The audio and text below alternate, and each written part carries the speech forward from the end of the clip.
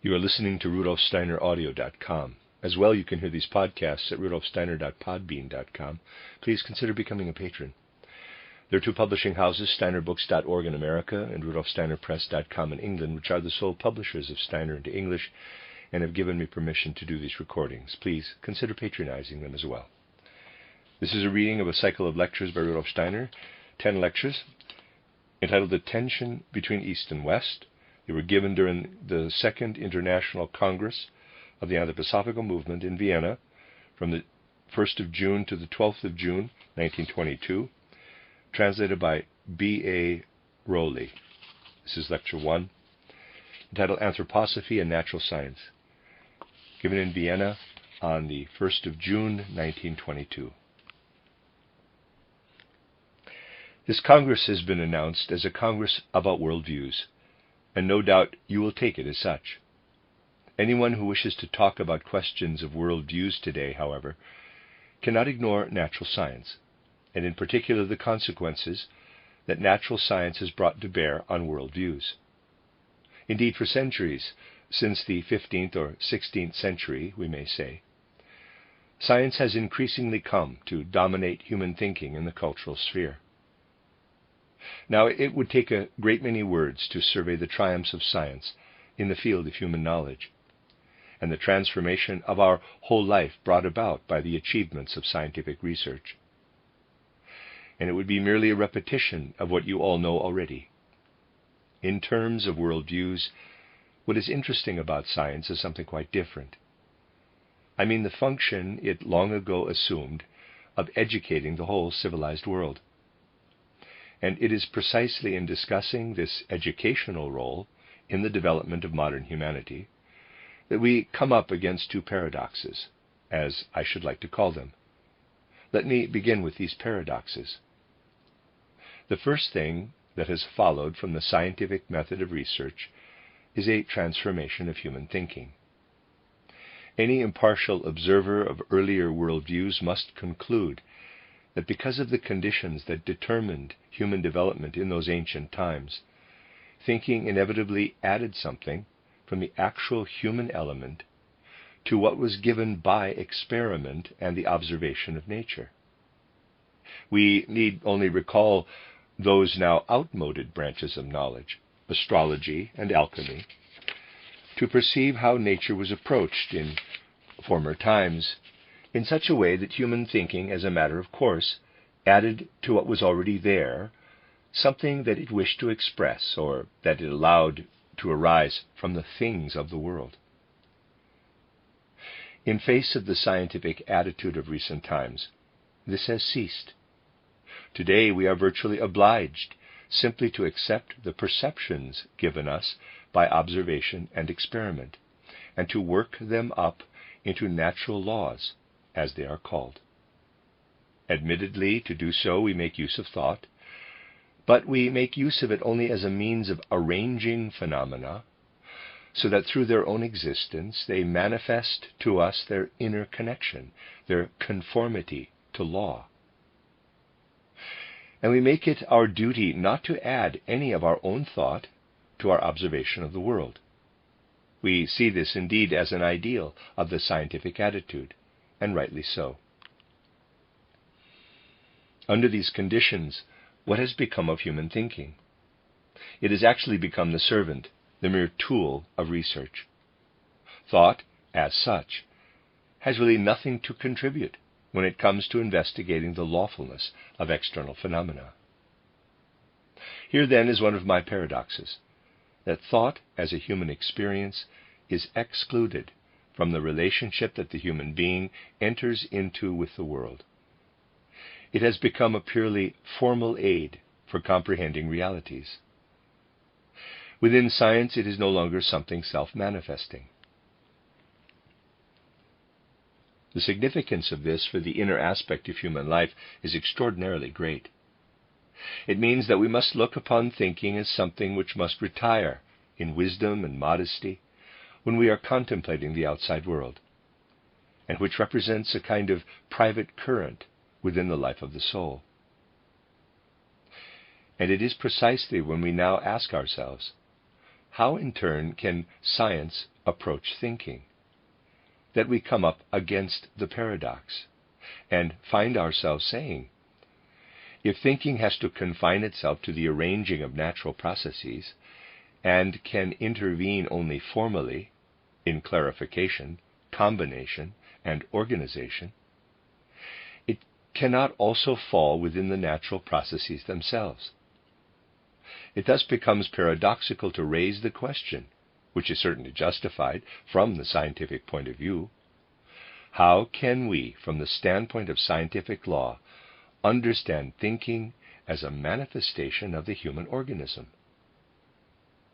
And to this, if we stand impartially and seriously within the life of science, we can only reply today: to the extent that thinking has had to withdraw from the natural processes, contemplation of them can go on trying to arrive at thinking, but it cannot succeed. Since it is methodologically excluded, thinking is also in reality excluded from the natural processes. It is condemned to be a mere semblance, not a reality. Not many people today, I believe, are fully conscious of the force of this paradox.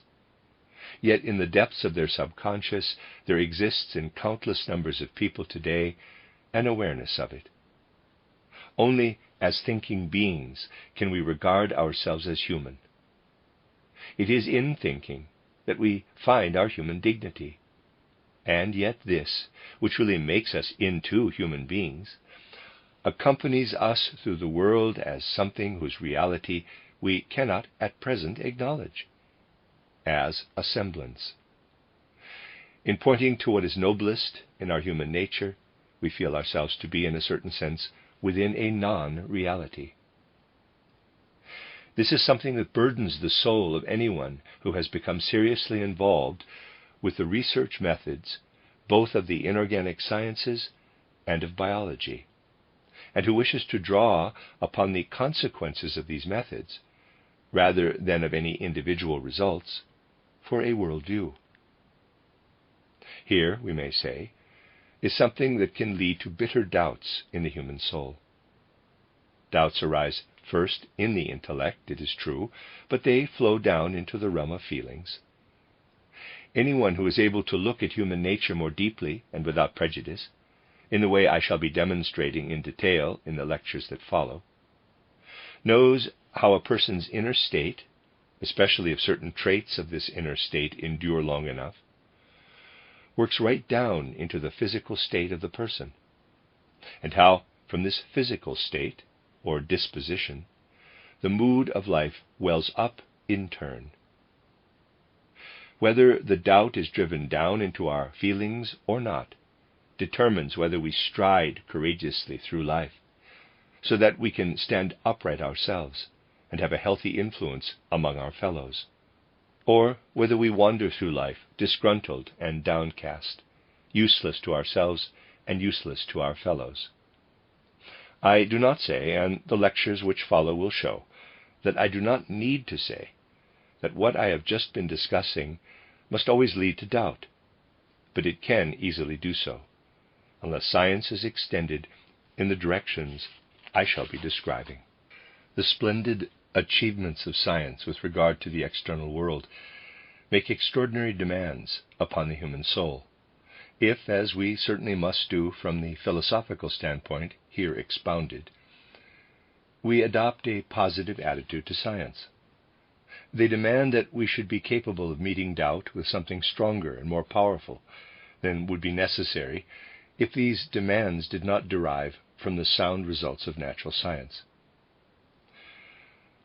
Whilst in this respect science would appear to lead to something negative for the life of the soul, yet, and this brings me to my second paradox, on the other hand, it has resulted in something extremely positive.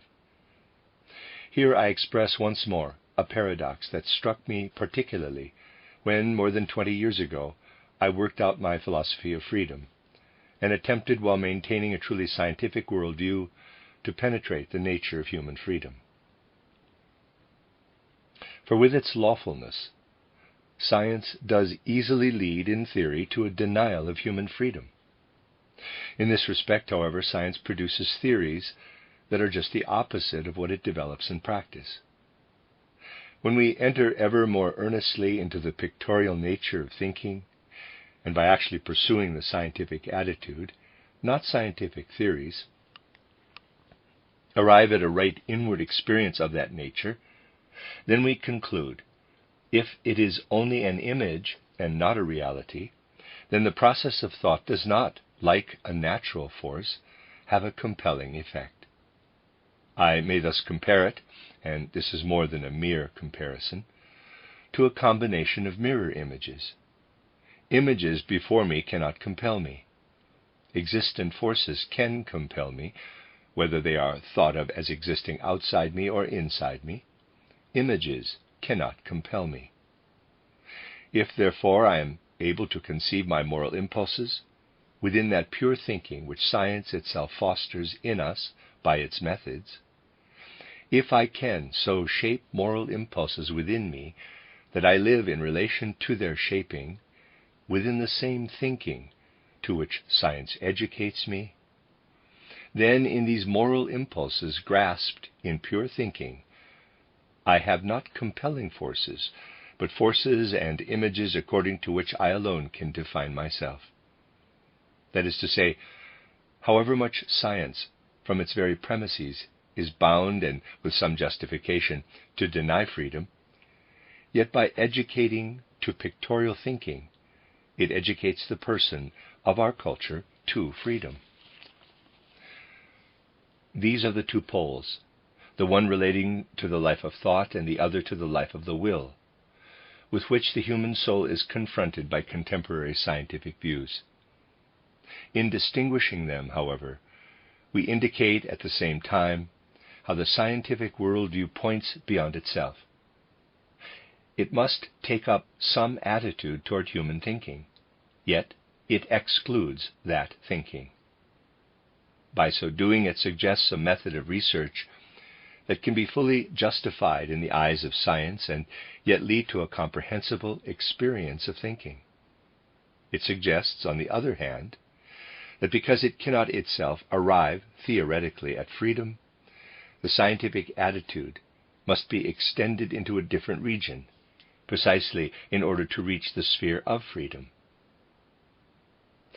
What I am presenting as a necessity deriving from science itself, an extension into a region that science, at least as understood today, cannot reach, is attempted by the worldview I am here advocating. Today, of course, since it stands at the beginning of its development, it can achieve this extension only imperfectly. Yet the attempt must be made, for the soul experiences of thinking and freedom that I have described are spreading among more and more souls today. It is no longer possible for us today to believe that only those in some way involved with science are faced with demands and questions and riddles of this kind. Even the remotest villages, to which no scientific results of any consequence penetrate, are, nevertheless, brought by their education to the kind of thinking that science demands. And this brings with it, though quite unconsciously as yet, uncertainty about human freedom. It is therefore not only scientific questions that are involved here, but quite clearly universal human questions.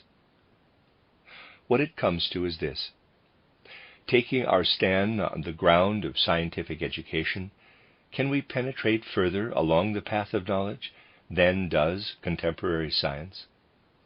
The attempt to do so can be made, and made in such a way that the methods used can be justified to the strictest scientist, and made by paths that have been laid down in complete accordance with the scientific attitude and with scientific conscientiousness. I should like now, at the start of my lectures, to go on to speak of these paths. Yet, although many souls already unconsciously long for it, this path of knowledge is still not easy to explain conceptually. In order that we may be able to understand one another this evening, therefore, I should like to introduce, simply as aids to understanding, descriptions of older paths that humanity has followed in order to arrive at knowledge lying beyond the usual region science deals with today. Much of what people today regard as an object of faith, but not at all an object of knowledge, that is, what has emerged as tradition in the course of humanity's evolution, what lives still today as honorable tradition, and is as such accepted as the content of faith, this, from the perspective of a truly unbiased study of history, derives from older methods of knowledge that are no longer appropriate for our contemporary culture. Everything concerning which people today believe that it ought to remain an inner matter of faith, everything that is accepted as time-honored tradition, leads the psychologically perceptive student of history back to ancient epochs of humanity. There it is revealed that these matters of faith were sought after as matters of knowledge suited to their time by certain individuals through the cultivation of their own souls and the development of hidden spiritual powers, and that they thus genuinely constituted matters of knowledge. People today no longer realize how much of what has emerged historically in humanity's development was once actually discovered, but discovered by earlier paths of knowledge. When I describe these paths, I do so, of course, with the aid of methods I will outline later, so that, in many cases, those who form their picture of the earlier epochs of humanity only from outward historical documents, and not from spiritual documents, may take exception to my description. Anyone who examines impartially even the outward historical documents, and who then compares them with what I shall have to say, will nevertheless find no real contradiction. And furthermore, I want to emphasize that I am not describing these older paths of knowledge in order to advocate them today. They suited earlier epochs, and nowadays can even be harmful to someone who, under a misapprehension, applies them to himself. It is only so that we understand each other about contemporary methods of knowledge that I will choose two earlier paths, describe them, and thus make clear the paths one has to walk today if one wishes to go beyond the sphere of scientific knowledge as it is now understood.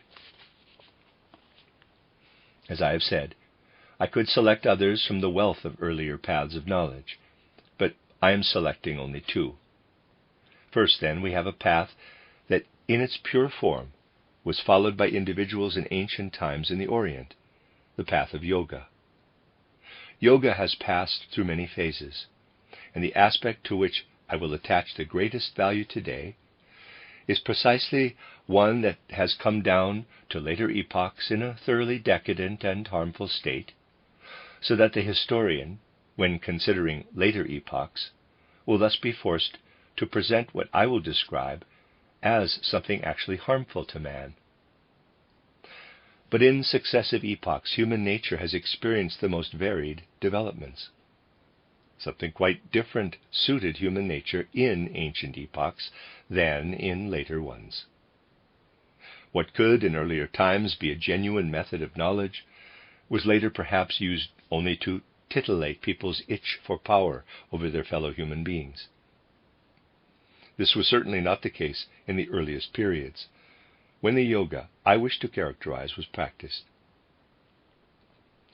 What did it comprise, this path of yoga that was followed in very ancient times in the Orient by individuals who were scholars, to use the modern term, in higher spheres?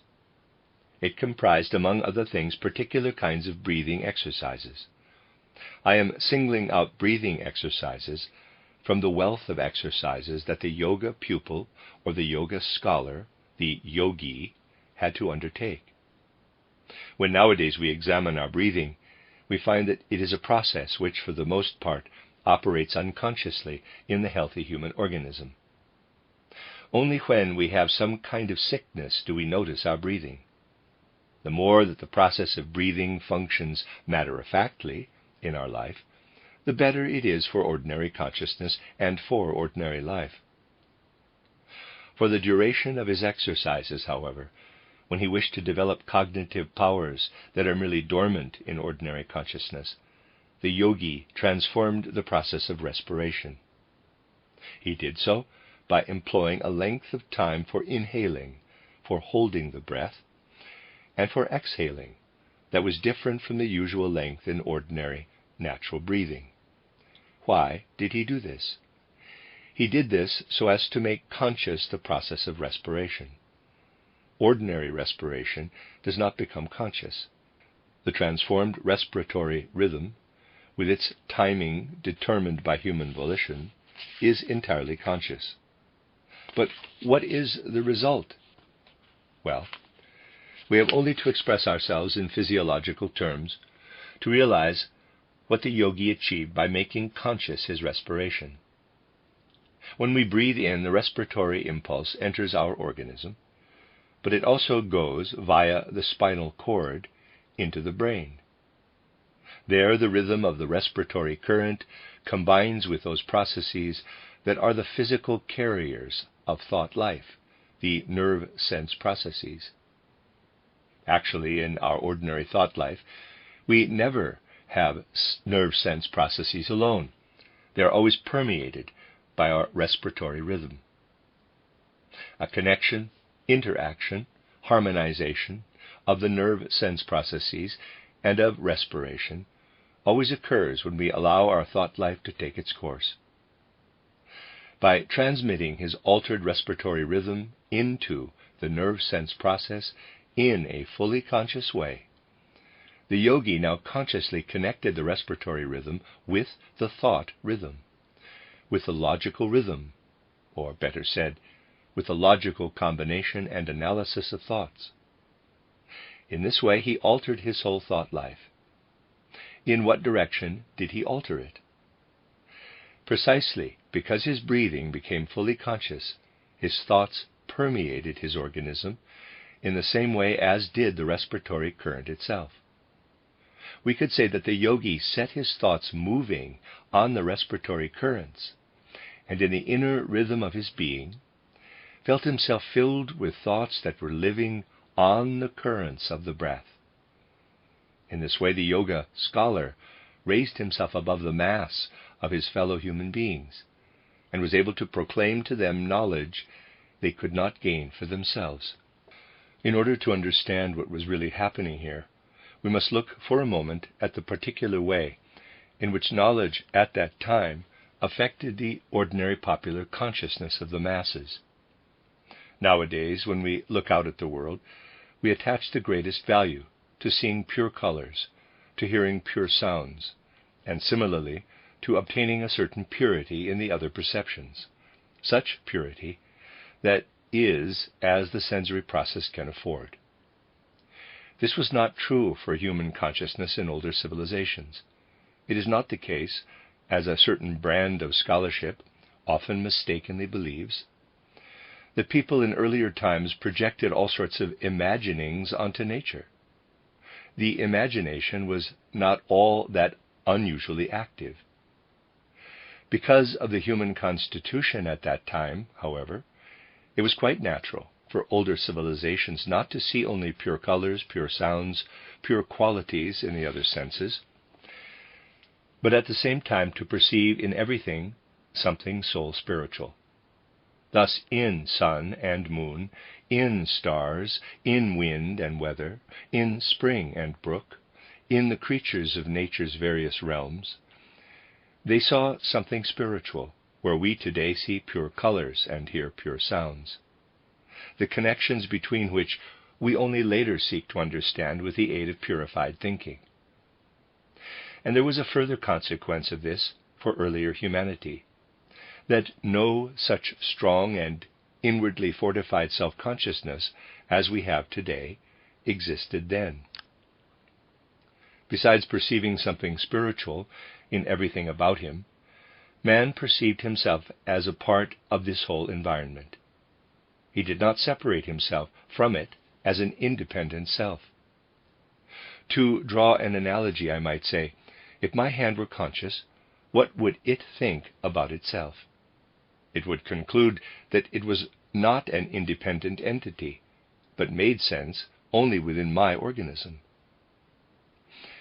In some such way as this, the human being of earlier times was unable to regard himself as an independent entity, but felt himself rather a part of nature's whole, which in turn he had to see as permeated by spirit and soul. The yogi raised himself above this view, which implied the dependence of the human I, capital. By uniting his thinking to a certain extent with the process of respiration that fills the whole inner being of man, he arrived at a comprehension of the human self, the human I. What for us today is self-evident through our inherited qualities, and if we are adults, through our education, namely that we feel ourselves as a self, as an I, had to be attained in those earlier times indirectly through exercises. The consequence was that the yogi obtained from the experience of self something quite different from what we do. It is one thing to accept something as a natural experience, as the sense of self is for us, and quite another to attain to it by the paths that were followed in early Oriental civilization. They lived with what moves and swells and acts in the universe, whereas today, when we experience all this from a certain elevation, we no longer experience anything of the universe directly. Therefore, human selfhood, the true human soul being, manifested itself to the yogi through his exercises. And we may say, since what could be discovered in this way passed over as revelation into the general cultural consciousness, it became the content of the most important spiritual products of earlier times. Once again, I would like to take one example out of many. Here we have, coming resplendently down to us from the ancient Orient, the magnificent song, the title Bhagavad Gita. In the Gita, we have the experience of self-awareness. It describes wonderfully, out of the deepest human lyricism, how, when he experientially comprehends it, comprehendingly experiences it, this self leads man to a sympathy with the all, and how it reveals to him his own humanity and his relationship with a higher world, with a spiritual and supersensible world. In ever new and marvelous notes, the Gita depicts this awareness of the self in its devotion to the all. To the impartial observer of history, who can immerse himself in these earlier times, it is clear that the splendid notes of the Gita have arisen from what could be experienced through these exercises in cognition. This way of attaining knowledge was appropriate for an earlier epoch of civilization in the Orient. At that time it was generally accepted that one had to retire into solitude and a hermit's life if one sought connection with supersensible worlds. And anyone who carried out such exercises did condemn himself to solitude and the life of the hermit. For these exercises bring one into a certain state of sensitivity and make one overly sensitive to the robust external world. One must retire from life. In earlier times, it was just such solitary figures who were trusted by their fellow human beings. What they had to say was accepted as knowledge. Nowadays, this no longer suits our civilization. People today rightly demand that anyone who is to be trusted as a source of knowledge should stand in the midst of life, should be able to hold his own with the robustness of life, with human labor and human activity, as the demands of the time shape them. People today just do not feel themselves linked, as people of earlier epochs did, to anyone who has to withdraw from life. If you reflect carefully on this, you will conclude, contemporary paths of knowledge must be different. We shall be speaking of these in a little while. But before doing so, and again simply by way of explanation, and not with any idea of recommending it, I want to describe the principles underlying a path that was also appropriate to earlier times, a path of asceticism. The path of asceticism involved a subduing and damping down of bodily processes and needs, so that the human body no longer functioned in its normal, robust fashion. Bodily functions were also subdued by subjecting the external physical organism to painful conditions. All this gave to those who followed this ascetic path certain human experiences that did indeed bring knowledge. I do not, of course, mean that it is right to inhibit the healthy human organism in which we are born into this life on earth, where our aim is to enable this organism to be effective in ordinary life. The healthy organism is unquestionably the appropriate one for external sensory nature, which is, after all, the basis of human life between birth and death. Yet it remains true that the early ascetics, who had damped down this organism, did in fact gain pure experience of their souls, and with their souls knew themselves to inhabit a spiritual world. What makes our physical sensory organism suited for the life between birth and death is precisely the fact that, as the ascetics' experiences were able to show, it hides from us the spiritual world. It was quite simply the experience of the early ascetics that by damping down the bodily functions, one could consciously enter the spiritual worlds. This again is not a path that can be followed today. Anyone who inhibits his body in this way makes himself unfit for life among his contemporaries, and makes himself unfit in relation to himself as well. Life today demands people who do not withdraw, who maintain their health, and indeed restore it if it is impaired, but not people who withdraw from life. Such people could inspire no confidence simply because of the attitude of our age. Although the path of asceticism certainly did lead to knowledge in earlier times, it cannot be a path for today. Yet what both the path of yoga and the ascetic path yielded in terms of knowledge of the supersensible world is preserved in ancient and, I would say, sacred traditions, and is accepted by humanity today as satisfying certain needs of the soul. And people are not interested to know that the articles of faith, thus accepted, were in fact discovered by a genuine path of knowledge, though one no longer suited to our age. Today's path of knowledge must be entirely different. We have seen how the one path, yoga, tried to arrive at thinking indirectly through breathing, in order to experience this thinking in a way in which it is not perceived in ordinary life. For the reason already given, we cannot make this detour via breathing. We must therefore try to achieve a transformation of thinking by other means, so that through this transformed thinking we can reach knowledge that will be a kind of extension of the knowledge of nature. If we understand ourselves correctly, therefore, we shall start today not by changing thinking indirectly via the breath, but by changing it directly by means of certain exercises through which we make thinking inwardly stronger and more energetic than it is in ordinary consciousness.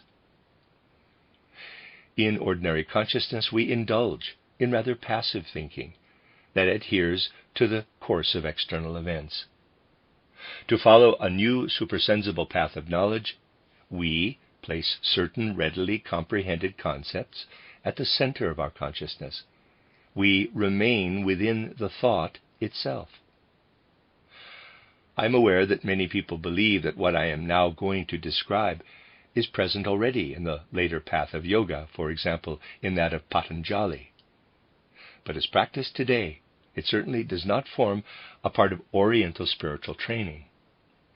For if a person were to carry out the yoga exercises today, they would have, because of the change in the human organism, a different effect than they had on the people of earlier epochs. Thus today we turn directly to thinking, namely by cultivating meditation, by concentrating on certain thought contents for certain lengths of time. We perform, in the realm of the soul, something comparable to building up a muscle. If we use a muscle over and over again in continuous exertion, whatever the goal and purpose, the muscle must develop. We can do the same with thinking.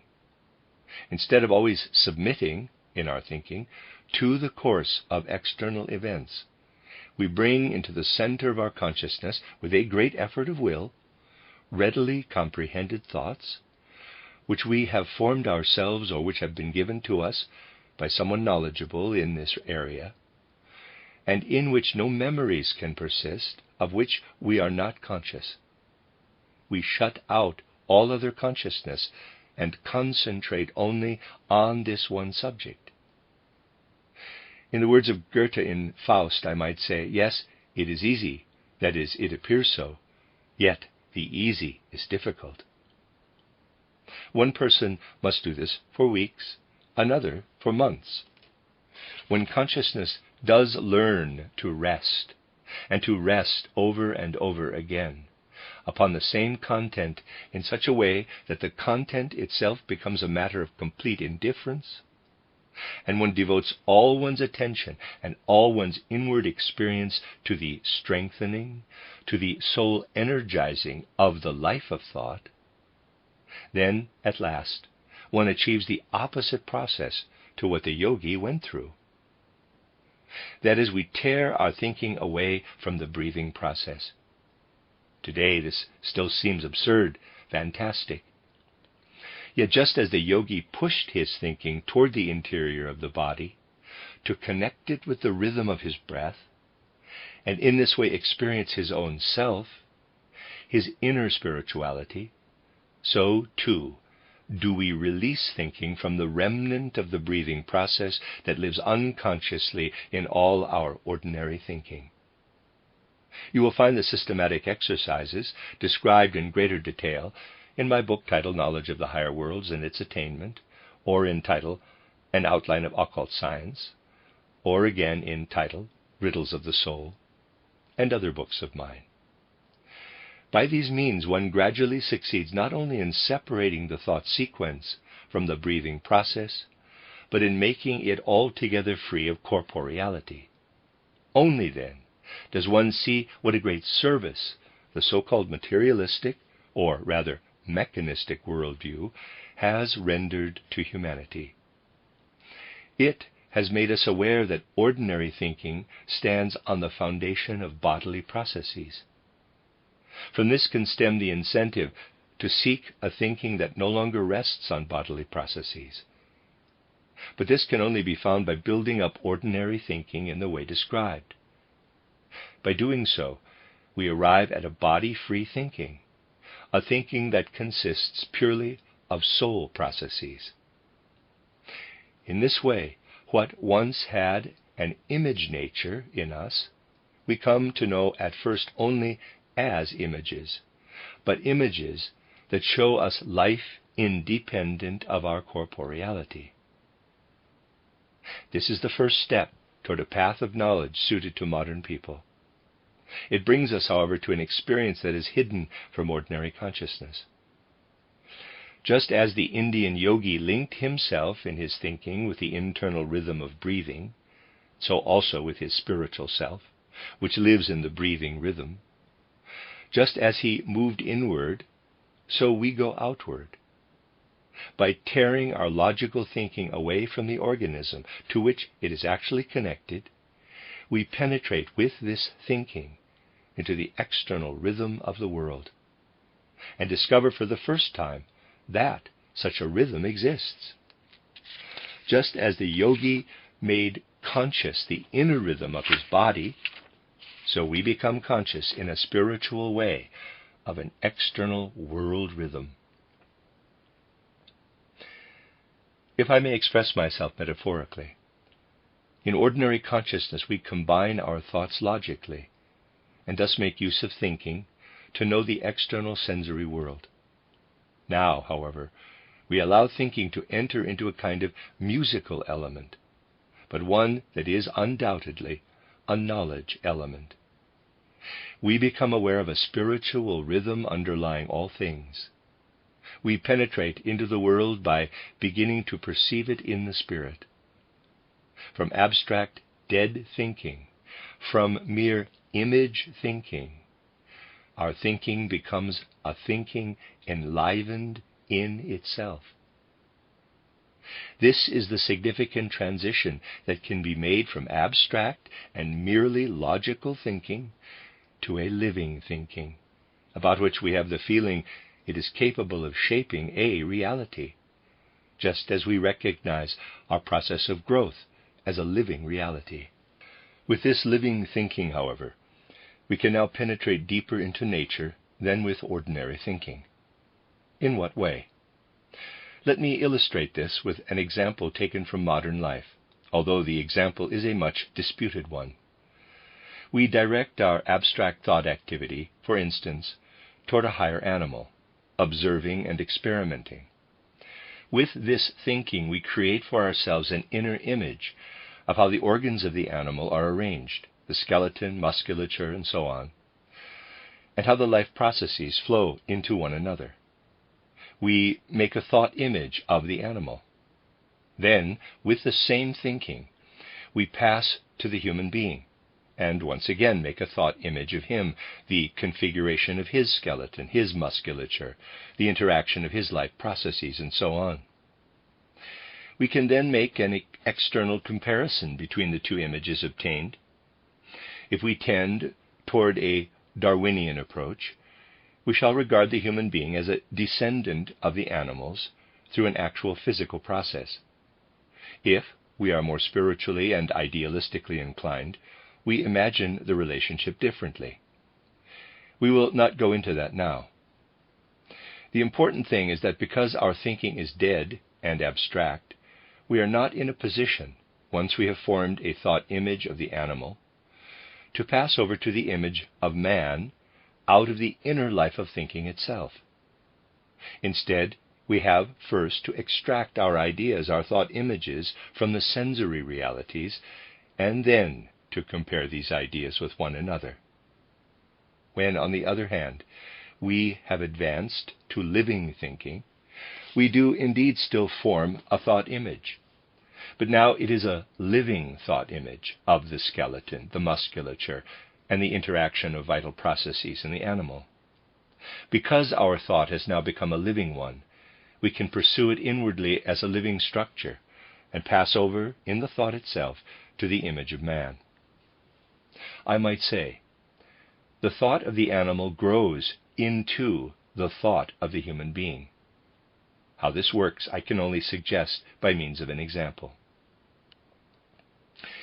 If we have a magnetic needle in front of us, we know that there is only one position in which it remains at rest, and that is when its axis coincides with the north-south direction of the Earth's magnetism.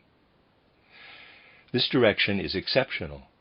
To all other directions, the needle is indifferent. Everything we have before us in this example becomes, for living thinking, an experience with respect to all of space. For living thinking, space is no longer an aimless juxtaposition, as it is for dead, abstract thinking. Space becomes internally differentiated. And we learn the significance of the fact that in animals the spine is essentially horizontal. Where this is not the case, we can demonstrate from a deeper lawfulness that the abnormality is particularly significant. But in essence, an animal spine lies in the horizontal plane, we may say parallel to the surface of the earth.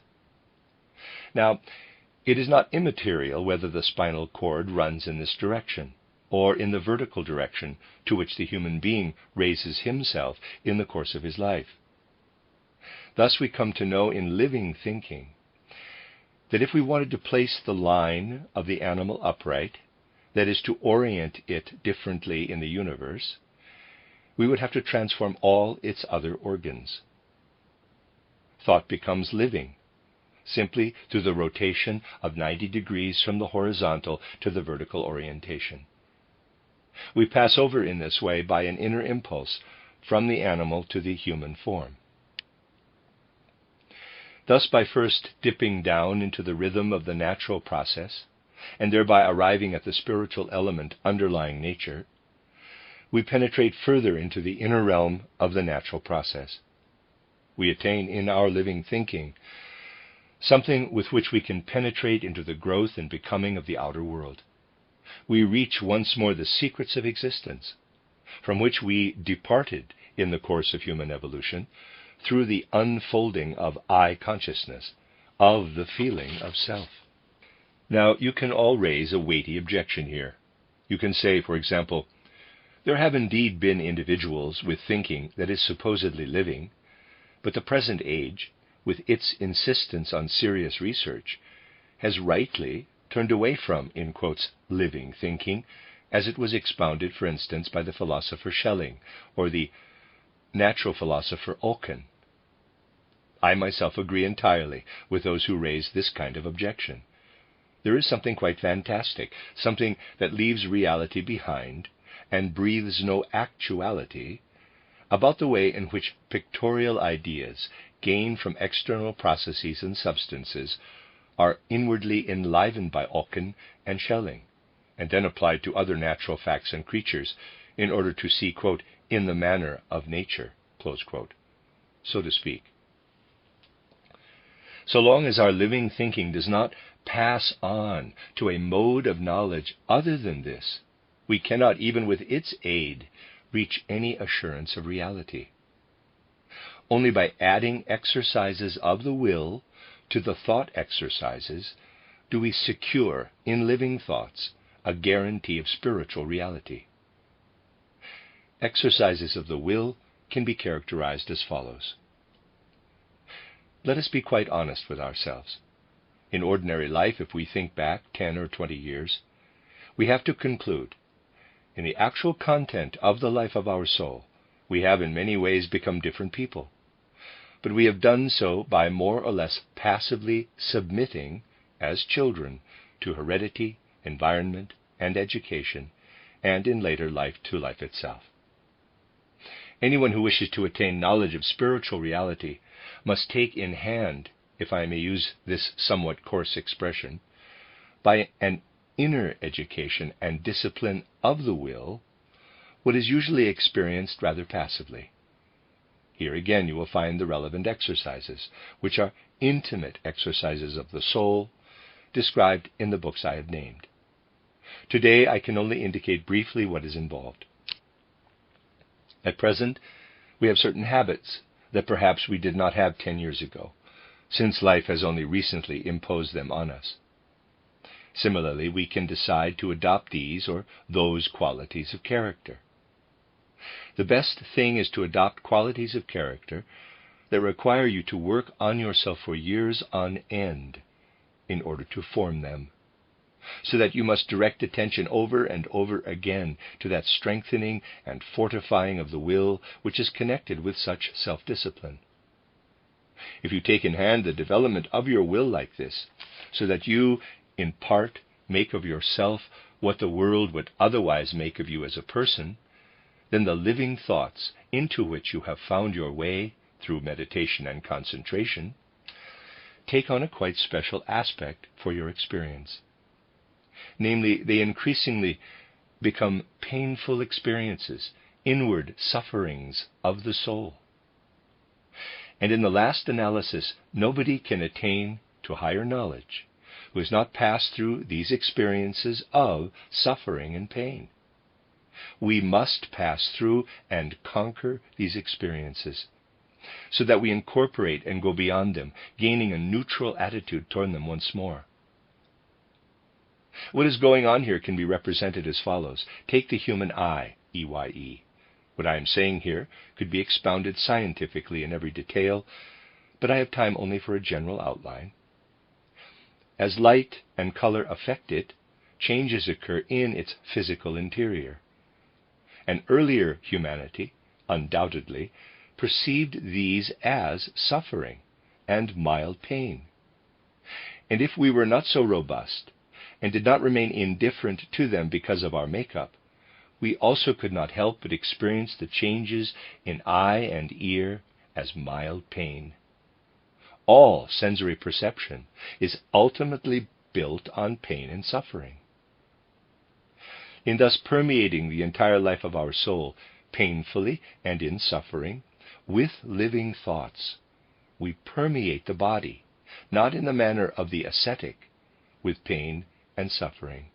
We keep it healthy to suit the demands of ordinary life, but we inwardly and intimately experience pain and suffering in the soul. Anyone who has made some progress toward higher knowledge will always tell you, "The pleasure and joy that life has brought me I gratefully accept from fate, but I owe my knowledge to my pain and suffering." In this way, life itself prepares the knowledge seeker for the fact that part of the path he travels involves the conquest of suffering and pain. For if we overcome this suffering and pain, we make our entire soul being into a sense organ, or rather a spirit organ, a soul organ. And now we learn to look into the spiritual world, just as through our ordinary senses we look into and listen to the physical world. I do not need to discuss epistemological considerations today. I am naturally familiar with the objection that the external mode of knowledge must first also be investigated, but that does not concern us today. What I want to say is simply this. In the same sense in which, in ordinary life, we find the external physical world substantiated by our sensory perceptions, we find, after the soul's suffering has been conquered, the spiritual world substantiated by our soul organ, our spirit organ, which we have become as a complete soul spiritual human being. With this way of beholding, which I would like to call modern exact clairvoyance, in contrast to all earlier nebulous clairvoyant arts which belong to the past, we can also penetrate into the eternal being of man. We can penetrate with exactitude into the meaning of human immortality. But consideration of this must be reserved for tomorrow's lecture, where I shall be speaking about the special relationship of this worldview to questions of the human soul. Today I wish to show how, in contrast to earlier paths of knowledge, one can attain a modern supersensible path of knowledge. The yogi sought to penetrate to the self within man's being. We seek to penetrate out to the rhythm of the world. The ancient ascetic suppressed the body in order to squeeze the spiritual experience out and allow it to exist independently. The modern path of knowledge does not incline to asceticism. It avoids all arts of castigation and addresses itself intimately to the very life of the soul. Both the modern paths, therefore, place the human being entirely within life, whereas the paths of asceticism and yoga drew the human being away from life. I have tried today to describe to you a path that can be followed by developing powers of knowledge, now dormant in the soul, in a more spiritual sense than they were formerly developed. By doing this, however, I should like to suggest in conclusion, we also reach deeper into nature's being. The worldview of which I speak stands in no sort of opposition to the science of today. On the contrary, it takes precisely the genuine attitude of inquiry present in scientific research, and through its exercises develops this as a separate human faculty. Science today seeks exactness and feels particularly satisfied if it can achieve it by applying mathematics to natural processes. Why is this? It is because the perceptions provided by external nature through the senses for observation and experiment are wholly outside us. We permeate them with something we develop solely in our innermost being, with mathematical knowledge. And Kant's saying is often quoted, and even more often practiced by scientific thinkers. In all true knowledge, there is only so much science as there is mathematics. This is one-sided if we are thinking of ordinary mathematics. And yet when we apply this mathematics to lifeless natural phenomena, and nowadays even regard it as an ideal, for instance, to be able to count the chromosomes in the blastoderm, we reveal how satisfied we are if we can permeate with mathematics what otherwise stands outside us. Why? Because mathematics is experienced inside us with immediate certainty. We often have to represent this experience to ourselves by means of diagrams, but the diagrams are not essential to the certainty, the truth. The mathematical element is seen and discovered within us. And what we find within us, we connect with what we see outside. In this way, we feel satisfied. Anyone who perceives this process of cognition in its entirety must conclude things can satisfy the human being as knowledge and lead to a science only if they rest on something he can really experience and observe through his inner powers. With the aid of mathematics, we can penetrate into the facts and structures of the inorganic world. But we cannot move more than a little way at most, and that's somewhat primitively, into the organic world.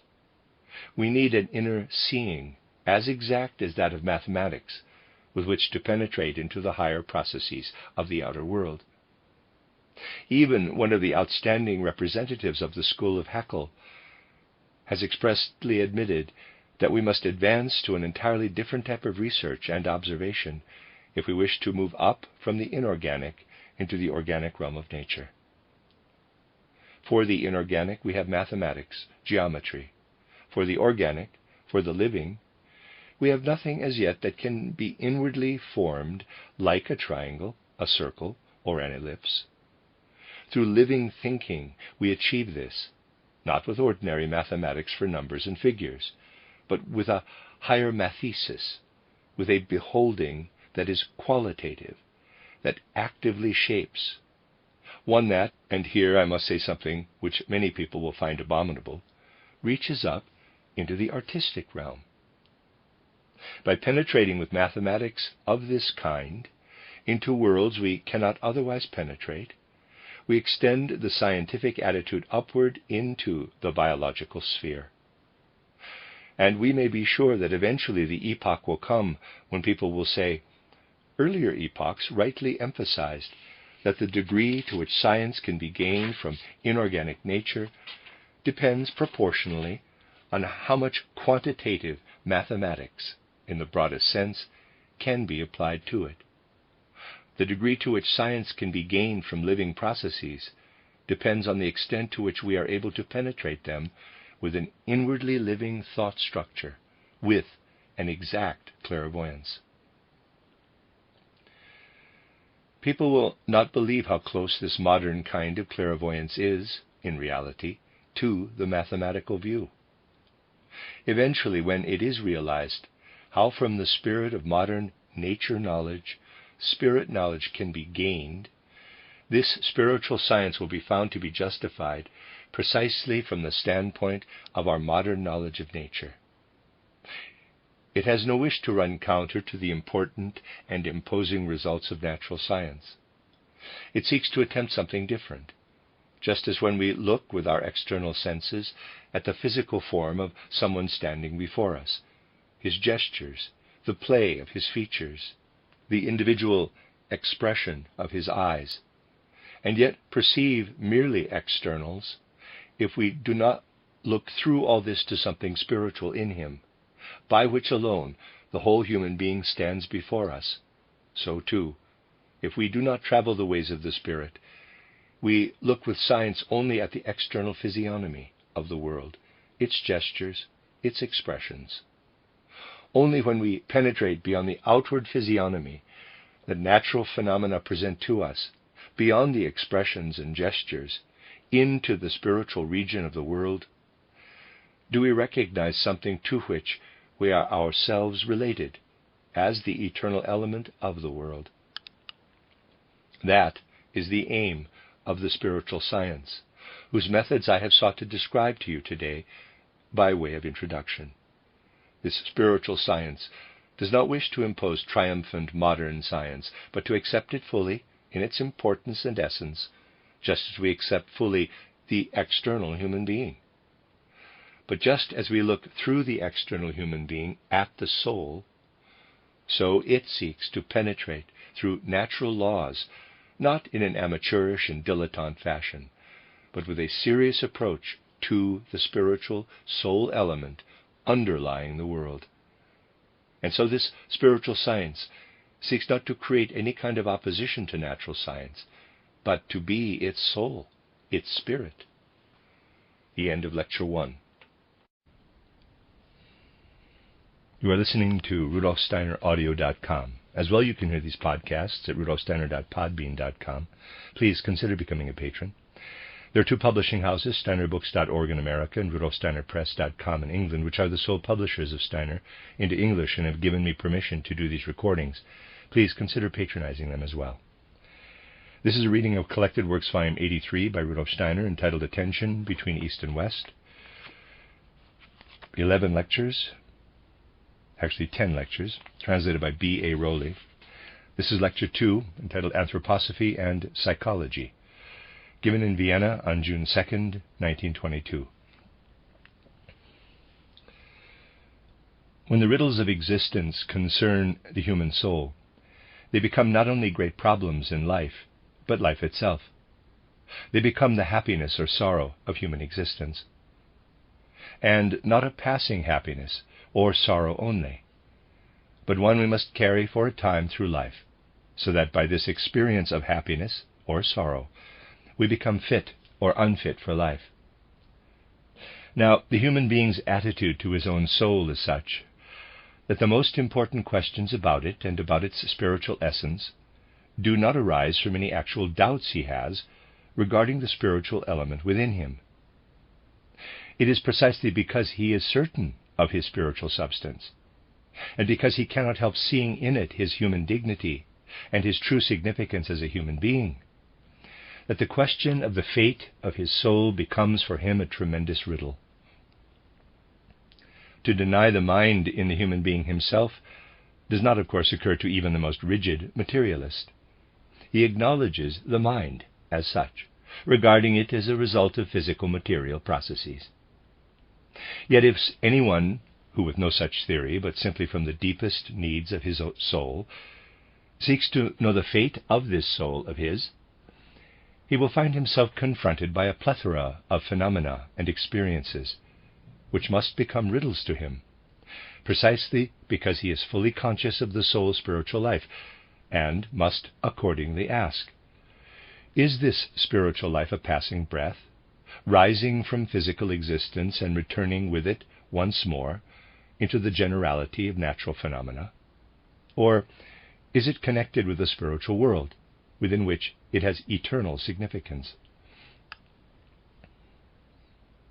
Of the many experiences in the realm of the soul which present the riddles of the soul to our spiritual eye, EYE, I will select only two.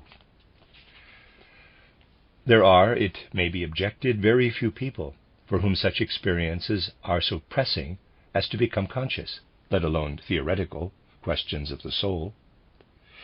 But that is not the point. The point is that these experiences take hold of the subconscious or unconscious, establish themselves there, and flow up into consciousness only as a general soul mood, which can be positive or negative, either making us courageous and energetic in life, or making us dejected, so that we cannot properly come to grips with life. As I have said, I want to pick out only two of these experiences. The first appears before the soul's eye, EYE, every evening when we fall asleep, when what flows and weaves up and down during the day then sinks down into the unconscious, as if extinguished. Now, when he looks at this experience, or as is most often the case, when the unconscious awareness of it affects his soul, the human being is overcome by a sense of the powerlessness of his soul life in face of the outside world. And precisely because the human being sees in this life his most valuable and dignified quality, and cannot deny that he is, in the true sense of the word, a spiritual being, he is assailed from within by this sensation of powerlessness, and has to ponder the question, does the general process of nature overpower soul experiences when one passes through the gate of death, just as it always does at the onset of sleep? The first experience, if I may so put it, is a sense of the powerlessness of the life of the soul. The second experience is in a way the direct opposite of the first. We perceive it distinctly or indistinctly, consciously or unconsciously, when on waking, perhaps after passing through a fantastically chaotic dream world not attuned to reality, our spirit descends into our bodily existence. At such times we feel how this soul-spiritual element takes hold of our senses, how we have permeated our soul experience through the interplay between the outside world and our senses, which are, of course, of a physical and physiological nature. We feel how the spiritual element descends further into our bodily nature.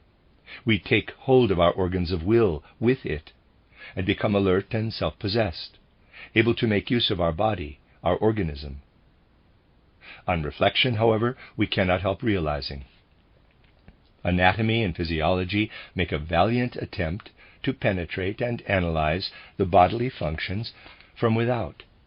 Yet, looking from within, we ourselves, by means of ordinary consciousness, do not know anything about the interrelationship between our spiritual element and our bodily functions. A glance at the simplest bodily function controlled by the will, the lifting of an arm or movement of a hand, tells us, first, there exists in us the inner picture or thought of this arm lifting or hand movement. How this inner picture of thought flows down into our organism, however, how it takes hold of our muscles, and how, finally, there comes about what again we know only through observation. What actually goes on inside remains hidden from ordinary consciousness.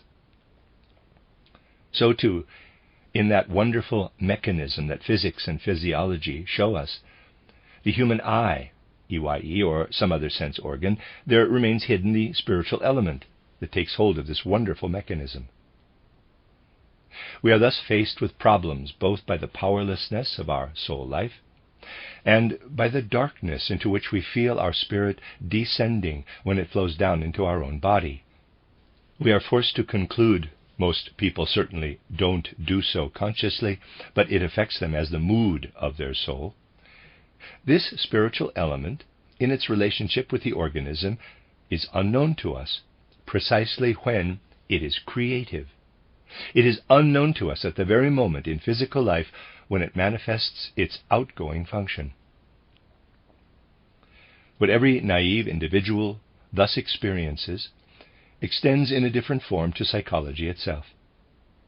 It would need a great many words to explain scientifically how these enigmas creep into the subject, but we can put it rather superficially perhaps as follows. On the one hand, psychology looks at the soul and asks, what is the relation between this and the physical, the external, corporeal aspect? In looking at the physical, on the other hand, and at what physical science has to say about it, and in this respect psychology has a long history, some people believe that we must regard the soul as the actually effective cause of the physical.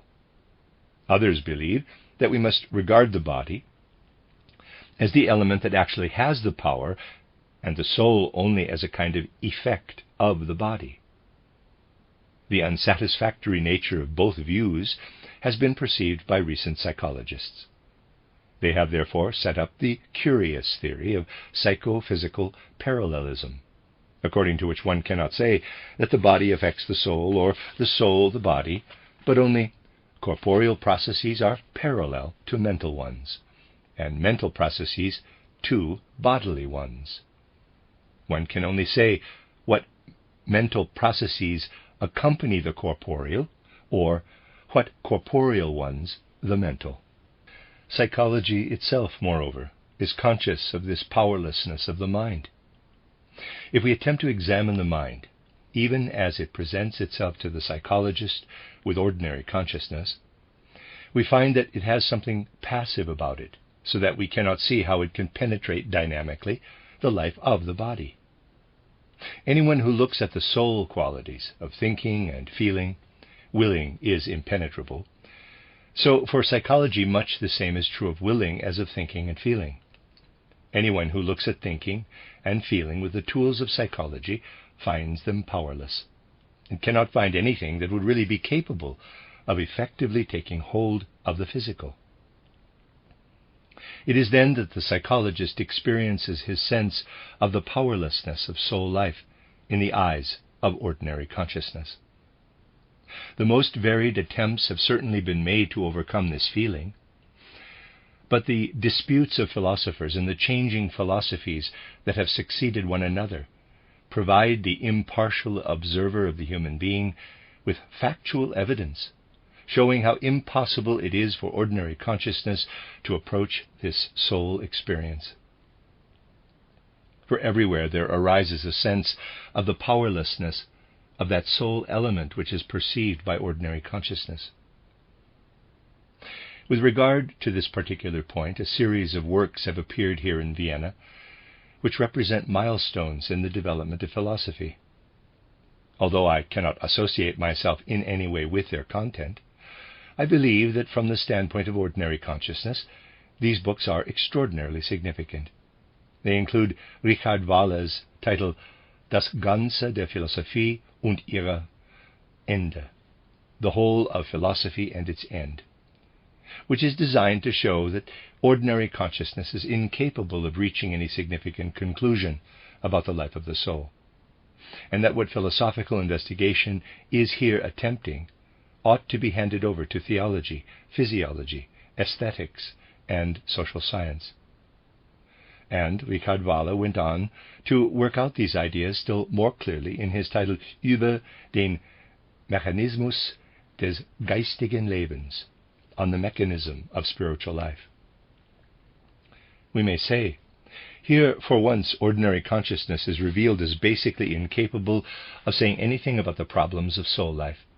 The I, capital, the soul unity, everything that earlier psychology brought to light, all these collapse before the self-criticism exercised by ordinary consciousness.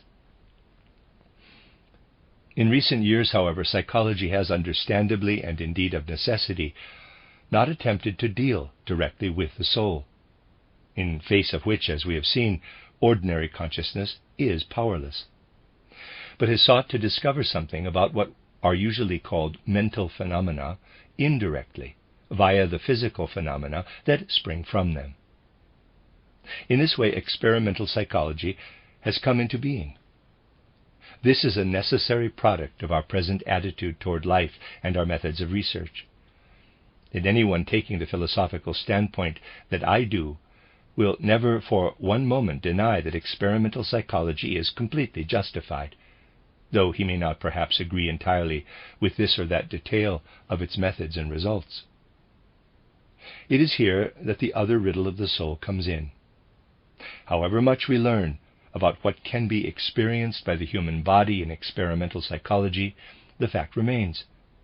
Everything that appears to be discovered in this way about purely psychological functions is strictly speaking only indirect knowledge, acquired via the body. It all belongs to a sphere which at death is given over to the general process of nature, so that through it can be learned nothing about the soul, whose fate in the world is of such paramount concern to man. Thus we may say, for psychology also the great riddle of the soul reappears.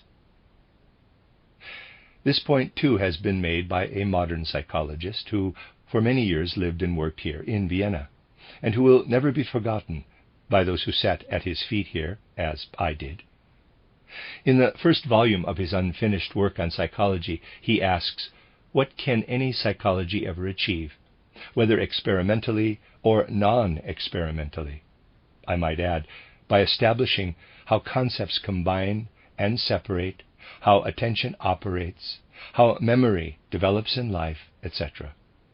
If, precisely because of the scientific character of this psychology, with its emulation of natural science, we must renounce all claim to understand the fate of the human soul once the body crumbles into its elements.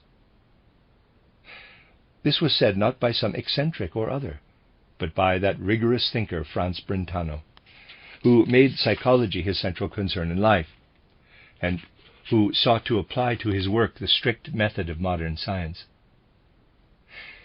Yet he it was who presented the riddle of the soul to his contemporaries in the way I have just outlined, as something scientifically unavoidable. From all this, the impartial observer today must draw a conclusion.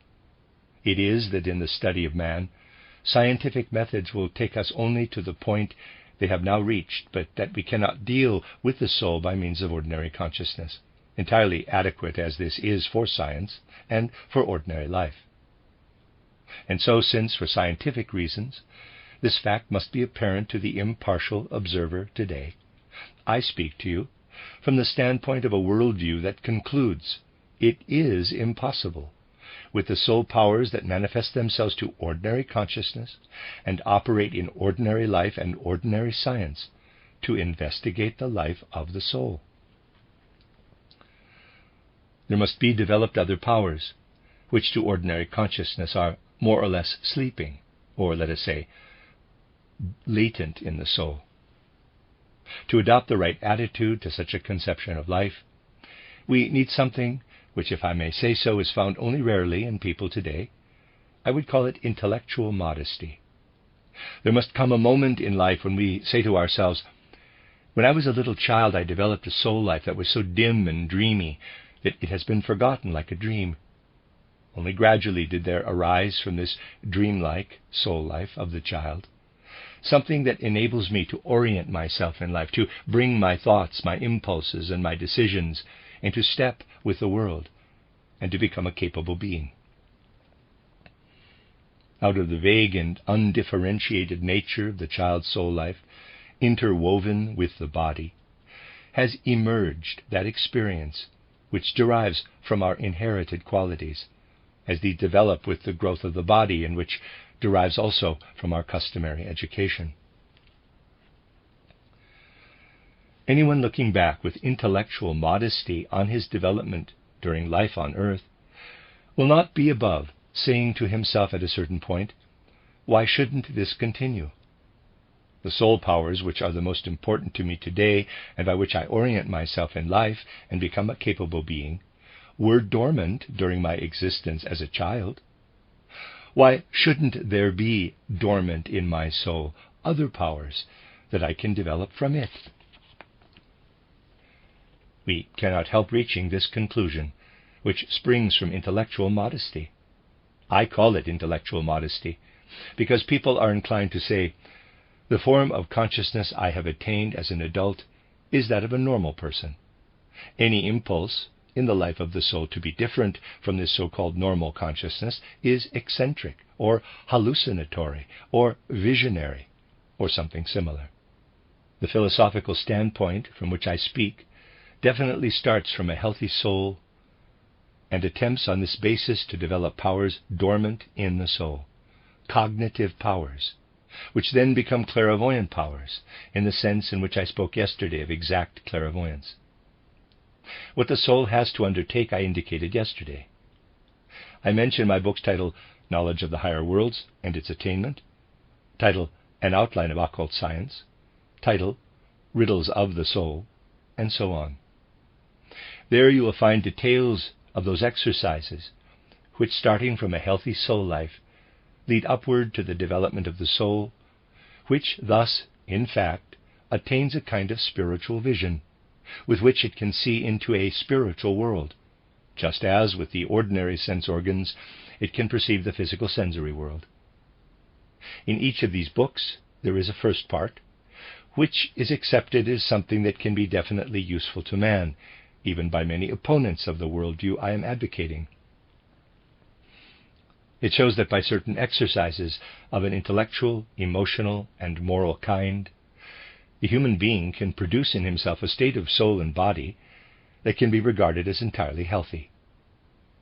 They also enable him to be on his inner guard against anything which, deriving from an unhealthy life of the soul, leads to mediumism, hallucinations, and visions.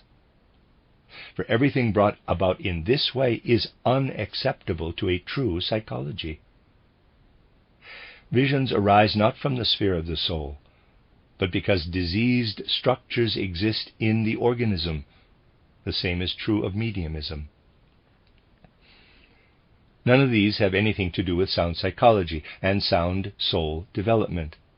And indeed, from the point of view of this sound psychology, all must be condemned. Opponents today, however, find fantastic and harmful the exercises which follow these preparatory ones, and which are designed to draw from the soul those powers of thinking, feeling, and willing, which, once they are trained, introduce the human being into a spiritual world in such a way that he learns to orient himself in it and can enter it at will. I have already suggested how, as modern people, we manage, by certain thought exercises, to remove thinking from its ordinary state of passive surrender to the phenomena of the outside world, and to what appear inwardly as memories, but are also connected with the outside world. We transcend this kind of thinking by carrying out exercises in meditation seriously, patiently, and energetically, and by repeating them over and over again. Depending on predisposition, it may take one person years, another not so long. But each can note, as he arrives at the crucial point, how his thinking, from what I have previously called dead and abstract thinking, becomes inwardly living thinking in tune with the rhythm of the world. A balanced view of the world and of life thus strives not to conjure up visions or hallucinations from the soul, but to experience the life of thoughts and concepts with an intensity that we otherwise experience only through the outer senses. You need only take the vitality of our experience of the colors we perceive through the eye, EYE, and the sounds we hear through the ear, and compare it with the pallor of our experience of thought in ordinary consciousness. By energizing our thought life in the way I suggested yesterday, we can gradually give the mere life of thought the same intensive quality as the life of the senses. Man today, seeking to know the spiritual, does not, therefore, if he is a reasonable being, seek hallucinations and visions. He strives quite calmly to achieve the ideal of the life of the senses, with its intensity and plasticity in his life of thought. And if you devote yourselves as students of the Spirit to meditations such as I have described, you need not be in any way dependent on the unconscious or subconscious. You can refer to the exercises. They are all directed at what I am trying to describe, and you will find that everything that is carried out by way of exercises in the life of the soul is done as consciously, as reasonably, as precisely, we may say, as are operations in mathematics or geometry. Therefore, we can say that we are concerned here not with the old nebulous clairvoyance, but with a clairvoyance brought about by fully conscious and balanced experiences and exercises of the soul. The clear-headedness at each step is such that we can compare what a person experiences and makes of himself here with what we otherwise experience in the case of a geometrical problem. If not, the exercises have no value. A conceptual life of this kind is energized, is independent of breathing, is set free of the body, is a spiritual function only.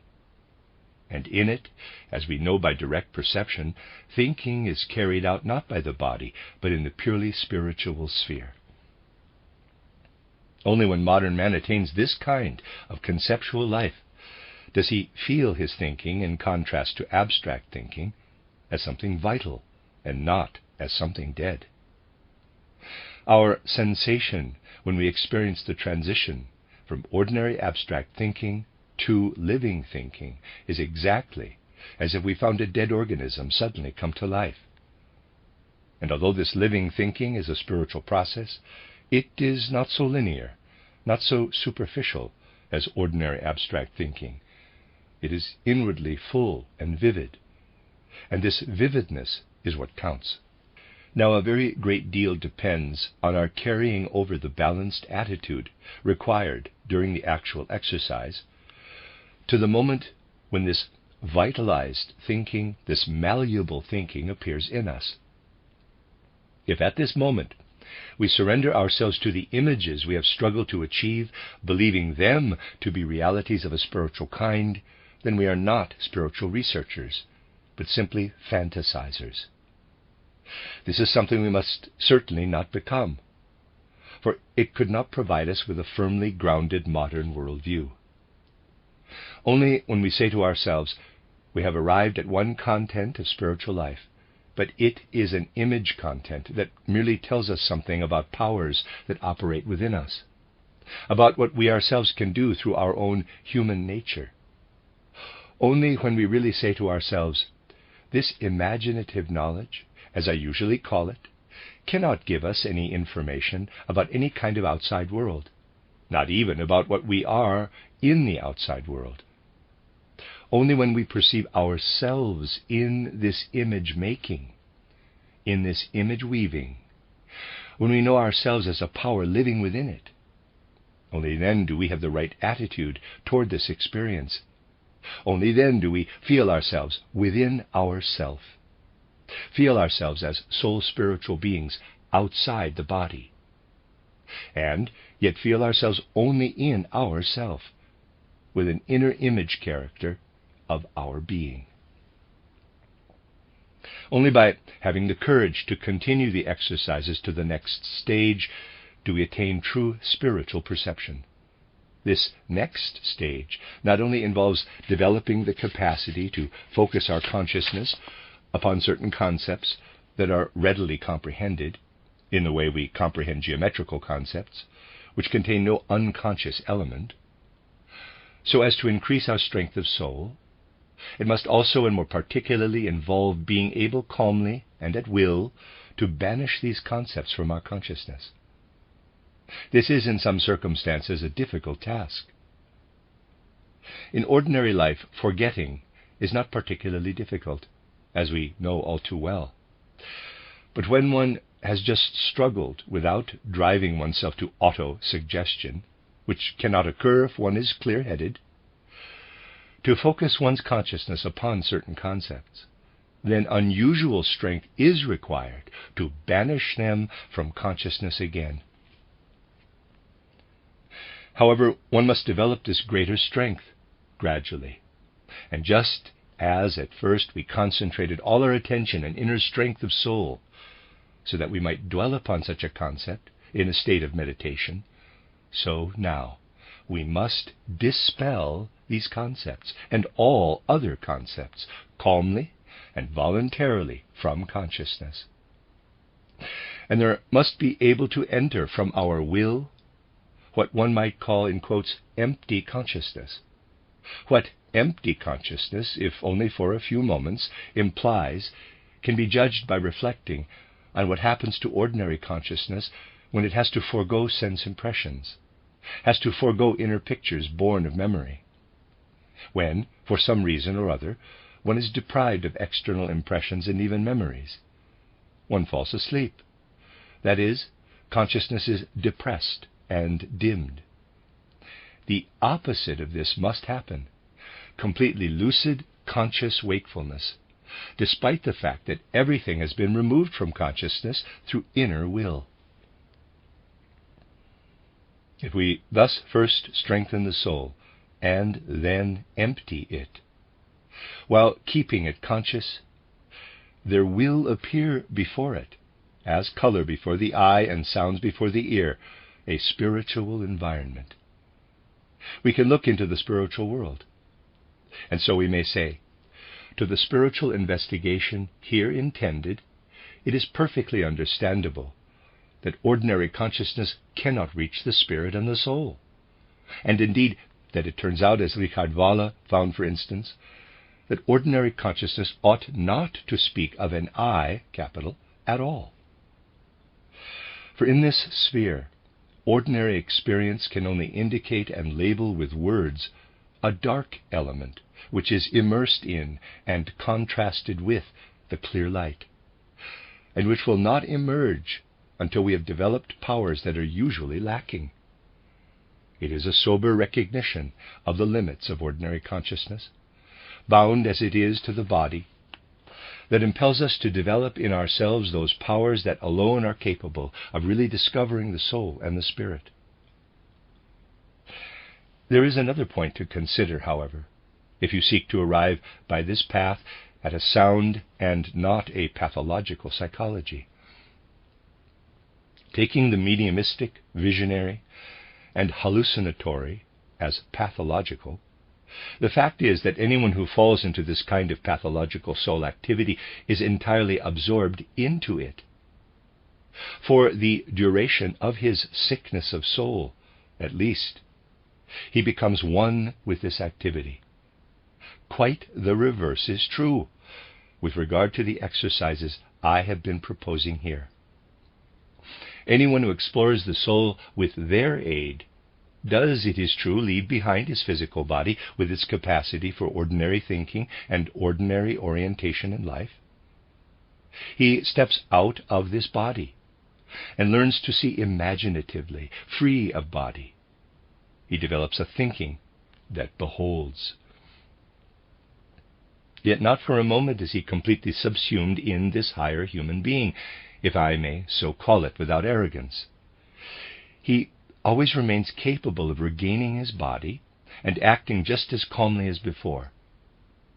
There always stands beside this more highly developed human being that ordinary human being with this healthy common sense, who is a sober critic of everything to which, in his vision, this higher being attains. By developing pictorial, living thinking, and then creating an empty consciousness, we reach a view of our own soul nature, one that embraces in a single image all we have encountered in this life since we entered it. Our past life does not stand before the soul, as is usual for memory, with isolated reminiscences emerging, independently or after some exertion. Instead, all at once, our life is surveyed like a mighty tableau, not in space, but in time. All at once, with a single glance of the soul, we survey our life. But we see it as it informs our growth and the energies of our physical body. We see ourselves as we have been here on this earth, as thinking, feeling, willing beings, but in such a way that thinking, feeling, and willing now densify, and at the same time organize themselves within the human being. We can see into our spiritual life in its direct connection with the physical. We cease trying to establish by philosophical speculation how the soul affects the body. In seeing the soul, we also see how, at every moment, our physical life on earth has been informed by what the tableau shows us. This will be described more fully in the next few days. The next step must now be to remove from our consciousness the energized inner pictures, Kraftvorstellungen, that we have introduced into ourselves, and thereby to strengthen them more and more. We strengthen them by continually repeating the exercises, just as we strengthen our muscles by repeated exercise. And by continuing with these energized inner pictures, we also manage to eliminate from our consciousness the entire newly achieved tableau of the life of the soul from birth to the present. This requires more effort than the simple elimination of images, but one does eventually achieve it. We succeed in removing from consciousness what in our earthly existence we call our inner life, so that now our consciousness is empty, not only of current impressions, but also of all that we experience within ourselves as if in a second, finer body, which yet works into our growth and our memory. A finer human being, an etheric human being, as it were. A, now for the first time, supersensible human being. And when we do so, our consciousness, which though fully awake, is now empty, and yet has attained a greater inner power, will be able to see further in the spiritual world. It will now be able to look at the nature of its own soul before this descended from spiritual worlds to an earthly existence. Now, what we call the eternity of the human soul is taken out of the sphere of mere philosophical speculation and actually beheld. We learn to look at the purely soul spiritual being that we were in a spiritual world before we descended to clothe ourselves through conception, fetal life, and birth in a physical earthly body. Although attained by as exact a method as are mathematical concepts, this may seem fantastic to many people today. Still more paradoxical may appear what remains to be said not only about the soul, when it still had a spiritual existence, but also about the concrete nature of this experience. These things can only be suggested in this lecture. More will be said in subsequent lectures. The suggestions can perhaps be explained in the following terms. Let us first ask ourselves, what do we actually see when in ordinary life, as beings who recognize, understand, and perceive, we enter into a relationship with our natural environment? We actually see only the external world. This is clear from what I mentioned at the beginning of today's lecture. We actually see only the outside world, the cosmos. What takes place within us we see too, but only by making it into something external through physiology and anatomy. Imposing as these sciences may be, we see what is within only by first externalizing it, and then investigating it exactly as we are accustomed to do with external processes. Yet it remains dark down there in the region into which we descend, where we feel our spiritual element flowing into our body. In the last analysis, we see in ordinary life only what is outside ourselves. Through direct observation, we cannot look into the human being and see how the spiritual informs the bodily organs. Anyone, however, who can examine life impartially from the spiritual viewpoint I have established, will conclude, noble and great is external appearance, and the laws we discover in the external world of the stars and of the sun, which sends us light and warmth. Noble and great is our experience when we either simply look and are complete human beings in this looking, or when we investigate scientifically the laws by which the sun sends us light and warmth and conjures forth the green of plants. Noble and great is all of this. But if we could look into the structure of the human heart, its inner law would be even nobler and greater than what we perceive outside. Man can sense this with his ordinary consciousness, but the science that rests on exact clairvoyance can raise it to a result of real research. It can say, far-reaching appear to us the changes in the atmosphere, and there exists an ideal of science which, here too, will discover greater and more potent laws. But greater still is what is present and goes on in the structure and functions of the human lung. It is not a question of size. Man is a microcosm in face of the macrocosm. But as Schiller said, quote, "But, friends, the sublime dwells not in space," close quote. He means the highest form of the sublime. This highest form can be experienced only in the human organism itself. Between birth and death, the human being does not investigate it with his ordinary consciousness. Exactly the opposite is true, however, of our existence before we unite with the body, our spiritual existence in a spiritual environment. In this life on earth, the inner world is dark, and the outer world of the cosmos is bright and full of sound. In the purely spiritual life, before our earthly embodiment, the outer cosmic world is dark, and our world is then the inner world of man. We see this inner world And truly, it seems to us no smaller and no less majestic than does the cosmos when we see it with our physical eyes during our earthly existence.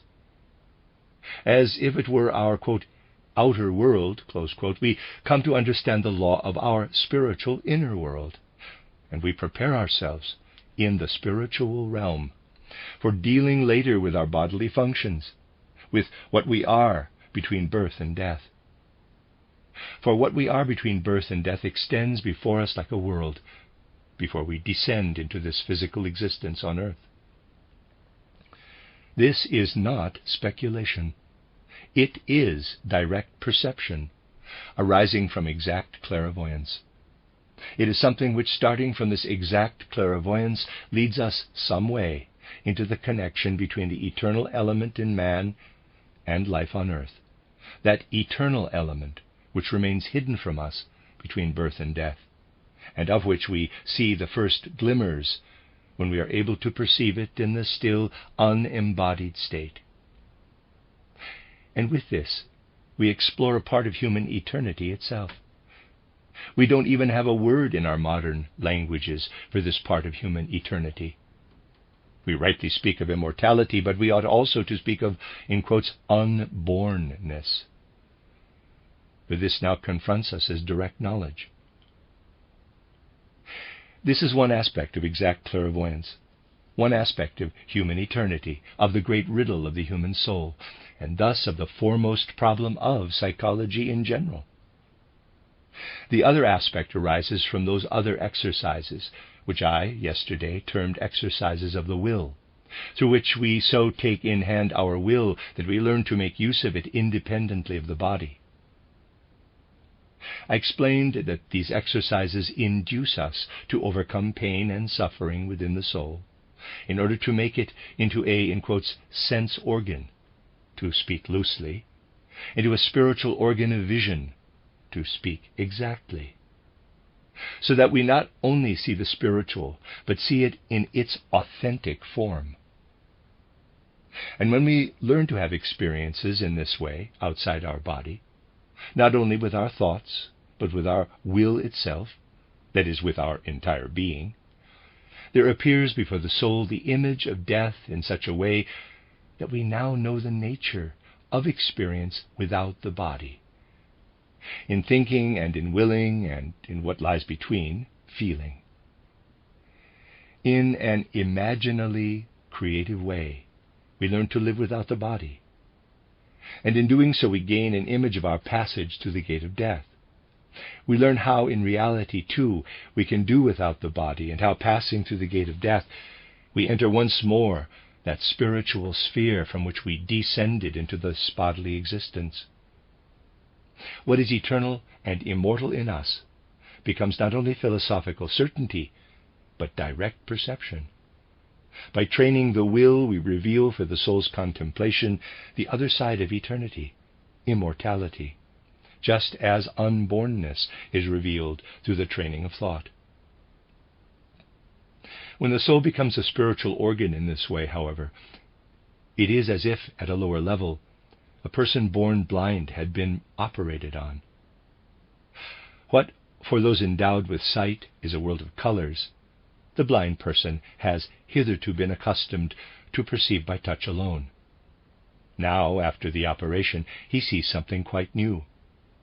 The world in which he previously lived has changed. So too anyone whose soul eye, EYE, is opened in the way I have described, finds that his environment is changed. How far it is changed I wish to bring out today in only one respect. Even with our unopened soul eye, we can see in life how, for example, a person takes his first steps in childhood, then grows up and reaches a fateful moment in his life. He meets someone and their souls unite so that the two people combine their fates and move on through life together. As I said before, I want to single out just one event. In ordinary consciousness, we are drawn to regard what happens in life as a sum of chance occurrences, to regard it also as more or less happenstance, that we are brought at last to this fateful meeting with the other person. Only a few individuals, like Goethe's friend Knebel, gain an inner wisdom of experience simply in growing older. He once put this to Goethe in the following words: "If at an advanced age one looks back on the course of one's steps in life, one finds that these steps seem to reveal a systematic arrangement, so that everything appears to have been present in embryo, and to have developed in such a way that one was led by a kind of inner necessity to what we now see to have been a fateful event. The human life seen with an opened soul eye is to the life seen with an unopened soul eye what the world of colors is to the merely tactile world of the blind person."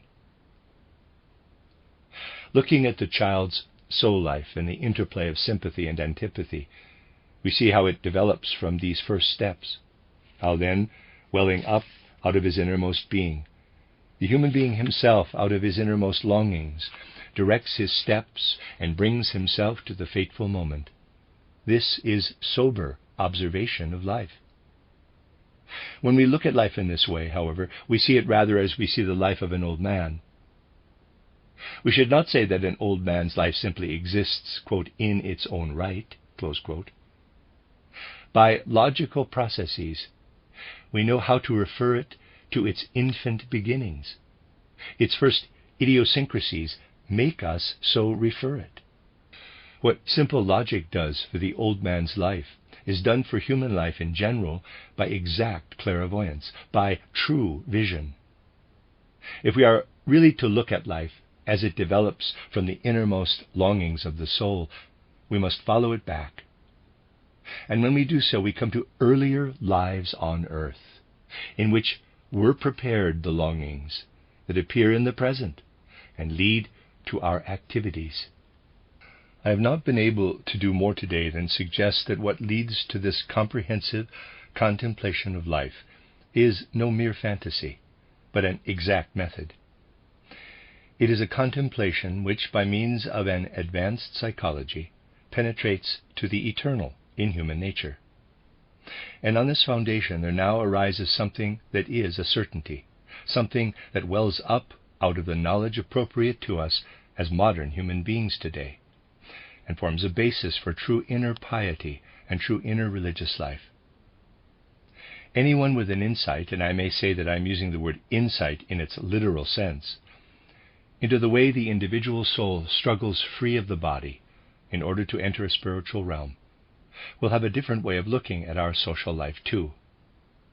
Armed with this new attitude, he can see how friendships, relationships of love, and other associations are formed, how soul finds its way to soul, moving outside the family and other social groups, how physical proximity may be a means to the community of souls, the sympathy and togetherness of souls. He now knows that just as the body falls away from the individual soul, so the physical element and all earthly events fall away from the friendships and from the relationships of love. And he sees how the soul relationship that has come into being between people continues into a spiritual world, where it can also be spiritually experienced. On a foundation of knowledge, not of faith, we can now say, as they stride through the gate of death, human beings find themselves once more together. And just as the body which impedes our sight of the spirit disappears in the spiritual world, so too, in that world, every impediment to friendship and love now disappears. Human beings are closer together there than in the flesh. A mode of knowledge that may still appear abstract in relation to true psychology culminates in this religious feeling and vision. Yet the worldview I am here presenting does not seek to infringe on religious faith. This worldview can be tolerant. It can recognize fully the value of every individual religious faith, and even exercise it in practice. But at the same time, as a nurse to this religious life, it provides an epistemological basis for this religious life as well. I have sought today to say something fundamental about the relationship of a modern spiritually appropriate worldview to psychology. I know better than many an opponent, perhaps, the objections that can be raised when the beginnings of such a worldview are formulated. But I believe I also know that, albeit entirely unconsciously, the longing for such a psychology is present today in countless souls. It therefore needs to be said over and over again. Just as one does not need to be a painter to feel the beauty of a painting, so too one does not need to be a spiritual scientist, although one can, to a certain extent, become one, to be able to test whether what I am saying here is true. Just as one can feel the beauty of a painting without being a painter oneself, so with ordinary common sense one can perceive what the spiritual scientist says about the soul. That one can see it, I think I have established all the more firmly in recognizing how souls thirst for a profounder approach to psychology and to the great riddles of existence in relation to the soul.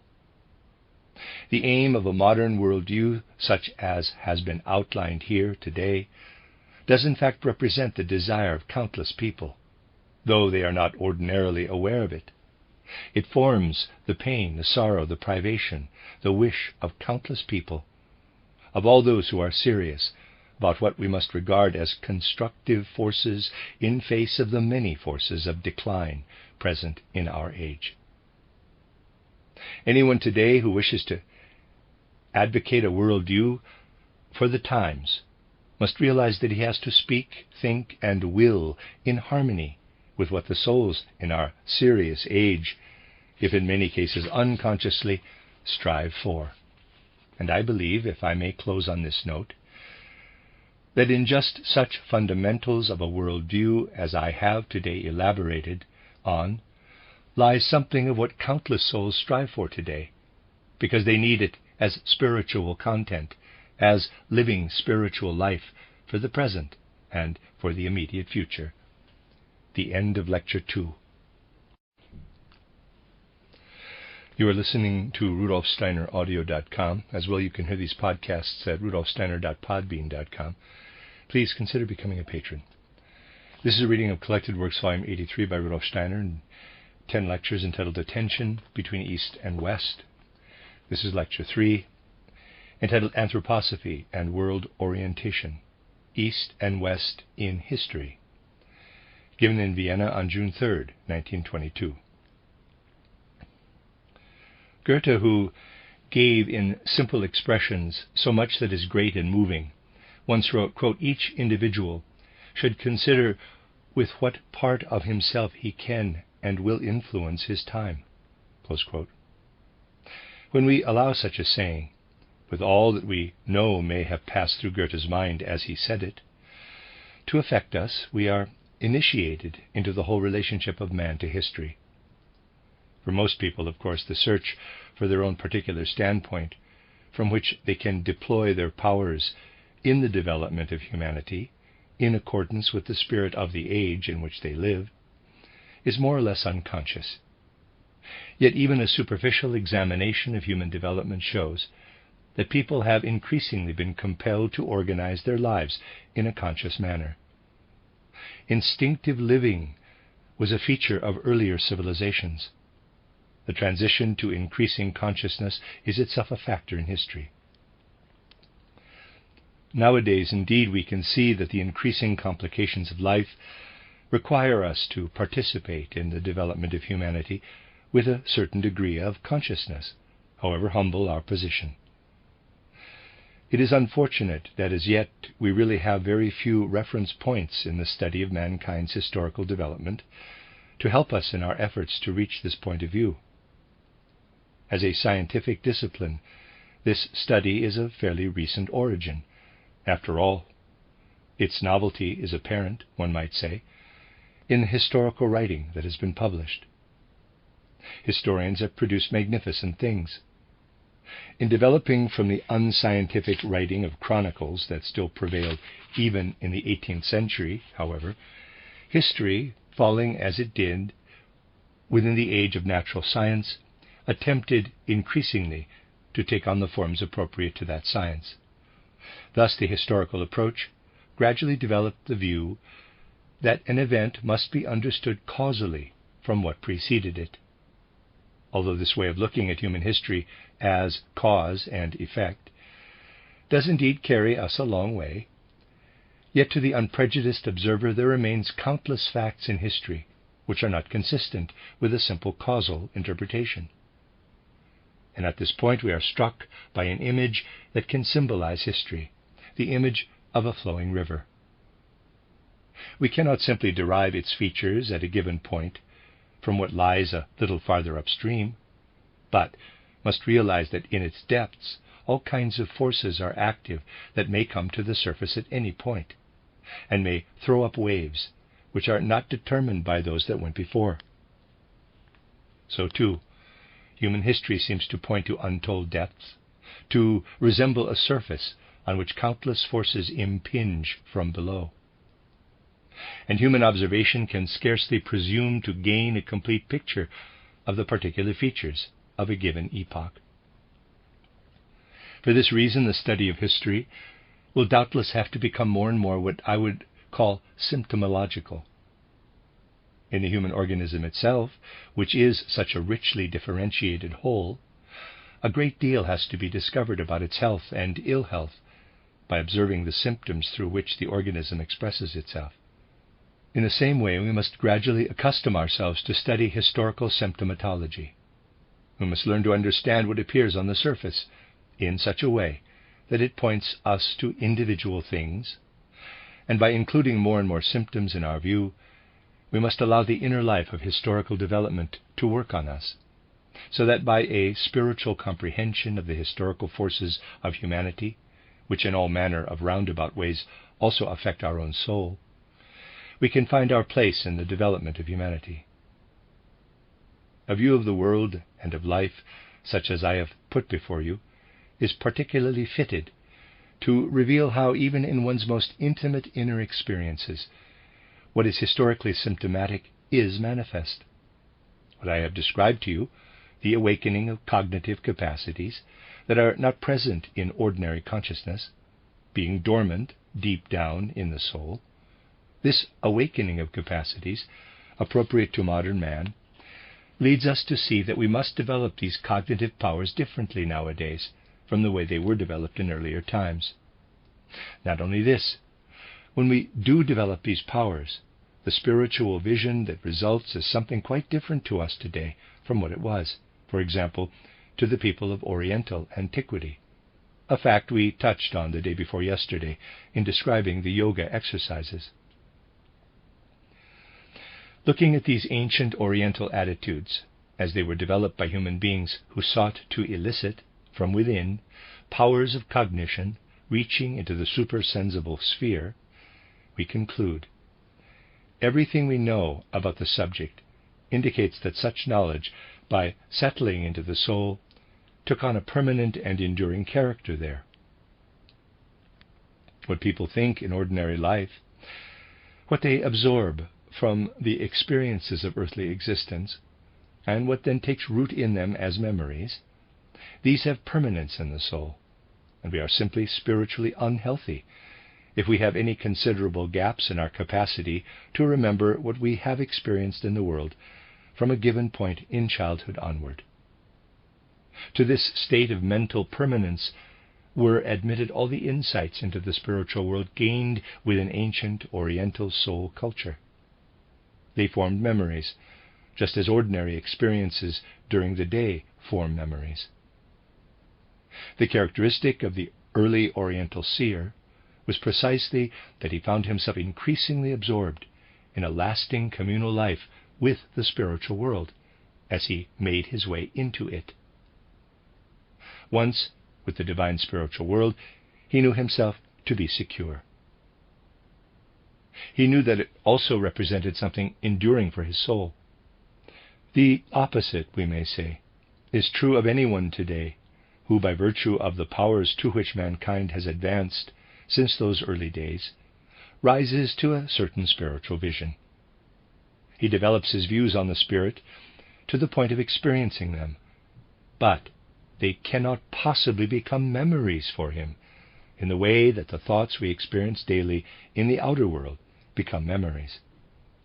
It is certainly a great disappointment to many who struggle to gain a certain spiritual vision by modern methods, to find that although they do gain glimpses of this spiritual world, these are transitory, like the sight of a real object in the outer world, which we no longer perceive when we go away from it. In this soul life, there is no incorporation into memory in the ordinary sense, but a momentary contact with the spiritual world. If we later wish to regain this contact, we cannot simply call up the experience from our recollection. We can only do the following. We can, of course, recollect something that was an ordinary experience in the physical world, how by developing our powers we achieved our experience of the spiritual world. We can then retrace our steps and repeat the experience, exactly as we return to a sensory perception. This is one of the most important factors that authenticate this modern vision. That what we see into does not unite with our bodily nature. For if thoughts are to gain some permanence as memories, they must always be united with our bodily nature, held fast by our organism. Perhaps I may interpolate a personal observation here by way of explanation. Anyone who has some contact with the spiritual world and wishes to communicate what he has experienced is unable to make this communication from memory in the usual sense. He always has to make a certain effort to attain, once again, to direct spiritual observation.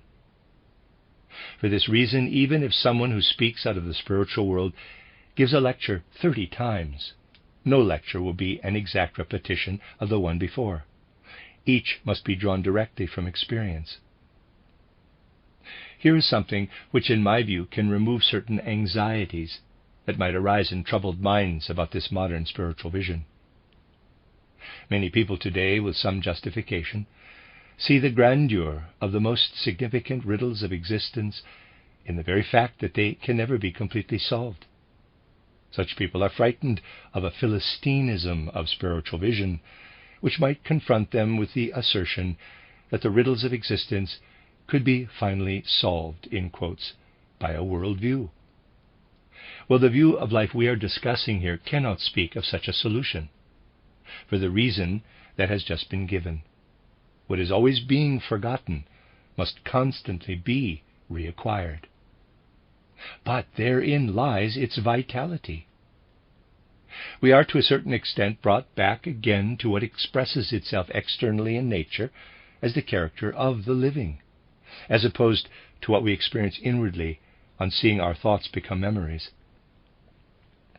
Perhaps what I want to say will sound banal to many people, but it is not meant to be banal. No one can say, "I ate yesterday, and so I am full. I do not need to eat today or tomorrow or the day after." Similarly, no one can say of modern spiritual vision, "It is complete.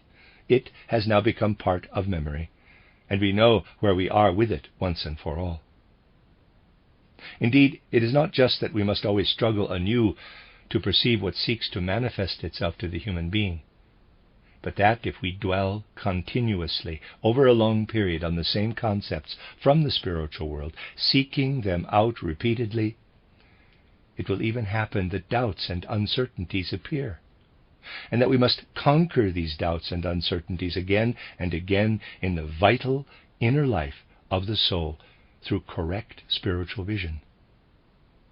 We are thus never condemned to the calm of completion when we strive toward spiritual vision in the modern sense. There is another point too. This modern spiritual vision demands above all what may be called, quote, presence of mind, close quote. The spiritual visionary of ancient Oriental times could take his time. What he achieved was a permanent possession. Whoever wishes to see into the spiritual world today, given the nature of the modern human being, must be quick-witted, if I may so put it, with regard to his spiritual organ. He must realize that the revelations of the spiritual world appear only to vanish again at the next moment. They must therefore be caught by, quote, presence of mind, close quote, at the moment of their occurrence. And many people prepare themselves carefully for spiritual vision, but fail to attain it, because they neglect to train this presence of mind. Only by doing so can we avoid a situation in which we only become sufficiently attentive when the thing itself is past. I have now described to you many of the features that the modern spiritual seeker encounters. In the course of my lectures, other features will become apparent. Today I should like to point to just one more of them, since it will lead directly to a certain historical view of humanity. When we try as modern people, in this sense, to find our way with certainty into the spiritual world, without getting caught up in fantasy, it is best for us to start from conceptions, Vorstellungen, and ways of thinking that we have obtained from a fundamental study of nature and from immersion in a fundamental natural science. No conceptions are quite so suitable for the meditative life I have described as those gained from modern science, not just for us to absorb their content, but rather to meditate upon it. As modern people, we have really learned to think through science. We must always remember that we have learned through science the thinking that is suited to our present epoch. Yet, what we gain in thinking techniques from modern science is only a preparation for a true spiritual vision. No logical argument or philosophical speculation will enable us to use ordinary thinking, trained on the objects of the outer world and on experiment and observation, as anything more than a preparation. We must then wait until the spiritual world approaches us in the way I have been describing. For each step we take in the observation of the spiritual world, we must first become ripe. We cannot, of our own volition, do anything except make of ourselves an organ to which the spiritual world is willing to reveal itself. Objective revelation is something we must wait for. And anyone who has experience in such things knows that he has to wait years or decades for certain kinds of knowledge. Again, it is precisely this that guarantees the objectivity of what is real in the spiritual world, that is, of knowledge. This again was not so for those in ancient times in the Orient who sought, through their exercises, the way into the supersensible world. The nature of their thinking from the beginning was such that they needed only to extend it to find the way into the spiritual world, which I described 2 days ago. Even in ordinary life, therefore, their thinking had only to be extended to lead to a certain clairvoyance. But because it developed from the ordinary life of the times, this was a rather dreamlike vision, whereas the vision toward which we, as modern people, strive, operates with complete self-possession, like that which is active in the solution of mathematical problems. It is just when we turn our attention to the intimate experiences of spiritual research that we see in this change the expression of great transformations in human nature as a whole in the course of historical times. I mean times that are historical in the sense that they are approachable not only by anyone who can examine the history both of humanity and of the cosmos through spiritual vision, but also by anyone who examines the external documents quite matter-of-factly. In these external documents, too, we can look at early periods in the spiritual life of humanity and perceive how they differ from the position within the spiritual world which we and our time must aspire to. By virtue of the fact that our thinking cannot just be extended automatically to bring us to spiritual vision, but can only make us ready to see the spiritual world when it appears to us, it is suited to operate within the field of experiment and observation, within the field that natural science has made its own. Yet precisely because we perceive the inner rigor and strength our thinking has achieved, we shall be all the more likely to apply it to our training, and thus be able to await the revelation of the spiritual world in the true sense of the word. Even here it is apparent that our thinking today is rather different from that of earlier times. I shall have opportunities later on for historical digressions. Much that refers to the outer world can then be deduced from what I have to say today. Today I shall speak rather about the inner powers of humanity's evolution. This is a subject that brings us, in the end, to thinking and to the transformation of this thinking in the course of humanity's evolution. But in the last analysis, all external history is dependent on thinking, and what he achieves in history, man produces from his thoughts, together with his feelings and impulses of will. And therefore, if we want to find the deepest historical impulses, we must turn to human thinking. But the thinking employed today for natural science on the one hand and for achieving human freedom on the other differs quite considerably from that which we find in earlier ages of mankind. There will, of course, be many people who will say, thinking is thinking, whether it occurs in John Stuart Mill or in Soloviev, in Plato, Aristotle, and Heraclitus, or in the thinkers of the ancient Orient. Anyone with an intuitive insight into the way thoughts have been active within humanity, however, will conclude our thinking today is fundamentally something very different from that of earlier epochs. This raises an important problem in humanity's evolution. Let us examine our current way of thinking. I shall have an opportunity later to give evidence from natural science for what I am now describing historically. What we call thinking actually developed from the handling of language. Anyone with a sense of what is operative in a people's language, of the logic familiar to us from childhood, operative in the language, and with enough psychological awareness to observe this in life, will find that our thinking today actually derives from what language makes of our soul's potentialities. I would say, from language we gradually separate thoughts and the laws thoughts obey. Our thinking today is given us by speech.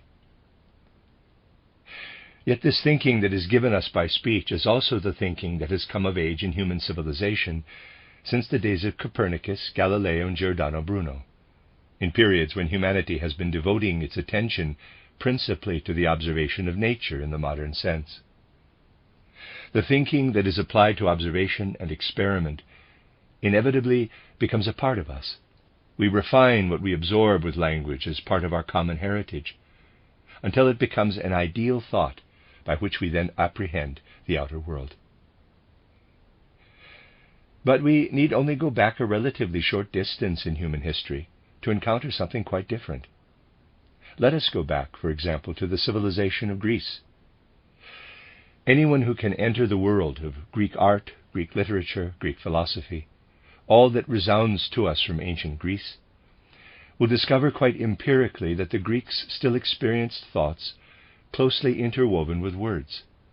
Thought and word were one.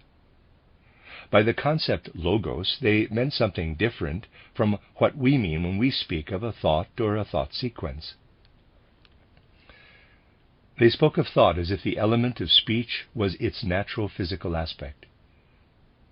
Just as in the physical world we cannot conceive of our soul as spatially separated from our physical organism, so too in Greek consciousness, thought was not separated from word. The two were felt as a unity, and thought flowed along on the waves of words. But this produces an attitude to the outer world quite different from ours, where thought has already separated from word.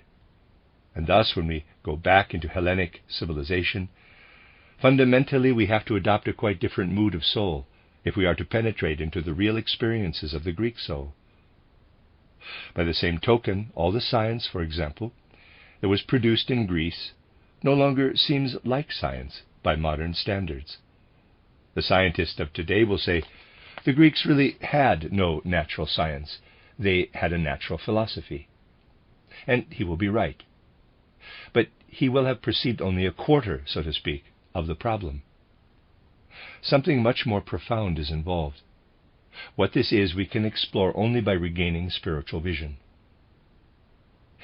If we make use of the way of thinking which is particularly apt for scientific research, and to which we now train ourselves by inheritance and education, and develop what we call scientific concepts, then in the nature of our consciousness we separate these concepts strictly from what we call artistic experience and what we call religious experience. It is a fundamental characteristic of our age that modern man demands a science which involves no element of artistic creation or outlook, and nothing that claims to be the object of religious consciousness and religious devotion to the temporal or the divine. This, we conclude, is a characteristic of our present civilization. And we find this characteristic increasingly well developed the further west we go in our examination of the foundations of human civilization. This is the characteristic that modern man keeps science, art, and religious life separate in his soul.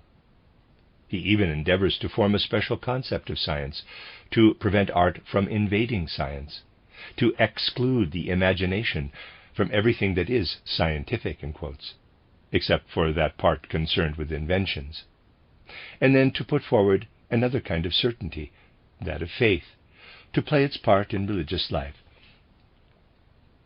If you try in the manner I have described to rise to a spiritual perception, then starting, of course, from the trained scientific thought of the present, you arrive at what I have characterized as living pictorial thinking. With this pictorial thinking, too, you feel equipped to comprehend, in what I will call a qualitatively mathematical way, what cannot be comprehended with ordinary mathematics and geometry: living things.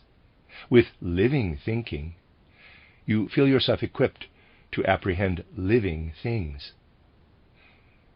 When we look at the purely chemical compounds in the inorganic world, we find that all their materials and forces are in a state of more or less unstable equilibrium. The equilibrium becomes increasingly unstable, and the interaction increasingly complicated the further we ascend toward living things. And as the equilibrium becomes more unstable, so the living structure increasingly evades quantitative understanding. Only living thought can unite with a living structure in the way mathematical thought does with a lifeless one. We thus arrive, and as I have previously indicated, I am saying something now that will be shocking to many people, at an epistemological position where ordinary, logical, abstract thinking is continually being converted into a kind of artistic thinking, artistic outlook, yet one as exact as ever mathematics or mechanics can be. I know how, impelled by the modern spirit of science, people shrink from transposing anything exact into the artistic sphere, which represents a kind of qualitative mathesis. But what is the good of epistemology insisting that we can only arrive at objective knowledge by moving from one logical deduction to the next, and by excluding from knowledge all these artistic features, when nature and reality do in fact operate artistically at a certain level, and can therefore only be understood by an artistic mode of comprehension? We especially cannot examine what it is that shapes the human organism from within, as I described the day before yesterday, that works in us as a kind of preliminary, supersensible human being, unless we allow logical thinking to flow over into a kind of artistic creation, and unless, from a qualitative mathematics, we can recreate the creative human form. All we need is to retain the scientific spirit and absorb the artistic spirit. In short, we must create from the science of today an artistic outlook, whilst maintaining the whole spirit of science. In so doing, however, we approach the reconciliation of science and art that Goethe sensed when he said, quote, "The beautiful is a manifestation of secret laws of nature, laws which, but for its appearance, would have remained eternally hidden from us." Close quote.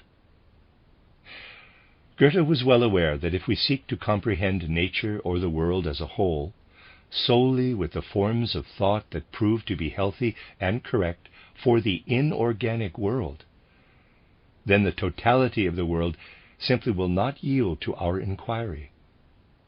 And we shall not find the bridge from inorganic to organic science until we transpose abstract cognition into inwardly vitalized cognition, which is at the same time an inner sovereignty of action.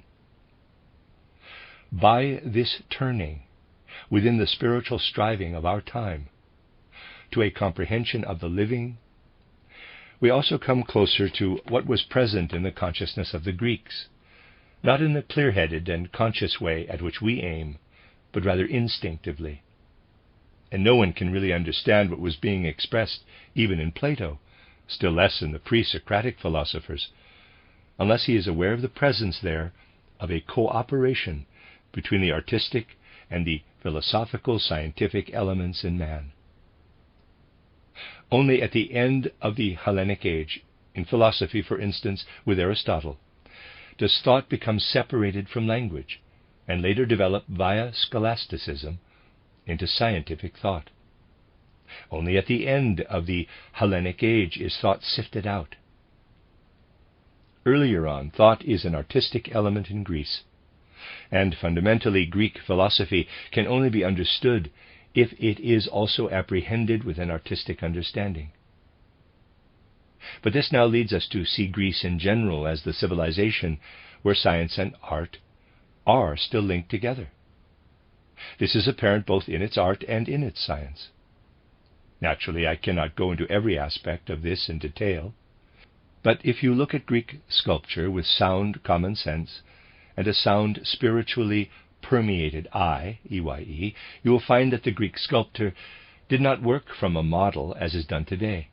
His sculptural creation sprang from an inner experience.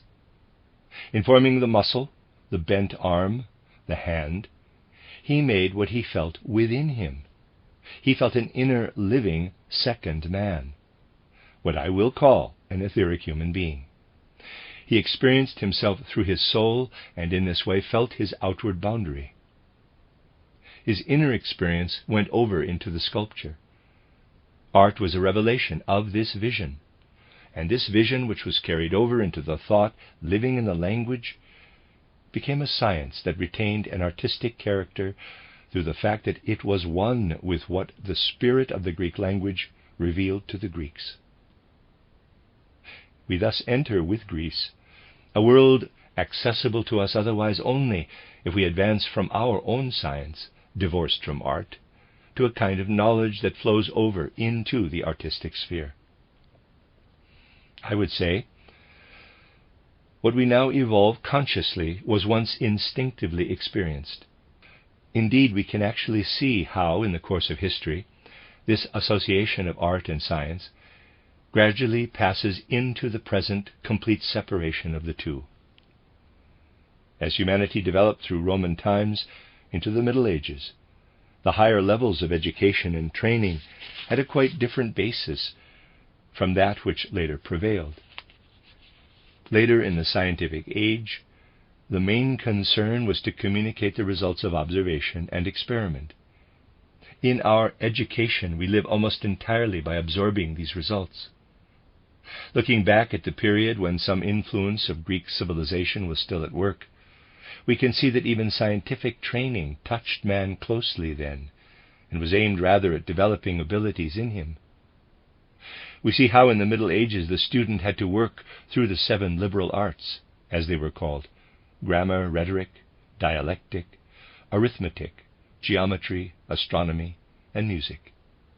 What mattered was abilities. What you were to become as a scientist you achieved through the 7 liberal arts.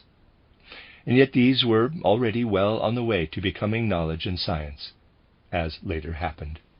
If you study the now much despised scholasticism of the Middle Ages, which stands at the transition from earlier times to our own, you will see what a wonderful training it provided in the art of thinking. One could wish that people today would only assimilate something of the best type of medieval scholasticism which fostered a technique and art of thinking. This is particularly necessary if, as indeed we must, we are to arrive at clear-cut concepts. But by starting from today's standpoint, with its strict separation of science, art, and religion, and tracing human development back through the Middle Ages, we approach the civilization of Greece. And the further we go back in this, the more clearly we see the fusion of science and art.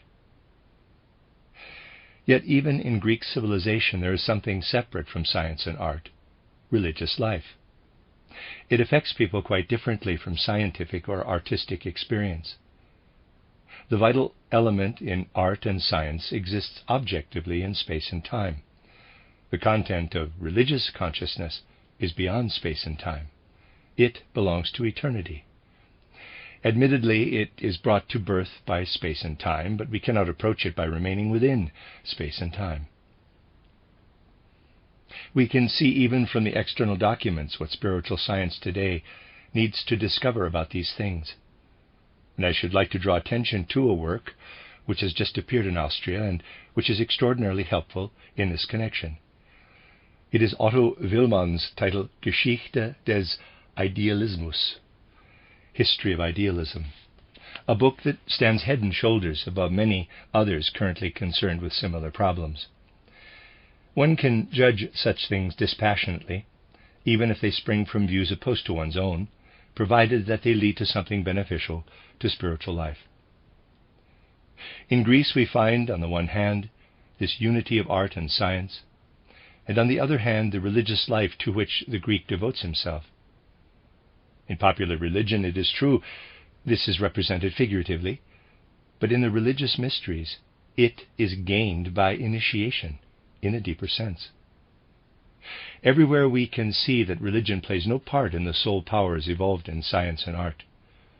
Instead, in order to partake of the religious life, the soul must first take on that mood of piety, that universal love, in which it can comprehend revelations of the divine spiritual realm, and with which man can unite in religious devotion. Let us now look across at the Orient. The further back we go, the more we find that its spiritual life is something different again. Here, once more, we can be guided by what we have gained through our modern spiritual training. When we ascend from the experience of the living concept to that inner pain and suffering which we have to overcome in order that our whole being may become a sense organ or spiritual organ, and cease to experience the world in the physical body alone, by standing within the world independently of our physical body, then in so doing, we stand in the world in such a way that we learn to experience a reality outside space and time. We thus experience the reality of the spiritual sphere and its influence on the temporal in the way I have described. But if, by overcoming pain and suffering within ourselves, we do gain spiritual vision, we shall have brought into knowledge something of this other element, the element which, whilst remaining intact as real knowledge, real spiritual cognition, is continually leading knowledge into religious experience. And while continuing to experience what has survived from ancient times as a religious element in venerable traditional concepts, we also experience a similar spiritual element of more recent origin, if we work our way up to a cognition that can live in the sphere of religious devotion. Only then do we understand from what human depths the unity of religion, art, and science flowed forth in the ancient East. They were once united. What man knew, what he took into his world of ideas, was another aspect of what he placed before himself in radiant artistic beauty. And what he thus knew and comprehended and made to radiate beauty was also something spiritual to which he turned in his rituals, and which he treated as subject to a higher order. Here we see religion, art, and science united. This, however, takes us back to an age in which human thought did not live solely on the waves of words, but where man's experience was that thought inhabited regions deeper even than words, and was connected with the innermost fiber of human nature. For this reason, the Indian yogi elicited thoughts from breathing, which goes deeper than words. Only gradually did thought raise itself into words, and then in modern civilization beyond words. Originally, however, thought was connected with more intimate and deeper human experience, and that was when the unity of religious, artistic, and scientific life could unfold in complete harmony. Today there remains in the Orient an echo of what I have described to you as a harmonious unity of religion, art, and philosophy, as it appears, for instance, in the Vedas. But it is an echo that we must understand, and that we cannot easily understand simply from the standpoint of that isolation of religion, art, and science which exists in Western civilization. We do truly understand it, however, if by a new spiritual science we rise to a view that can again produce a harmony of religion, art, and science. In the Orient, meanwhile, we still have the remnants of that earlier unity before us. If you look, you will see that precisely where the East touches and influences Europe, the echo still persists. A past historical epoch remains present at a certain spot on the earth. We can perceive this presence in a great philosopher of Eastern Europe, in Soloviev. This philosopher of the second half of the 19th century has a quite special effect on us. When we look at the philosophers of the West, John Stuart Mill or Herbert Spencer or others, we find that their standpoint has grown out of the scientific thinking I have described today. In Soloviev, however, something survives which presents religion, art, and science as a unity. When we first begin to read Soloviev, it is true, we notice that he uses the philosophical language he found in Kant or Comte. He has complete command of the modes of expression of these philosophers of Western and Central Europe. But when we become at home in his mind, and in what he expresses by means of these modes, our awareness of him changes. He arouses a sense of the past. He seems like someone who has come to life again from the discussions that preceded the Council of Nicaea. We perceive, in fact, the tone that prevails in the discussions of the early Christian fathers. And in those early centuries of Christianity, there certainly did survive an echo of the unity of religion and science, in which volition and thought also flow together. All of this streams through Soloviev's Eastern European worldview. And if we look at the culture and civilization around us today, we do indeed find in the more westerly parts precisely that separation of religion, art, and science. What really belongs to our moment of history, the real basis of our activities and our picture of the world, is the discipline that is strictly built up on scientific thinking, whereas in art forms and religious matters we adopt older traditions. We can see today how few new styles are produced in art, and how everywhere old ones live on. The living element in our time is what lives in scientific thinking. We must wait for a time that will have lively, imaginative thinking, as I have described it, a thinking that will again lead to what is living, and will be capable of artistic creativity in new styles, without becoming stiff, allegorical, and inartistic. Scientific thought, we find, is thus the driving force of the immediate present, especially the further west we go. And in the East we find an echo of an earlier unity of religion, art, and science. This religious foundation, this nuance, forms part of the soul, Gemüt, of Eastern Europeans. They look into the world with this foundation. They are able to understand the West only indirectly, via a spiritual development like that contained in our spiritual scientific movement. They have no direct understanding of the West, precisely because people in the West attempt to distinguish sharply religion and art from scientific thought. We who live between the two must allow the world of the senses to press in on us, and must entertain the thought appropriate to it. But we cannot help also looking inward and experiencing our inner self, and for the inner self we need religious experience. But I would say, more deeply buried in human nature than the religious experience we need within us and the scientific experience we need for observing the outside world is the link between the two, artistic experience. Artistic experience is thus something which today is not a first demand on life. We have seen that Western civilization is concerned with scientific thoughts, and Eastern civilization with religious ones. We have seen that we are part of an artistic tradition, but that we cannot feel entirely at home in it. Indeed, that the artistic tradition itself is in many ways a revival. And yet, one must say, the yearning for a balance of this kind is certainly present in the central region between East and West. We see it, for example, when we look at Goethe. For what was Goethe's great longing when, with what I would call his predominantly artistic talents, he was faced with the riddles of nature?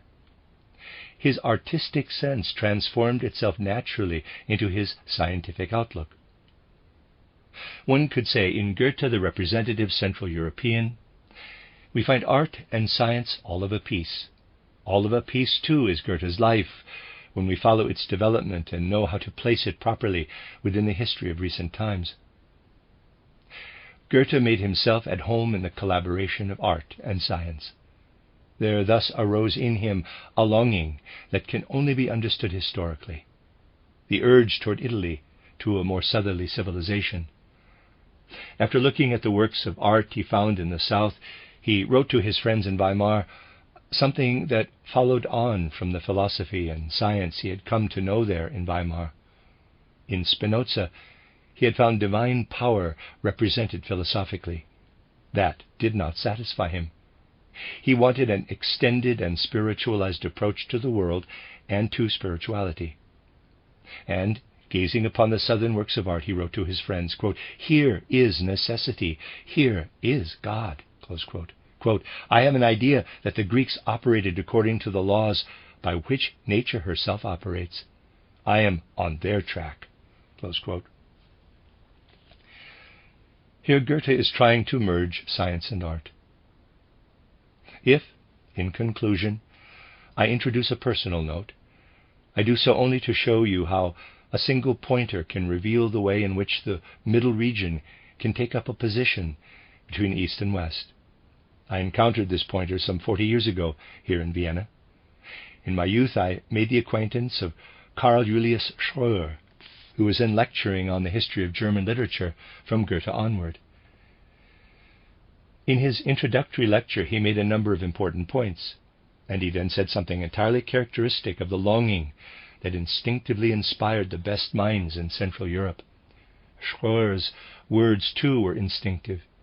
He expressed a longing to combine art and science, to combine Western scientific thought and Eastern religious thought in artistic vision. And he summed up what he wanted to say in the, to me, significant words, quote, "The German has an aesthetic conscience," close quote. Of course, this does not describe an actual state of affairs. It expresses a longing, the longing to look at art and science together. And the feeling when we do look at them together has been finely expressed by another Central European, one whom I have just characterized. When we can look at science and art together, we can then raise ourselves to religious experience, if only the science and art contain true spirituality in Goethe's sense. This is what he meant by saying, quote, "Whoever has science and art has religion too. Whoever does not have them, let him have religion." Close quote. Anyone with an aesthetic conscience attains to scientific and religious conscience too. From this we can see where we stand today. I do not like using the word transition. All periods are transitional. But today, in a time of transition, what matters is the kind of transition. In our time we have experienced and developed to the greatest possible extent the separation of religion, art, and science. What must now be sought, and what alone can provide an understanding between East and West, is the harmonization, the inner unity of religion, art, and science. And this inner unity is what the world conception and view of life, of which I have been speaking, seeks to attain. The end of Lecture 3. You are listening to RudolfSteinerAudio.com. As well, you can hear these podcasts at RudolfSteiner.podbean.com. Please consider becoming a patron. This is a reading of Collected Works, Volume 83 by Rudolf Steiner, entitled The Tension Between East and West. 10 lectures translated by B.A. Rowley. This is Lecture 4, entitled Anthroposophy and World Evolution from a Geographical Standpoint, given in Vienna on June 4th, 1922. We describe the features of the Earth in accordance with the principles of physical geography. In the same way, the spiritual impulses at work on Earth, already briefly characterized in these lectures, can be described by a kind of spiritual geography, especially the interplay of Eastern and Western impulses in human life, with all their various differences. What I have to say today in this direction is bound to remain rather rudimentary, but it is more important to find a specific point of view from which to consider some aspects of what I have already outlined, than to give a detailed description. The relationship between East and West is often expressed symbolically by saying that light comes from the East. Looking at the East, the Westerner, or anyone belonging to modern civilization in general, receives the impression of a dreamlike spiritual life. Modern spiritual life is accustomed to sharply delineated concepts, closely linked to external observation. By contrast, the ideas of the East, which are far livelier, more fluid, less closely and sharply linked to externals, appear dreamlike. Admittedly, from this dreamlike spiritual life, embodied in the most splendid poems, the Vedas, there did, of course, then develop the clear-cut concepts of a comprehensive philosophy, Vedanta, for example. These concepts were not gained by examining external data, that is, analytically, but emerged from an inwardly experienced and apprehended spiritual life.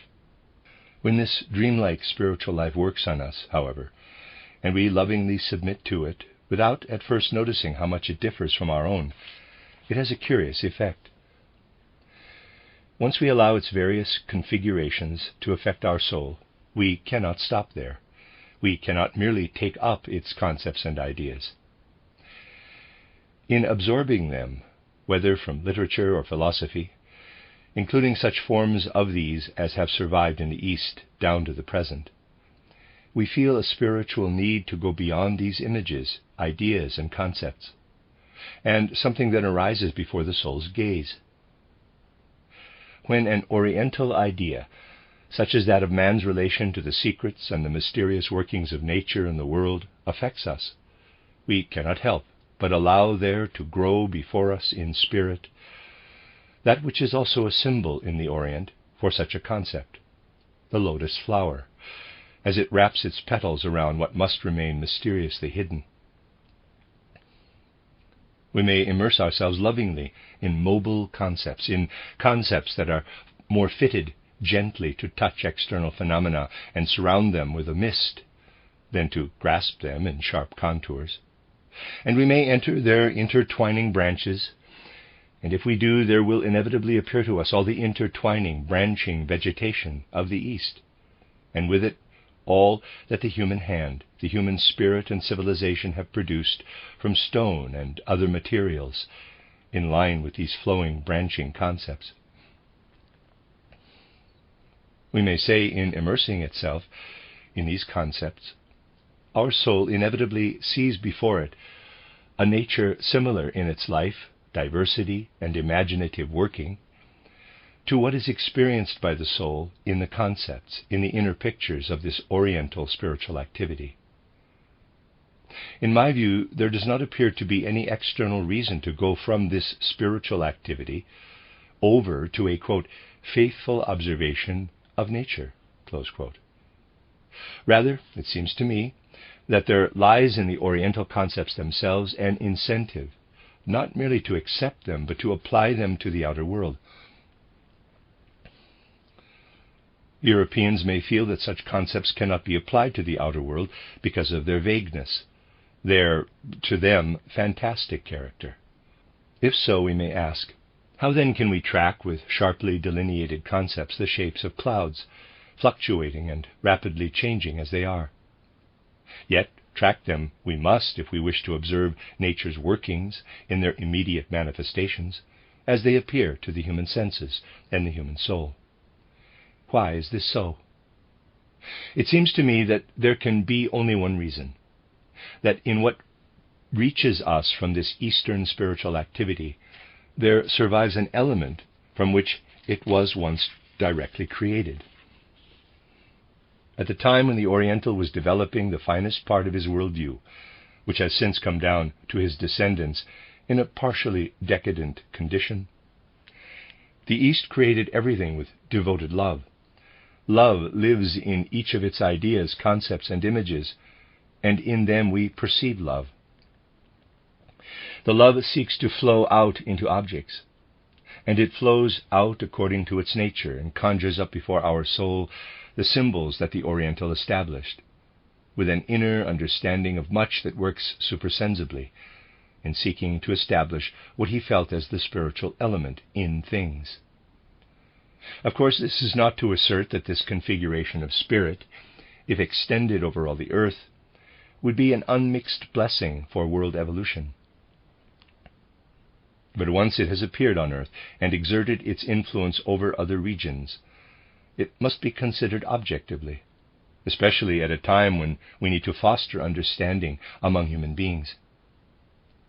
In contrast, we may place before us the particular outlook that has developed, certainly with no less justification, but in a quite different form, further west, and in this respect we ourselves belong, in many ways, to the West.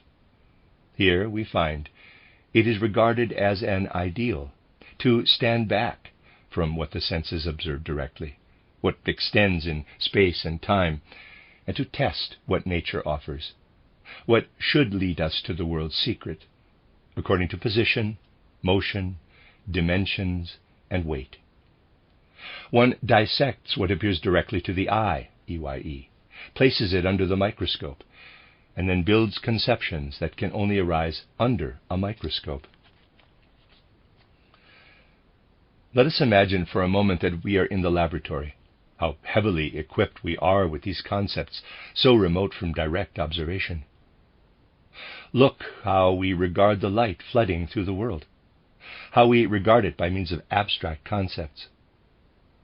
We need them if we are to reach understanding, but how remote are the observations we record of light and color from what we encounter in wood and meadow, cloud shape and sun.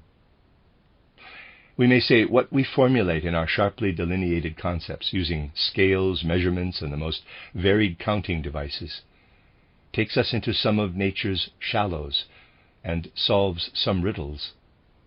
But it does not take us to direct observation of nature.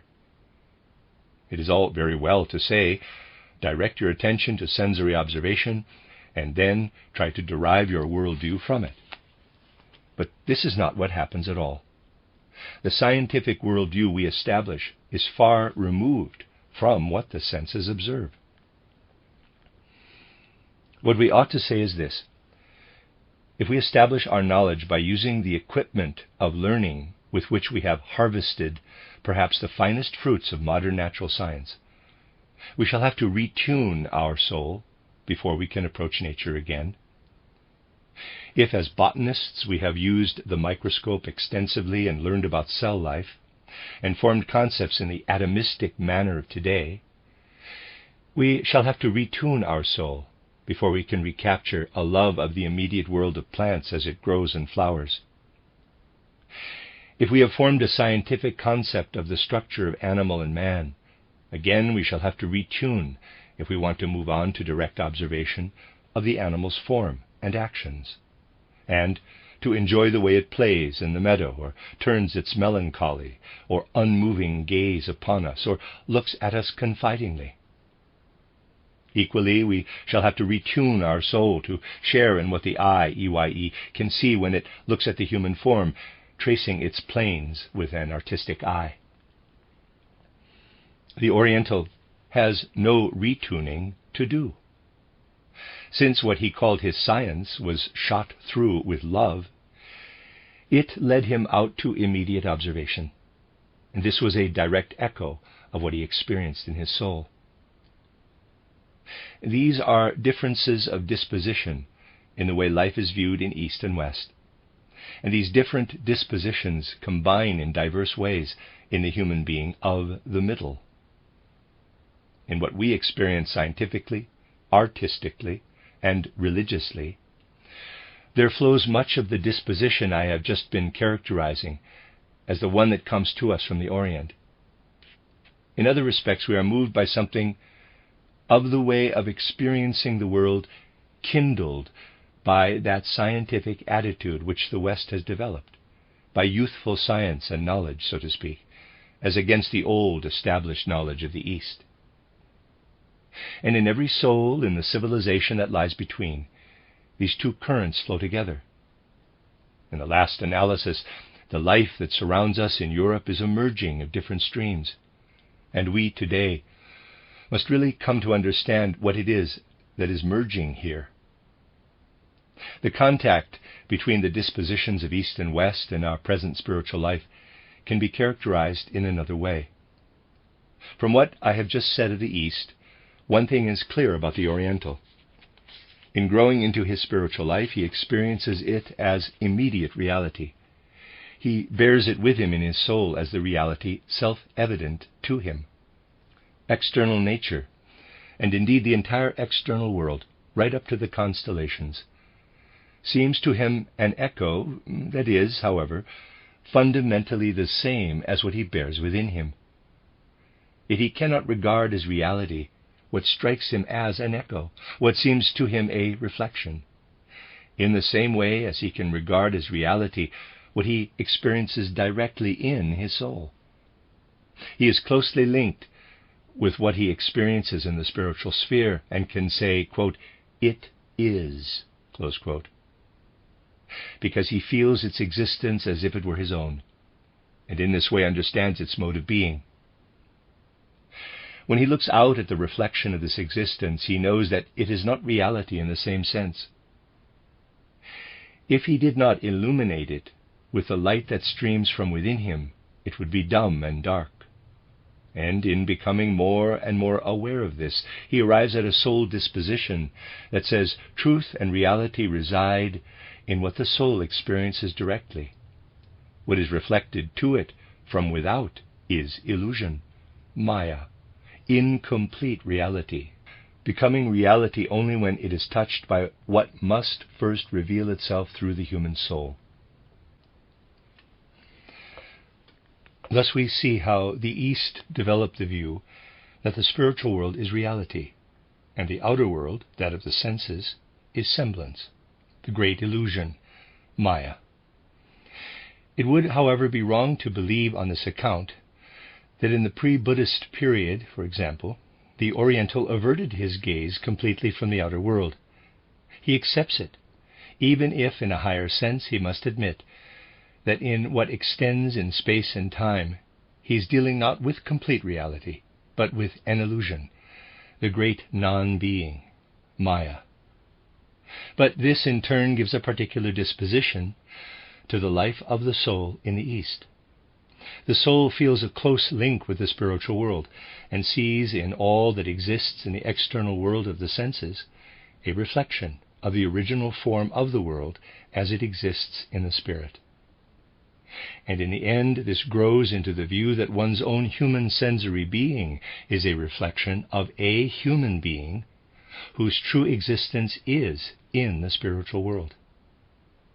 And here I would say, the Oriental quite consistently regards the world as made up of reflections of a spiritual world, just as he regards himself as a reflection of what he was before he descended into the physical sensory world. From his standpoint, the view of man and the view of nature are in complete harmony. This harmony is possible. Though no longer consonant with our views, it does indeed express a truth, if somewhat one-sidedly, as we can see once again if, with the research methods of spiritual science, which I have been describing in the last few days, we ourselves take a look at this oriental disposition toward knowledge. As I have shown, by awakening powers dormant in the soul, we can attain a view of the spiritual world that suits modern man. We can look once more into a spiritual world and find this spiritual world unfolding before our spiritual eye, EYE, just as the physical sensory world unfolds before our physical eye. When we develop this vision, however, the spiritual world does not remain a mere pantheistic and nebulous embodiment of universal spirituality. It becomes just as concrete in its individual forms as is the world of the senses in the individual forms of nature. There will then follow a view of man that I should now like to characterize. Let us start with something familiar to us at every moment in our lives, an experience of the outer world. We have entered into this external experience through our sensory perception, and perhaps also through setting our will in motion in some activity. We live in conjunction with the facts of the outer world. For us, this is an immediate experience. Human existence on earth is essentially composed of such experiences. From them, we retain thought images, which become our memories. We can look back on our experiences through bearing within us faded, shadowy, and indeed thought-like images of them. Let us be quite honest with ourselves and consider whether at any moment in life our consciousness contains very much more than memories of external, factual, sensory experiences. Of course, many a nebulous mystic believes that he can summon up eternal things from the depths of his soul. If he looked more closely and could really test the structures he summons from his soul, he would discover that as a rule they are no more than transformed external perceptions. Within man, memories are not only faithfully preserved, they are also transformed in many ways, and he then fails to recognize them. He thinks that he is acting as a mystic and summoning something from the depths of his soul, when he has only called up from his memory a transformed external experience. Of course, we need only think of mathematical truths to realize that all kinds of inner structures do work their way into the life of the soul. But as a rule, it is not these structures that the mystic seeks. However, anyone who simply wishes to accept the everyday life of the soul, as it appears in ordinary consciousness, must say, this life is made up of images that are the remains of our experiences gained through perceptions, and of other experiences within the external sensory world.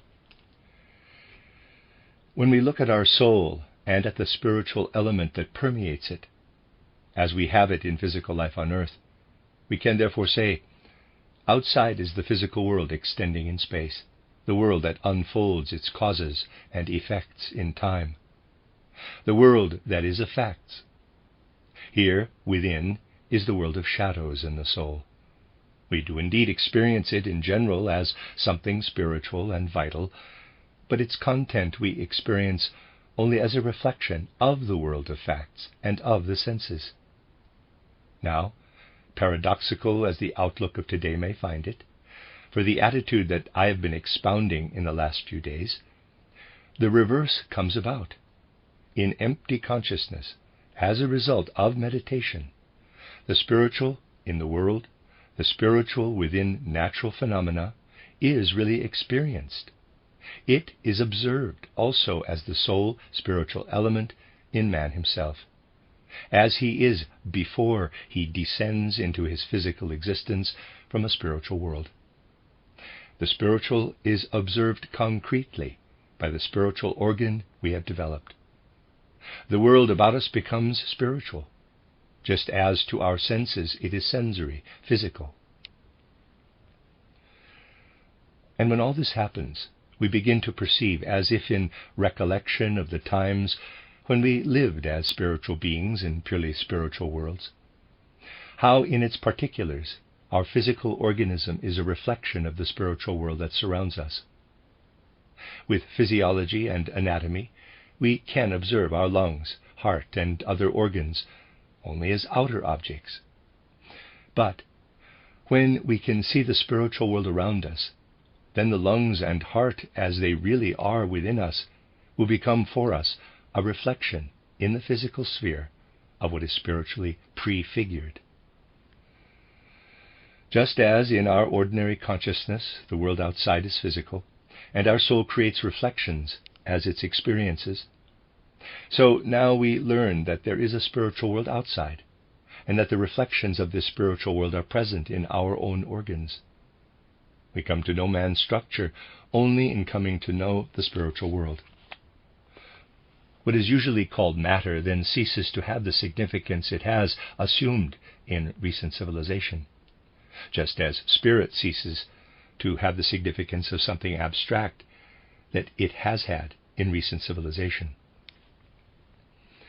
We can thus see that in our organic functions there is in fact a reflection of what we were before we descended into our earthly existence. At this stage we need no longer be frightened even by materialism, insofar as there is justification for it. And even materialism has done some good and brought us countless discoveries. We look at the human brain and the human nervous system in its physical operation. Of course, we agree that ordinary, everyday thinking is a function of these physical organs. We are entirely in agreement with what exact science must say about these matters today. But on the other hand, we know that the material forms operating within us are themselves simply a transformed reflection of the spiritual sphere. It can be material because the material is a transformation of the spiritual, because the spiritual, by transforming itself into earthly man, has sought out the capacity of brain and nerves to achieve in a material reflection what is spiritually prefigured. The modern human being can see this with his spiritual eye, EYE, by developing the powers of cognition of which I have been speaking in the last few days. Yet there is a dreamlike anticipation of it, I would say, in the Oriental worldview I have briefly outlined. This worldview has become old, but certain of its features still work their way into our heart and soul. In its instinctive clairvoyance, the ancient Orient sensed that the spiritual world is a reality with which it felt closely linked, and that nature and the natural element in man himself is a reflection of the spiritual. It provides an external garment for the revelation of what is inwardly spiritual. Yet it would be wrong to say that the Oriental did not observe nature. His organs were finely attuned to its observation. For him, however, from everything that he faithfully observed and lovingly honored as a reflection, something of the spirit shone. Nature revealed spirit to him, shone spirit upon him at every turn. And the spirit was his reality. What lay before him in the outer world was Maya. Even in Buddhism, which gained a far greater influence on Oriental life than we usually think, since it later assumed the most varied forms, we can see how the sense of inhabiting a spiritual world paled in the course of human and world evolution. The gaze was increasingly directed upon what was Maya, and experience of the great illusion, the great non-being, Maya, gradually became predominant. There thus arose an awareness of the need for redemption from what can be experienced within Maya, experienced, that is, in the manner of Buddha, who regarded our direct experiences of this Maya as a host of sorrows that stream in on us. But it faded, this sense of inhabiting a spiritual world, and this is what justifies us in considering the early Oriental worldview as something instinctive and even one-sided. If we do return to something like it, we must do so with complete self-possession and lucid consciousness. A paralysis of human activity in relation to the demands of the physical external world must not occur a second time in world evolution. man must never again escape into spiritual activity, and so prevent himself from devoting his full strength to earthly tasks, which are what the Oriental feels as Maya, even if in deference to modern concepts he does not say so, while he feels as reality what reveals itself within him. He has within him a light that is a direct reflection of the divine spiritual in the world. In contrast to what I have thus described as the spiritual geography influencing our modern life, I would now like to consider another example from the evolution of the human spirit and the world, but this time from the immediate present. Our civilization, which even in Europe is now of some antiquity, is subject to pressures from certain spheres, whence arise social longings and also social conflicts. Anyone who has moved in these spheres will have come across the phenomenon I am about to describe. Although no one could properly accuse me of having socialist views, I was for some long time a teacher in socialist circles. My intention was to do something for which in fact the time had not yet come. It is more than 20 years ago now. To promulgate a spiritual life that could lead to structures that are in closer accord with reality than those derived from abstract or modified Marxism, which in many respects indeed are not realistic at all. There exists in these circles a basic attitude, something we can recognize as a beginning, yet which is as deeply rooted in the soul as was the sense of Maya, at which the Oriental finally arrived. And in observing this attitude, we are profoundly struck by a word that expresses many unconscious feelings, unconscious ideas and concepts, unconscious longings too. A word that we hear again and again and must recognize as having characterized wide circles of humanity for centuries. Encompassing millions of people is a mood that this word expresses. The word is ideology. It derives from an attitude that the proletarian class in particular has absorbed into its education. Science, becoming increasingly materialistic, has given rise to the view that historical reality consists simply of economic struggles, economic patterns, class struggles, in short of the immediate material element, the external physical sensory element in human life and history, and that therefore economic forces are the true reality. This economic materialism, which is far more widespread than many upper-class people today believe, is a consequence of the general materialistic outlook, which nowadays is believed to have been overcome even in science. Yet it has a powerful hold on the soul dispositions and attitudes of wide circles of the Occident. And what is this ideology? It is law, morality, the realm of the beautiful, religious concepts, political theory. In short, everything that makes up spiritual life. These things are not true reality, but bubbles and baubles arising from true reality, which resides in material struggles and patterns. Ideology is a way of indicating that what man experiences within himself, whether it is art or science or law or maxims of state or religious impulses, is Maya, to use the Oriental term.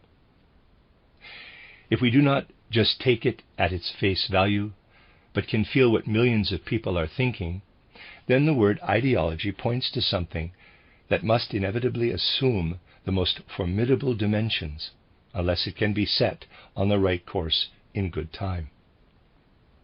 What the soul experiences and shapes within is not reality. True reality is only what exists externally, in tangible facts. Within Western civilization, therefore, there has developed a disposition diametrically opposed to that which long ruled the Orient, and still survives even today as a kind of antiquated trimming. There, true reality is what is experienced in the spirit, and Maya what proceeds outside in physical actuality. Here, Maya, or ideology, which is indeed a translation of the word Maya, but applied to the spiritual sphere, is what is experienced in the spirit, and reality, what is tangibly displayed, palpably, there in the world. In its development, the world aims at complete realization of its various potentialities. Just as the one extreme developed in the Orient, so too the other was bound, in its turn, to take hold of humanity. To bring about a fruitful development of humanity and of the world, however, and to change the forces of decline into constructive forces, we must understand the significance of this disposition, this ideology. It is recent and therefore a beginning. Let us look once more at what modern spiritual science can tell us. In the Orient there was a dreamy, dark, instinctive knowledge that there is a spiritual reality with a sensory reflection here in the physical realm. Because the soul's attention was devoted primarily to this spiritual reality, sensory reality came to be regarded as unreality, external appearance, Maya. Yet this Maya is important in more than one way. Although the world may be Maya, our work, which is a reality for us, must still be applied to it in the first instance. But it also has significance for the precept, know thyself, for a truly human attitude. Why? Well, it is true that we can now elevate ourselves to a life in the spiritual world, as I have described, that we can see by means of sharply delineated concepts, and thus understand what appeared to the Orient like a dream. But the experience of such a world would never have created in human evolution the impulse to freedom. When man feels closely linked to the spiritual world, he feels at the same time inwardly determined by and dependent on it. Therefore he and his consciousness had to move out of it, and for a passing phase of history, in which we now are, to turn to a world of mere fact. Confronted by this external world of facts, the life of the human soul becomes an image of it. That which as spirit pervades this soul life turns into abstract concepts and gradually becomes a mere image, to be recognized as a reflection. I have already suggested that when we bear images within us, we can be free. Mirror images do not determine our actions. If we wish to conform to mirror images, which in themselves are powerless, the impulse to do so must come from us. The same is true of abstract concepts. And in making its appearance in pure thinking our noblest feature, the moral religious element, becomes for us an impulse of freedom. It is a most valuable content for human life. But in a period when man finds himself confronted with a physical world of facts, it makes its appearance in abstract thinking. At the moment when the moral element in the form of moral intuition makes its appearance in pure thinking, the task of the epoch is fulfilled. The epoch has developed from spirit reality to the spirit as abstraction, and I would say somewhat radically, it now interprets everything spiritual as Maya, as mere illusion, as ideology. We have a certain right to interpret as ideology everything that is a mirror image of external natural existence.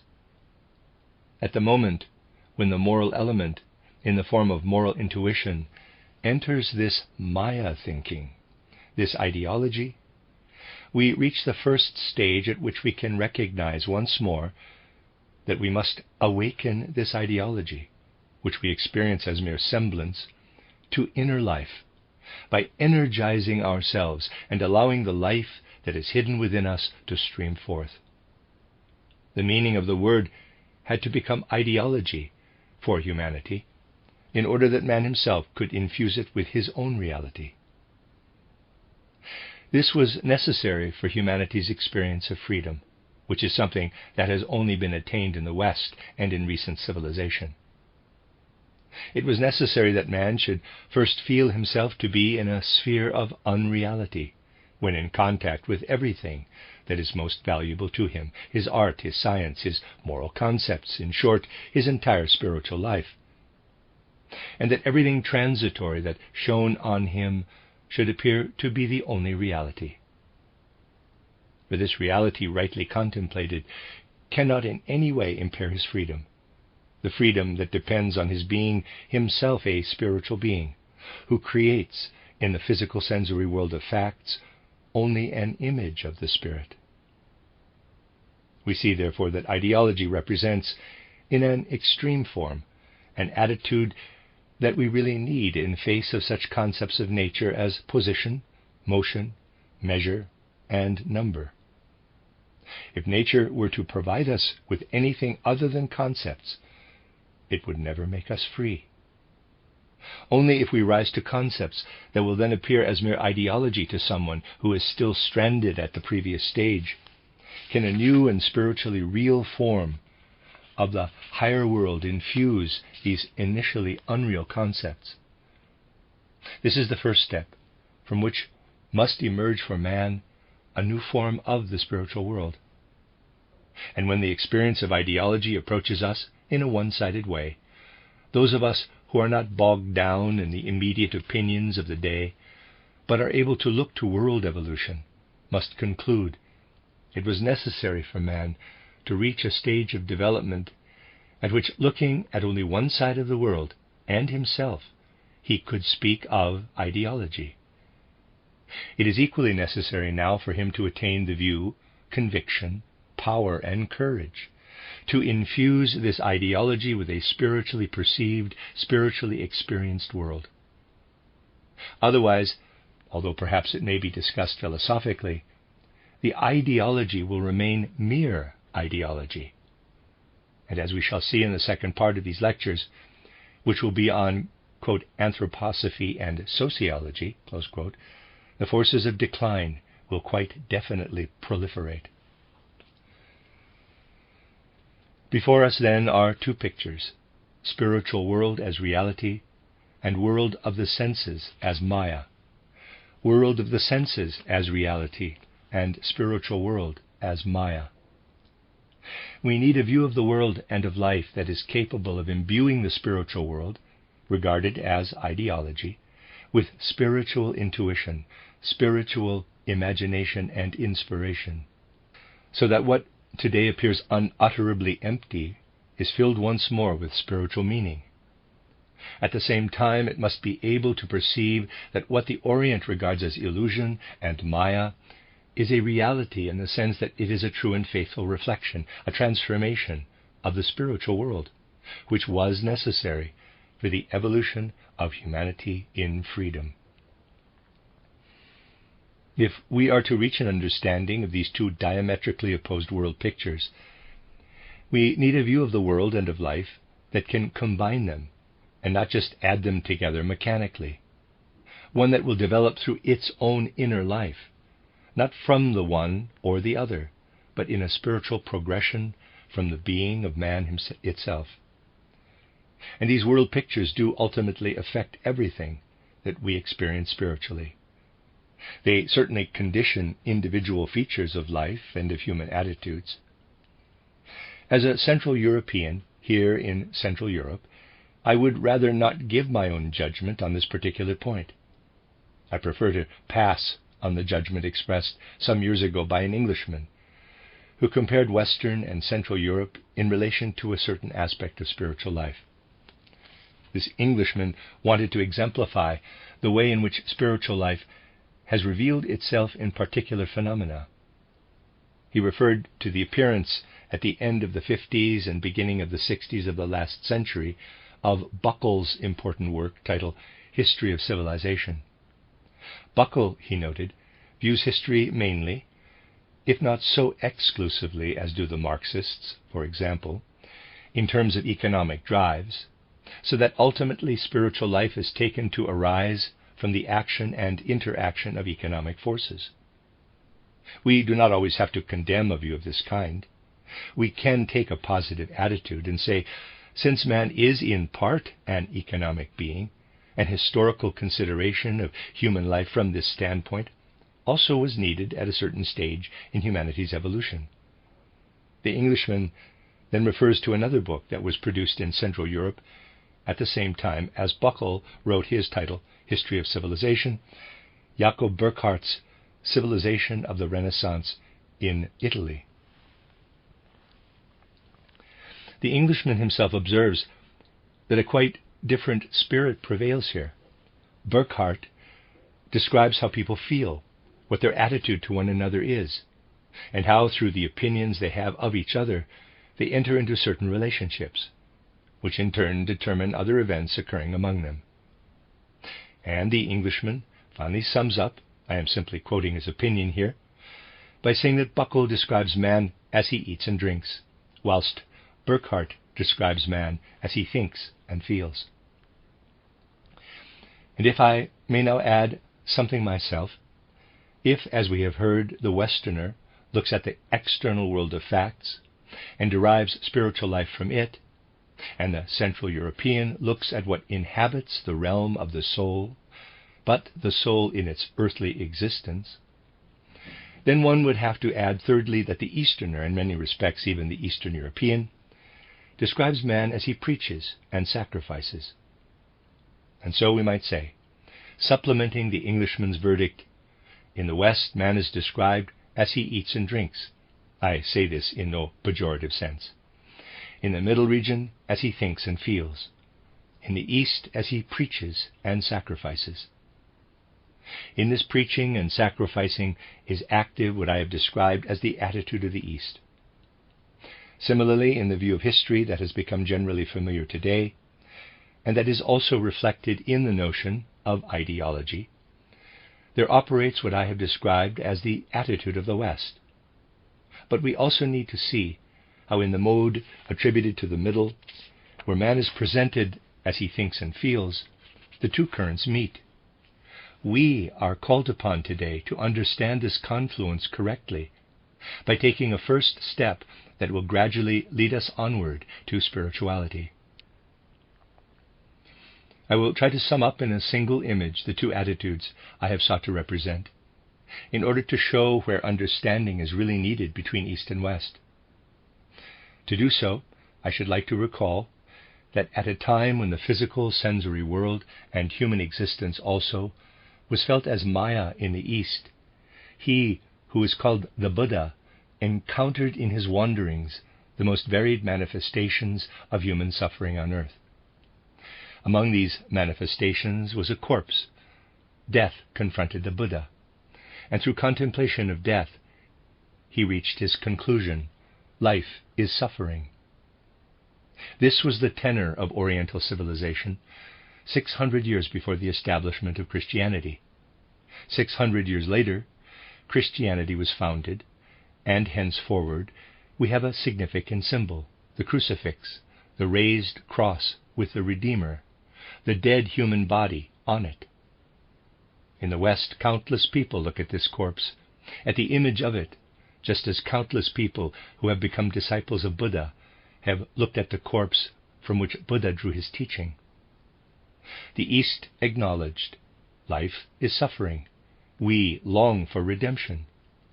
Westerners, in looking at the image of the corpse, however, did not simply say life is suffering. For them the sight of death became a symbol of resurrection, resurrection of the spirit through inner human power.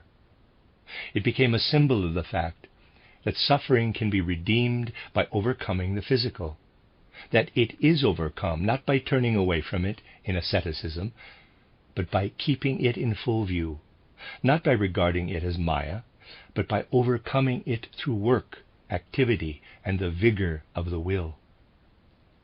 Out of the introspective life of the East arose a contemplation of the corpse, with the conclusion life is suffering, man must be redeemed from life. Out of the life of the West, striving always for activity, there arose at the sight of the corpse the view life must develop power within itself, so that even the forces of death can be overcome and human work can do its task in world evolution. The one philosophy is old and outdated, yet it contains things of such great value that even though we may treat it as old, we still approach it as something venerable. We honor an elder without expecting him to profess the views of youth. What we encounter in the West, however, has the character of a beginning. We have shown what must become of what appears as ideology in its disposition. It is young. It must develop youthful power in itself, so that it may attain to the Spirit in its own way, just as the Orient did. In honoring the Orient for its spirituality, there is something we still need to be clear about. We must build up our own spirituality from the beginning we have made here in the West. We must so shape it, however, that we can reach an understanding with any view that may exist on earth, especially old and venerable ones. This will be possible if, as people of the Middle and the West, we come to understand that although our view of the world and of life has faults, they are the faults of youth. Understanding this is a summons to have the courage to be strong. If, for all our respect, love, and admiration for its spirituality, we take what we need from the East, not with passive receptivity, but with a busy activity rooted in what today is still perhaps unspiritual in the West, yet contains the germ of spirituality. If we add strength to respect, then we shall do what is right for the evolution of humanity. The end of Lecture 4. You are listening to RudolfSteinerAudio.com. As well, you can hear these podcasts at RudolfSteiner.podbean.com. Please consider becoming a patron. As well, there are two publishing houses, SteinerBooks.org in America and RudolfSteinerPress.com in England, which are the sole publishers of Steiner into English and have given me permission to do these recordings. Please consider patronizing them as well. This is a reading of Collected Works, Volume 83 by Rudolf Steiner, entitled A Tension Between East and West, 10 lectures, translated by B.A. Rowley.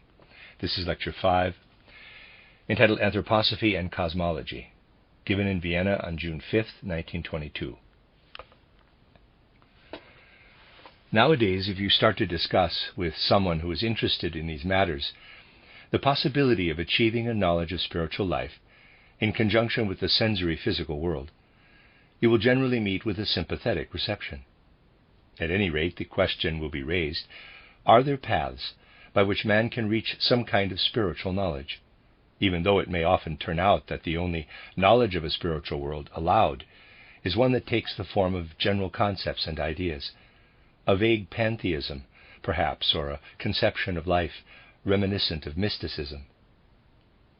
If, however, you should then attempt, as it became necessary for me to do in my book titled An Outline of Occult Science, readers aside, also known as An Outline of Esoteric Science, end of readers aside, to describe a real cosmology, a science of the origin and evolution of the world in specific terms, discussion with an enlightened person is usually at an end. He reacts strongly to the suggestion that anyone today might be in a position, on some epistemological basis or other, to make a statement about a spiritual origin of the world, about forces operating spiritually in world evolution, and about the possibility that this evolution, after having passed through a sensory physical phase, might lead back once more into a spiritual form of existence. The reaction of the enlightened person to such a suggestion, implicit in the specific descriptions entitled Occult Science, for example, is to avoid having anything to do with someone who makes claims of this kind. He will think, if someone sets out to make specific statements about such matters, he is probably on the verge of losing his mind.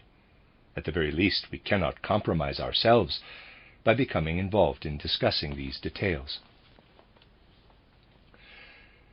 It is naturally impossible, in a single lecture, to present any details of cosmology as they follow from the worldview I am advocating. Instead, I should like today to try and show you how spiritual science can arrive at a cosmology and a knowledge of the spiritual impulses underlying world evolution. The reproach, usually leveled at anyone who now attempts such a task, is that he is guilty of anthropomorphism, of taking features of human soul life and projecting them, in accordance with his wishes or some other predilections or prejudices, onto the cosmos. A closer examination of the way in which the worldview presented here attains its cosmological results, however, should be enough to demonstrate that there cannot be the slightest question of anthropomorphism.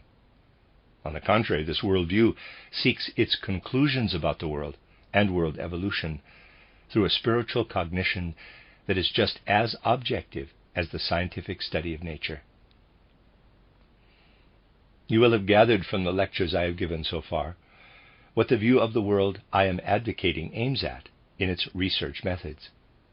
On the one hand, it desires to preserve everything that humanity has acquired over the last 3 or 4 centuries in scientific conscientiousness, and a sure and careful method of seeking truth.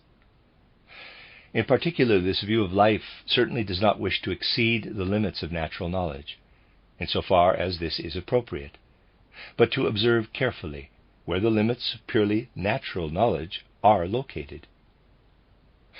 The existence of such limits is much discussed today, and has been for a long time. We can say that the opinions of trained natural scientists on this subject today are founded on notions that more philosophically inclined minds derive from Kant and other minds, to whom a more popular treatment appeals, from Schopenhauer and others. A great deal of material in this direction could be cited. Now, it is probably true to say that Kant and Schopenhauer, and all those who follow in their wake, are dangerous guides to the discernment of the limits of natural knowledge, because these thinkers very enticingly, I would say, stopped short at a certain point in their consideration of the human cognitive faculty and the capacities of the human soul. They drew the line at a certain point, and their approach to this point is extraordinarily shrewd. Yet the fact remains that as soon as we become aware of the need to consider man as a whole, and to take into account all that can follow from man's physical and spiritual organism in the form of cognitive activity and inner experience, we shall also realize that a one-sided critique of the cognitive faculty can only lead to one-sided conclusions. If we wish to examine the relation of man to the world, in order to establish whether there is a path that leads from man to knowledge of the world, we must take him as a whole and consider him in his entire being. It is from this point of view that I should now like to raise the question. Assuming that the limits of our knowledge of nature, which scientists have also been discussing since Du Bois-Reymond, though they are viewed very differently today from the way he saw them half a century ago, did not exist, what would be man's position in the world? If we were to assume that man's theoretical cognitive faculty, by which he connects his concepts with observations and the results of experiments, in order to arrive at the laws of the universe, could also penetrate without difficulty into the organic realm, could advance as far as life, then there would be little reason why it should stop short of the higher modes of existence, the realms of soul and spirit. If we were to assume, therefore, that the ordinary consciousness we employ in the sciences and work with in ordinary life were able at all times not only to approach the outside of life, but also to penetrate below the surface of things to their inner being, that is, if there were thus no limits to knowledge, what sort of constitution would man need? Well, his relation to the world would be such that his entire being, his inmost being, would be constantly entering into everything with its spiritual antenna. Though this may appear paradoxical to some people, a dispassionate observer of life and of the relationship of man to the world will realize a being whose ordinary everyday consciousness had no limits would inevitably lack the capacity to love. And if we reflect on the significance of this capacity for our whole life and on what we are in life because we can love. We shall conclude, on this mortal earth we should not be human beings, in the sense in which we must, in fact, be human beings, if we did not have love.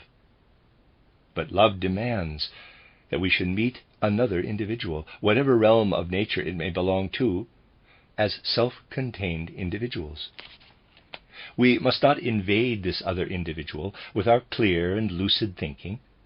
On the contrary, at the very moment when we develop love, our being must become active, that part of us which is beyond clear and lucid concepts. The moment we were to become capable of invading the other individual with clear and lucid concepts, love would die. Since the human being must be a creature of love by virtue of his task on earth, and since when he has a certain capacity it conditions his whole being, we can conclude the human being definitely needs limits to his knowledge of the outer world and must not penetrate beyond them if, within his ordinary consciousness, he is to fulfill his task here on earth. The property that enables him to be a creature of love has its obverse side in his ordinary knowledge, which has to stop at the limit that is set for us, in order that we may be creatures capable of love. This is just an outline that each individual can fill out for himself. Even so, it reveals something that has certain consequences.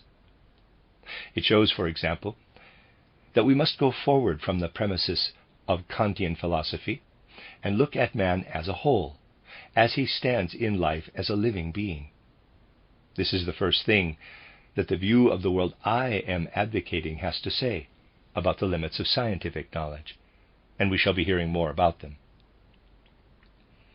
Here is one of the two guiding principles for any view of life and the world that is to be taken seriously today. The other, to which I have already drawn attention in the last few days, can be described by saying, any view of life and the world that is to be taken seriously today must not lose itself in nebulous mysticism. It is a fact that even noble minds at the present time, observing that natural science is limited and cannot provide us with a springboard into the spiritual world, throw themselves into the arms of mysticism, especially the older forms of humanity's mystical striving. Yet in face of the other requirements for knowledge today, this certainly cannot be the right way. Mysticism seeks, by looking within man, to reach the actual foundations of existence. But once again, human knowledge is limited when it comes to looking within man. Assuming that man were capable of looking into himself without limit, to the point where the deepest essence of human nature is revealed, where man is in touch with the eternal springs of existence and links his personal existence with that of the cosmos, what would a human being then have to do without? Those who gain great inner satisfaction from mysticism often summon up the most varied things from within themselves. I have already indicated that what is brought up in this way ultimately turns out, on closer examination by a true student of the soul, to rest on some external observation. This observation sinks into subconscious depths, is permeated by feeling and will and organic processes, and then appears again in an altered form. Anything observed can undergo a transformation or metamorphosis so great that the mystic will believe he is drawing from the depths of his soul something that must demonstrate the eternal foundations of the soul itself. Even such outstanding mystics as Meister Eckhart or Johannes Tauler are not completely free from the error that creeps in when we mistake the altered inner pictures of ordinary consciousness for independent revelations of the human soul.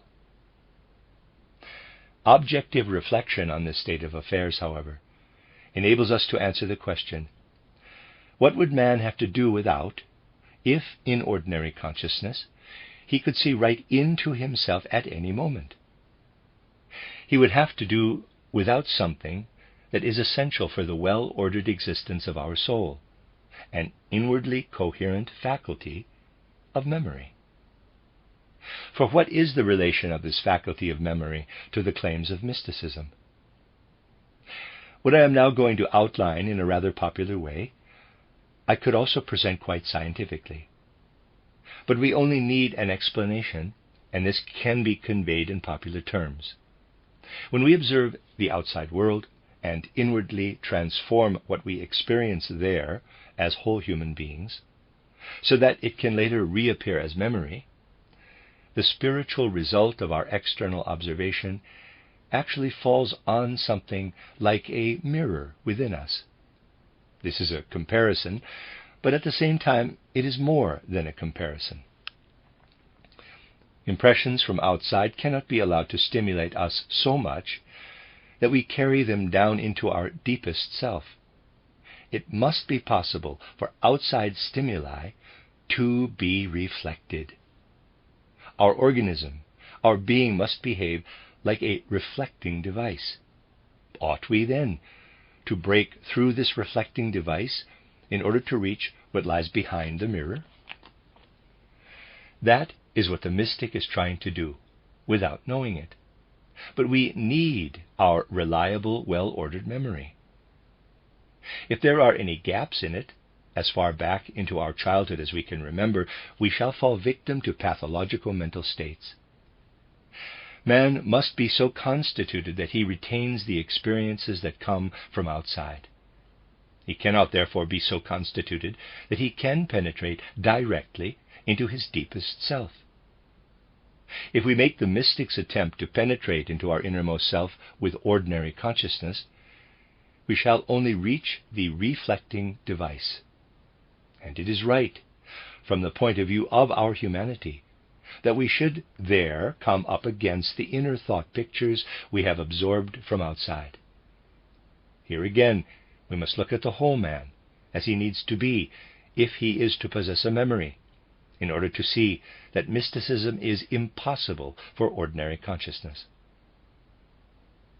There are thus two limits to ordinary consciousness: a limit of natural knowledge, in relation to the outer physical sensory world, and a limit in relation to mystical striving.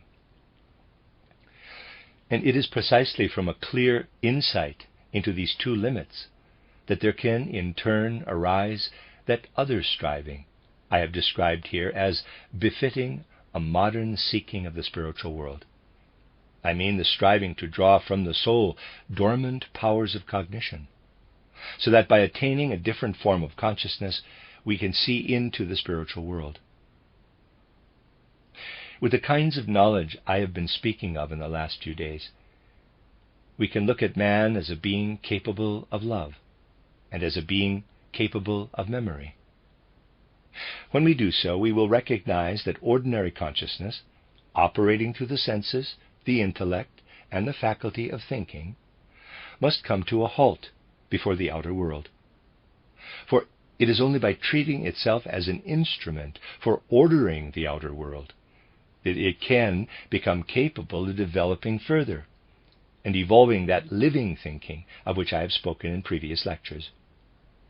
When, by means of this living thinking, we examine what happens in us as we stand before nature, we find that at the very moment when we have developed our faculty of thinking to the point where it provides a means of ordering external phenomena, our ordinary consciousness is extinguished in the act of cognition.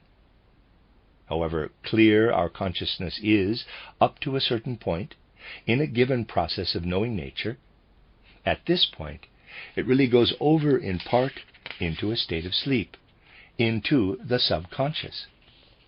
Why is this?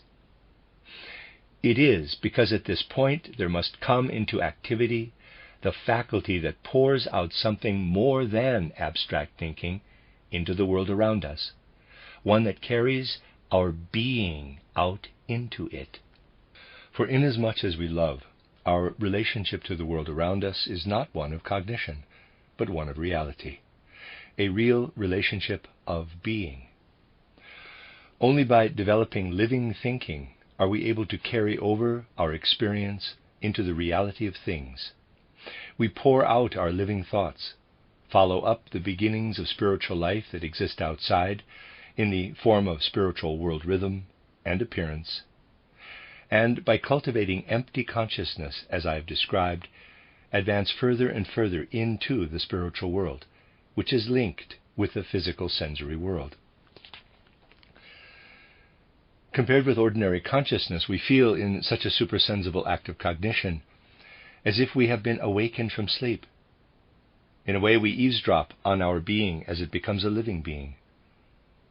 Here is something that can make a more shattering impression on the spiritual seeker than anything he can obtain by repeating the experience of the profoundest mystic. More moving than the latter's absorption in his inner self is the moment of realizing that at a certain moment of higher cognition, man must pour out his own self as being into the outside world, and that the act of cognition transforms mere knowledge into real life, into a real togetherness with the outside world.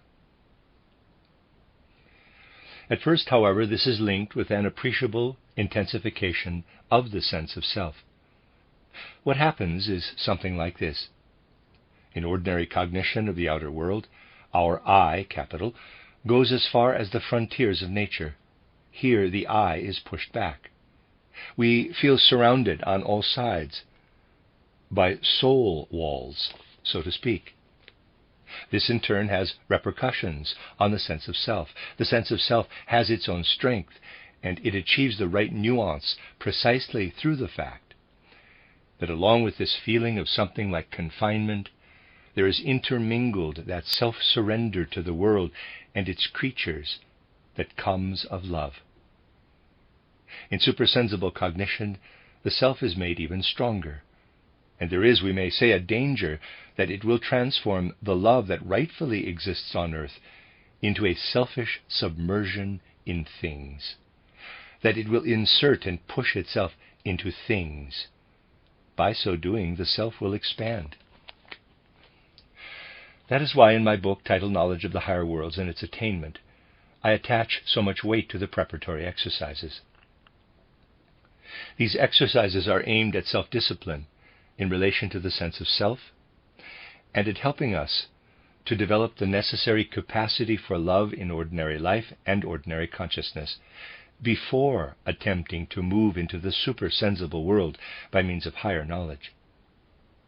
We must be healthy in soul, body, and spirit in this respect, before we can enter the spiritual world in a way that is healthy. If we are, then no one will be able to raise the more or less Philistine objection that there is something uncomfortable about listening in on our own capacity for love. To do so makes a shattering impression, it is true. We see ourselves as never before in ordinary consciousness. What we attain in higher cognition, however, does not incorporate itself into the memory. If it did, we should be capable of marching through life fondly contemplating our own capacity for love, which would make us inadequate as people. And remembering this, you will know how to properly value these demands on supersensible knowledge. This characterizes the relation of supersensible knowledge to the capacity for love from an intellectual standpoint. But what do we experience as a result of it? It is clear from what I have said already that we pour out our intensified self into our surroundings. In this way, the self moves forward to the spiritual sphere. And we now come up against the curious fact that by making ourselves increasingly capable of entering into the outer world, we actually arrive at knowledge of our soul and our spiritual nature. Goethe's instinct in rejecting the knowledge of self that results from brooding introspection was, I would say, a healthy one. He had harsh things to say about this kind of mystical self-knowledge. Man can attain true self-knowledge only if, by strengthening his otherwise dormant powers of knowledge, he attains the capacity to explore with his self the outer world. It is in the world outside that man finds his real knowledge of self. We must learn to reach a true knowledge of the world in the modern sense by turning many familiar concepts almost back to front. And so it is with the concept of self-knowledge. Look into the world, seek ever further in the expanse by allowing the capacity of your eye to immerse itself in this expanse, strengthened by the development of cognitive powers. Then you will find your real self. We can therefore say, the cosmos allows us to penetrate it in order to gain supersensible knowledge. And what it gives back to us as a result of this penetration is precisely our self-knowledge. Let us look at this other aspect of experience, which is sometimes sought by a false mystical path. I have shown how the human will can be developed and how it is possible to develop dormant powers. The will can be developed to such an extent that the whole man becomes a kind of sense organ, or rather spirit organ, becomes, that is, as transparent in soul and spirit as the human eye, EYE, is transparent. We need only recall how selfless, in a material sense, the human eye must be to act as the organ of sight. If the eye were to fill itself with self-assertive material, our field of vision would at once grow dim. Our entire human nature must come to be like this, on the spiritual plane. Our entire being, soul and spirit, must become transparent. Then, with what lives in our will, we can enter the spiritual world even during our earthly existence. There now occurs, however, what I already hinted at yesterday. By seeing the spiritual world, we are enabled to comprehend our inner self. And as I explained yesterday, when as physical sensory beings we confront the outer world, we enter into its sensory physical phenomena with our entire being, and carry away with us memory images. Indeed, our soul is made up of these images. We can say, therefore, what is physical sensory outside is seen as image within. Conversely, I would say, in attaining the capacity to look out through the spirit organ that is our self into the outer world, as into a spiritual world with spiritual beings and events, we perceive our own inner physical body.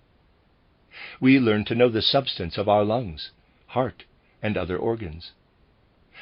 The spirituality of the outer world is reflected by the physical nature within us, just as the physical outer world is reflected by our spiritual abstract nature.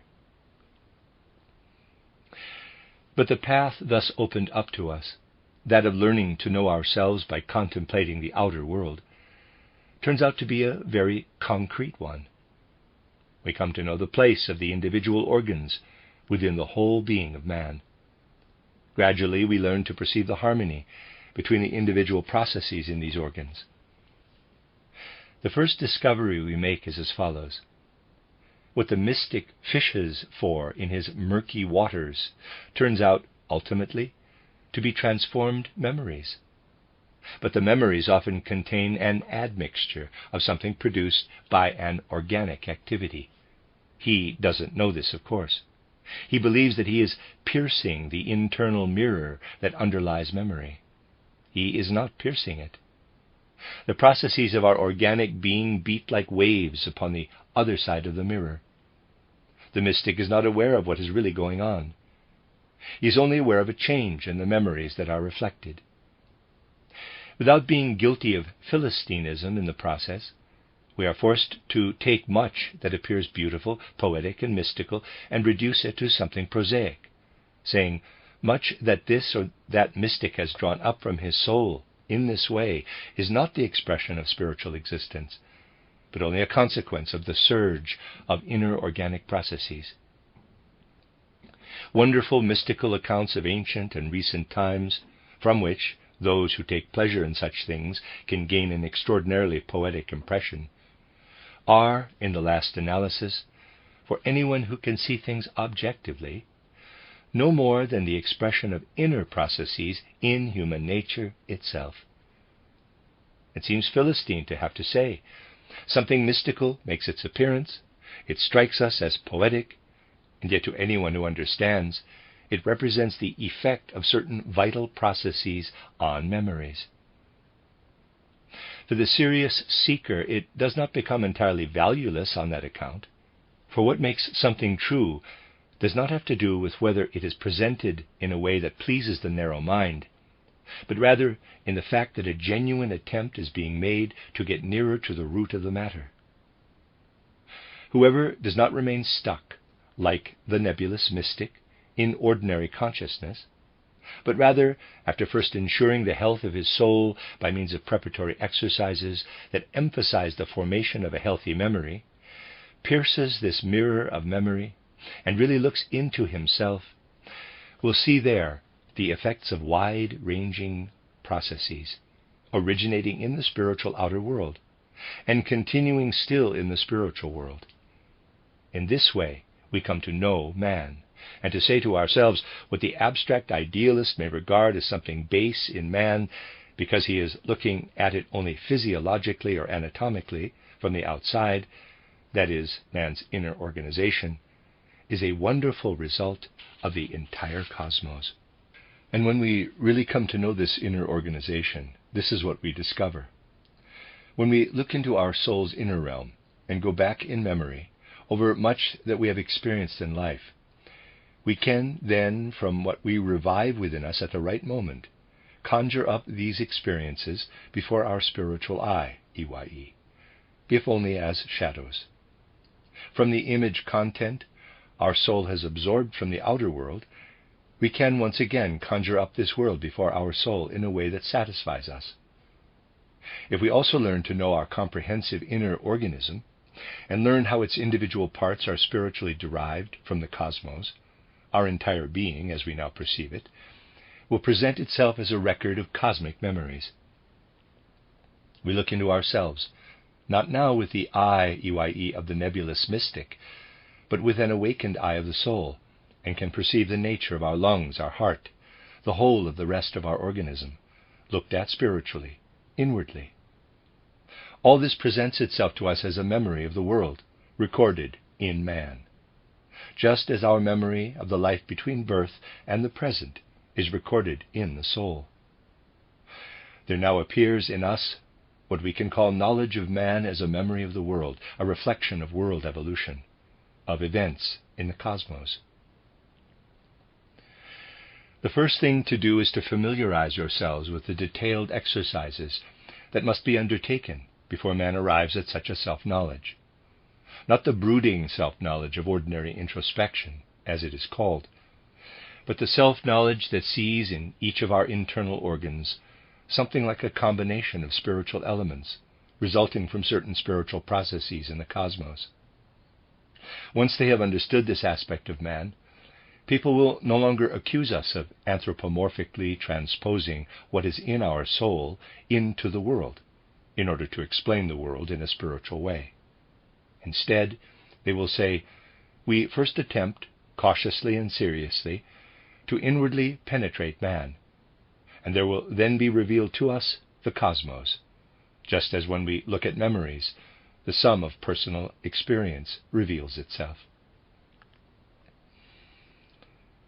Such things may appear paradoxical to contemporary consciousness, and yet this consciousness is on the way to apprehending them. There is a longing to follow up certain lines of thought that are already there. When people do so, a certain amount of practice is of course required. The thoughts that lie along these lines will develop more and more into living thoughts. And when, in addition to this, the will has been developed, people will enter increasingly upon this kind of self-knowledge, and see that while on the one hand the continual advance of the self into the outer world leads to self-knowledge, penetration into the depths of human nature leads outward from man to knowledge of the world. In order to cultivate a disinterested approach to these matters, it is necessary to look at human nature in a way that is different from that usually adopted today. People today dissect the human bone system, muscular system, and nervous system, and take the results as a definition of his physical being. They can then envisage man as if he were a creature of solid material constituents. Yet everyone today knows that essentially man is not made up of solid constituents. For the most part, some 90%, in fact, he is a column of water. Everyone today knows that the air I have just breathed in was previously outside in the world, and that the air I now have functioning within me will later be outside once more and belong to the world. And finally, everyone can comprehend that the human organism has a continuous exchange of heat. When we look at man in this way, we gradually escape the illusion of our solidity. We recognize it as an illusion, and yet we cling to it in our soul, as if man could be viewed in the way we depict him in anatomy. With equal justification, we shall come to regard the liquid in man as part of his being, what vibrates, surges, and creates in the fluid human being. We shall come to perceive that what takes place in the air form of man also belongs to his being. And finally, we may come to comprehend that the air inside us that vibrates, surges, moves up and down, diffuses itself through the currents in our veins, and functions within us, is warmed in some places and cooled in others. The sole spiritual element that we carry within us today, in this more or less abstract form, suffers from a marked image character, so that we can really only perceive it from within, as we say. Nor can we escape from this perception from within by looking at what physiology and anatomy tell us about man. All the magnificent results that ordinary science has achieved present us with a solid shape of complex structure, yet it is one quite different in kind from what we observe within us when we visualize our thinking, feeling, and willing, and we cannot find a bridge from one to the other. We can watch the struggles of psychologists to establish a relationship between what they comprehend in its abstractness and image character, the only way that is open to their inward perception, and what exists outside.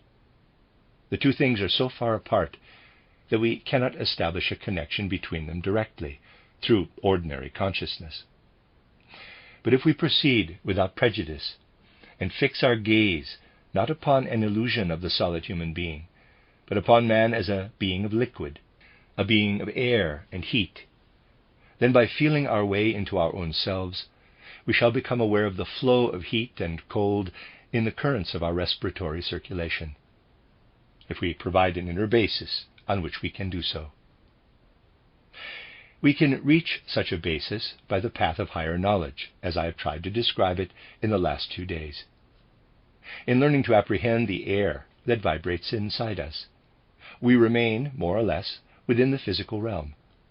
But when we apprehend it and then transfer the living thinking that senses something of reality within, the bridge is established for us. And if we become aware of the human being down to the details of his temperature variations, and condense the soul element until, out of its abstractness, it attains to reality, then we shall find the bridge. Condensed in this way, the life of the soul can link itself with rarefied physical experience. When we begin to penetrate ourselves and thereby perceive how living thought moves in our, in quotes, air man, if I may so express myself, in which there are certain temperature variations, we gradually see how, in fact, differences of thought can also operate in our human organism. Thus a sympathetic thought, for example, the verdict, quote, "Yes, indeed, the tree is green," close quote, does in fact induce a state of heat. Whereas a thought in which antipathy is present, a negative judgment, for example, has a chilling effect on our air, heat, materiality. In this way, we see how the soul element continues to vibrate and create through finer materiality into denser materiality. We find it possible to direct our path of knowledge into the human organism, too, in such a way that we start with the soul and go on into the material.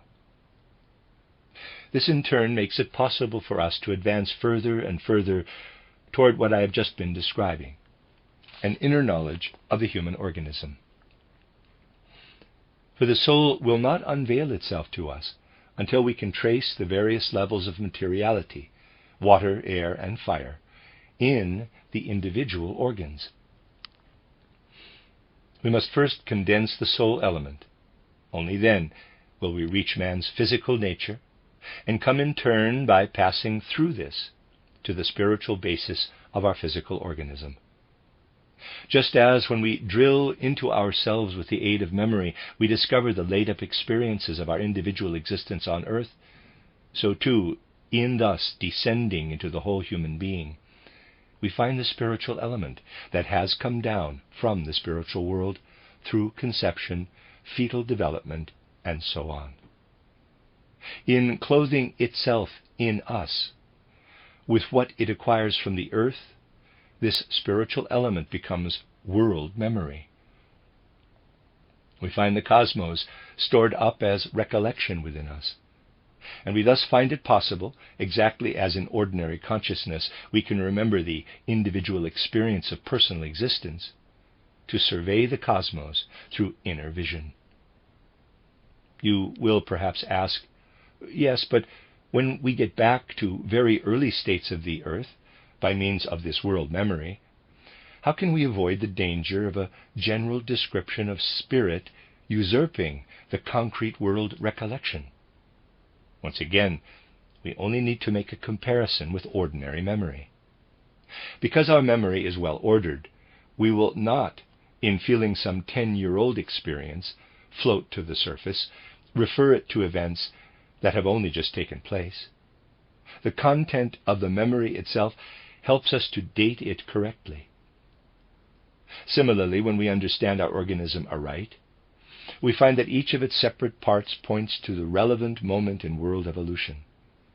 Essentially, what natural science produces theoretically by extending its observations from the present back into earlier ages can only properly be completed by man's self-contemplation, which leads to a real world recollection, a world memory. Otherwise, we will always be condemned to fall into curious errors when we construct hypothetical theories of world evolution. What I am about to say may sound trivial, but it will illustrate my point. The so-called Kant-Laplace theory, now, of course, modified, the theory of how the individual bodies in the solar system split off from a nebula in the universe, is commonly illustrated by taking a drop of oil, making a hole in a circular piece of card, fastening a pin through it, and rotating the drop of oil by means of the pin. Individual droplets separate off and continue to revolve round the main drop. A miniature solar system forms. And from the standpoint of the ordinary scientist, one can say, the same thing on a larger scale took place out there in space. But something else is also true. Anyone demonstrating something like this, to illustrate the origin of our solar system, would have to take all the factors into account. He would thus have to take into account the teacher standing there and rotating the drop of oil. He would have to place an enormous teacher out in space to rotate the cosmic nebula. This point, however, has been forgotten in the experiment I have described. Elsewhere in life it is a very fine thing to forget oneself, but in an experiment, in illustrating important and serious problems, one must not forget such things. In this case, one must not forget oneself. Well, the worldview I am advocating does not forget these things. It accepts what is justified in natural science, but it also adds what can be seen in the spirit. And here, of course, we do not find an enormous person, but rather a spiritual world, which has to be placed into the material development. We thereby permeate the Kant-Laplace primal nebula, which perhaps rightly has been posited, with the spiritual beings and forces operative in it. And we permeate what will become of the earth in the so-called heat death, of which contemporary science speaks, with spiritual beings and forces. After the heat death, these will then carry the spiritual element out into other worlds, just as the spiritual element in man is carried out into other worlds when the body disintegrates into its earthly elements. In this way we attain something significant for our time. I have demonstrated, I think, that what is ordinarily apprehended only in abstract cognition, the soul spiritual element, which one cannot bring near the material, is spiritually infinitely far removed from matter. What has followed from this for our entire cultural life? Because in ordinary consciousness we are unable to bring the spiritual near the material, we have a purely material view of the world's history. We form concepts of a purely physical process, with a beginning conceived in purely physical terms, in accordance with the laws of mechanics, and an end conceived in accordance with thermodynamics, as the heat death of the earth. At the same time, we are aware of ourselves as human beings, standing inside this process, and evolving from it in a way that is certainly unintelligible to contemporary science. If we are honest, however, we have to admit that we can never connect our soul experience with what goes on outside in the material sphere. And at this deepest level of the soul, interwoven with our thinking, feeling, and willing, are moral impulses and religious forces. They live within us, in the soul spiritual element we cannot bring near the material. And so, perhaps, the modern person, with his consciousness being what it is, says to himself, natural science leads us only to a material process. This alone makes up exact science. For moral impulses and religious forces, we require notions of faith. This view, however, is incompatible with the serious life of the soul. And in their unconscious minds, serious people today feel, though they may not admit it, that the earth has evolved from the purely material. From this emerges a kind of bubble. There arise cloud formations, and indeed shapes thinner even than clouds, mere illusions. In these exists the greatest content we can absorb as human beings, all the content of culture. We go on living for a while, and then one day the earth enters into its heat death, which can be foretold on the basis of external scientific evidence. At this point it is as if all life on earth is buried in an enormous cemetery. The most valuable things that have arisen from our human life, our finest and noblest ideals, are buried alongside what was the material substance of the earth. You can say you don't believe it, but anyone who reacts honestly to what is often thought about these things today by people who reject independent spiritual research cannot avoid the inner dissonance and pessimism that arise in face of the question, what is to become of our spiritual activity if we regard the world in a purely material sense, as we are accustomed to do in exact science, as it is called? This is the origin of the wide gulf that yawns in our time between religious and moral life and the natural approach to things. It seems to me that given these circumstances, a genuine seership, an exact seership is called for, one suited to modern man, in order to establish a bridge between spiritual and material, by providing a basis of reality for the spiritual and taking from the material its coarseness, as I would call it. That is above all what we bring before our souls when we look at things as we have done today. We have seen the spiritual in the human being himself, gradually passing over into his human heat and air variations. By descending into the coarser material sphere and seeing how the finer element flows into living thinking, we shall be able to think our way into the cosmos and understand correctly something like the heat death of the earth, because we know how our own human heat in its differentiation is permeated by living thinking. And from the standpoint of the world memory that appears within us, we can look at what is spiritually active in the material processes of the world. In this way, we arrive at a real reconciliation between what presents itself to us spiritually and what presents itself to us materially. True, there is much in people's hearts today that still speaks against such a reconciliation. For in recent centuries, we have grown accustomed to call truths exact only when they rest upon a solid basis of sensory observation, in which we surrender passively to the outer world. What has been observed on this kind of solid basis is then built up into natural laws and natural theories, and theories are accepted as valid only when they rest upon this solid basis of sensory observation. Those who think like this resemble people who will only consider ordinary gravity to be valid in cosmic space, and who say, quote, "The earth has its gravity, and bodies must fall toward the earth, and have a support, because they cannot float about freely in space," close quote. This is true, so long as we are standing on the earth, and considering the earth's gravity in relation to its immediate surroundings. But if we look out into space, we know that we cannot say, quote, "The heavenly bodies must be supported," close quote, but must say, quote, "They support one another," close quote. We need to attain this attitude in a form appropriate to the Spirit for our inner universe of knowledge. We must be capable of developing truths that specifically do not require the support of sensory perception, but support one another, as do the heavenly bodies in space.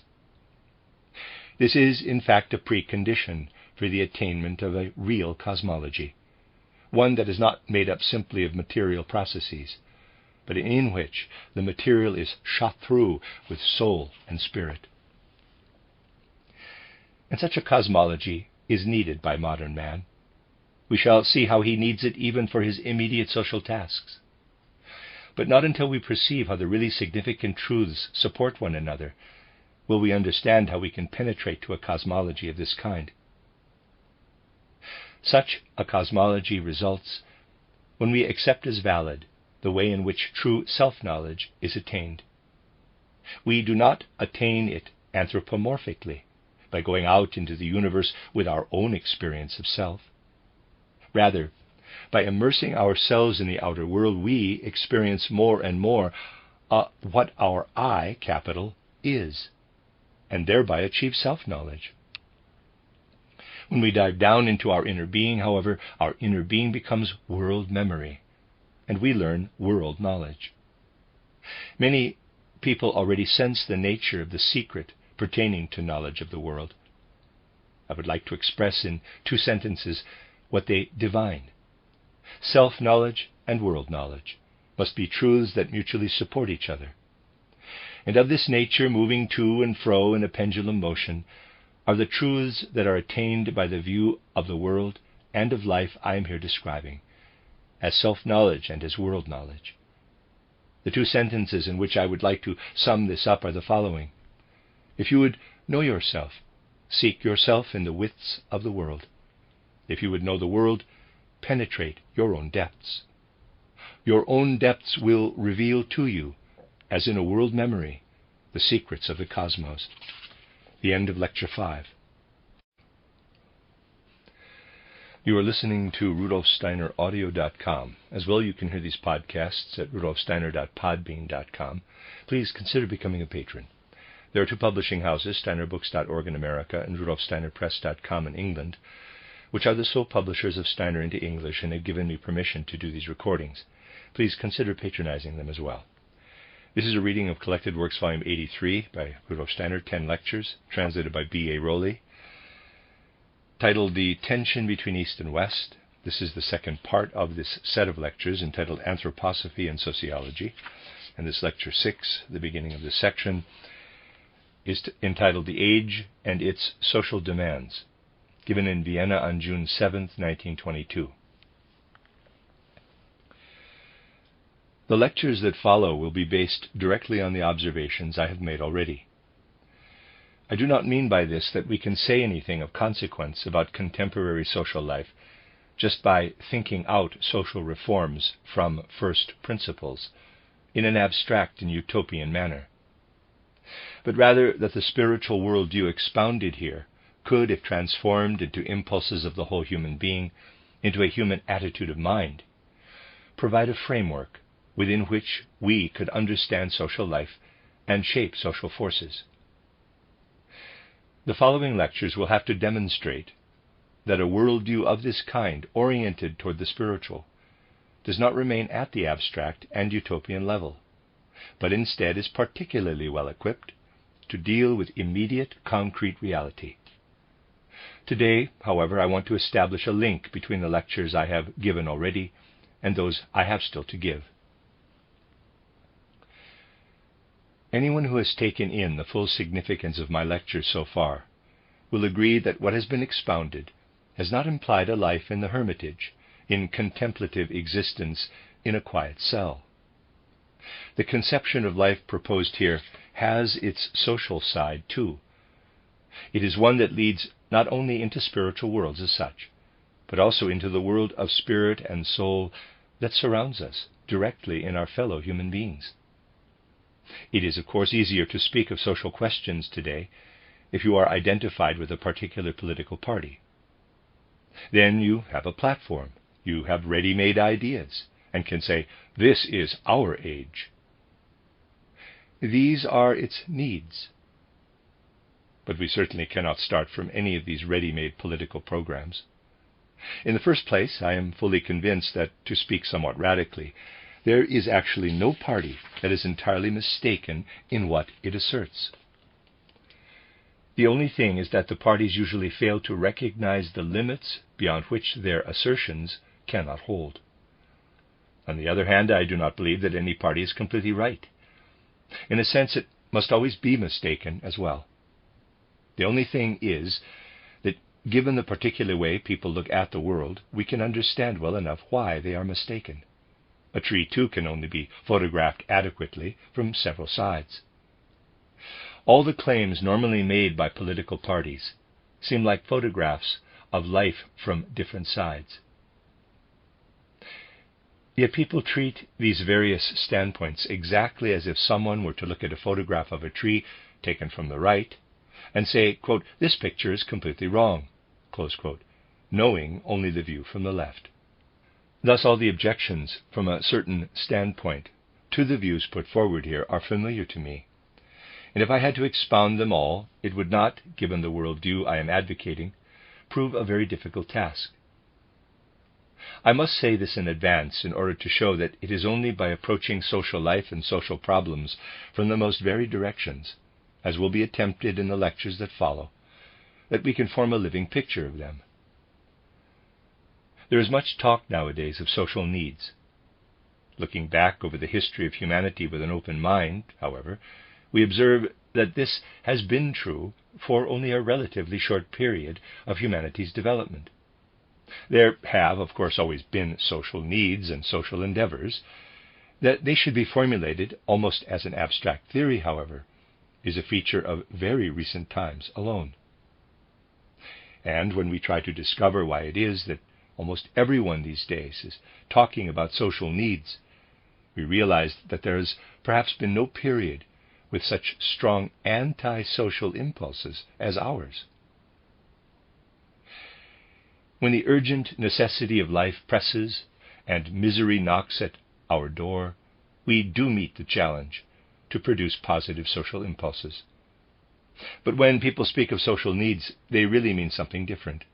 They mean man's feeling that he is not simply a separate being, but that he must move among other people, and work among and with others, and that he exists for his own satisfaction and for the good of others. In this respect, people of earlier epochs were actually much closer to one another, paradoxical as it may sound, than we are today. And this was only natural, because nowadays we live in an historical epoch, which, as the preceding lectures have already indicated, has summoned particular powers from the depths of human nature, especially within the civilized world. These powers are specially adapted to the purposes I have described, but are less well suited to arousing in man the social instincts and social impulses that were present if in a form no longer appropriate to the present time, in earlier epochs. Looking back over human evolution, we see that in the course of 3 or 4 centuries, there has emerged from within the human soul a capacity, a soul power, which we can regard as intellectual, the power of reason, of a more or less rational view of the world. This view has been splendidly successful in the field of natural philosophy. It can carry people a tremendously long way toward developing their contact, their exchange with external nature. But the question arises whether this power, which represents the glory and triumph, so to speak, of very recent times, is also suited as it stands to facilitate the relationship between one individual and another. Only a clear view of this problem can ultimately shed light for us on the social needs of recent times. These needs, as they are ordinarily formulated, can only express a superficial outlook, symptomatic of something lying much deeper in man. This is what stands out above all for a spiritual, scientific approach. Again, when we look with an unprejudiced eye, EYE, at the way in which social configurations and groupings arose in earlier epochs, and indeed fundamentally still arise today, right down to cartels and trusts, we must conclude. The dominant forces in them are ultimately not intellectualistic ones, not those of a rational attitude to life, but are instincts, unconscious feelings. And if we were to create social configurations by means of the intellectualistic power that reveals itself so splendidly in natural philosophy, they would probably have only very slight viability. For after all, it is not without significance that this power of the intellect has shown itself to be particularly important in the observation of inanimate nature, and that whoever desires only natural philosophy and does not wish to move upward to an outlook on things in accord with the spirit, finds himself faced with an unsolvable riddle when he has to rise from the inanimate to the animate. It is not surprising that what is of great importance, precisely because of its inner structure, for the inanimate, the dead, is not as powerful and fruitful in relation to something that is not only alive, but must also develop into human social configurations informed by the Spirit. We can say, therefore, in certain subconscious regions of the soul, the forces that were active in social configurations are still present. On the other hand, man owes 2 of his strongest and most socially effective impulses to the characteristics of the present epoch, and for these he has to find the proper place in social life as a whole. One of the most important social questions of today became apparent to me 30 years ago, when I was trying to look at the problem of human freedom within the entirety of social life. The experience of freedom is really just as old as intellectual life.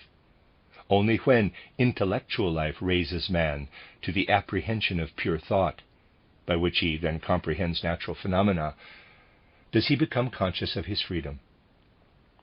To all thought activity, earlier ages added something that resulted simply from organic processes and had its roots, instinctively, in the unconscious regions of will, or else unconsciously in the life of feeling.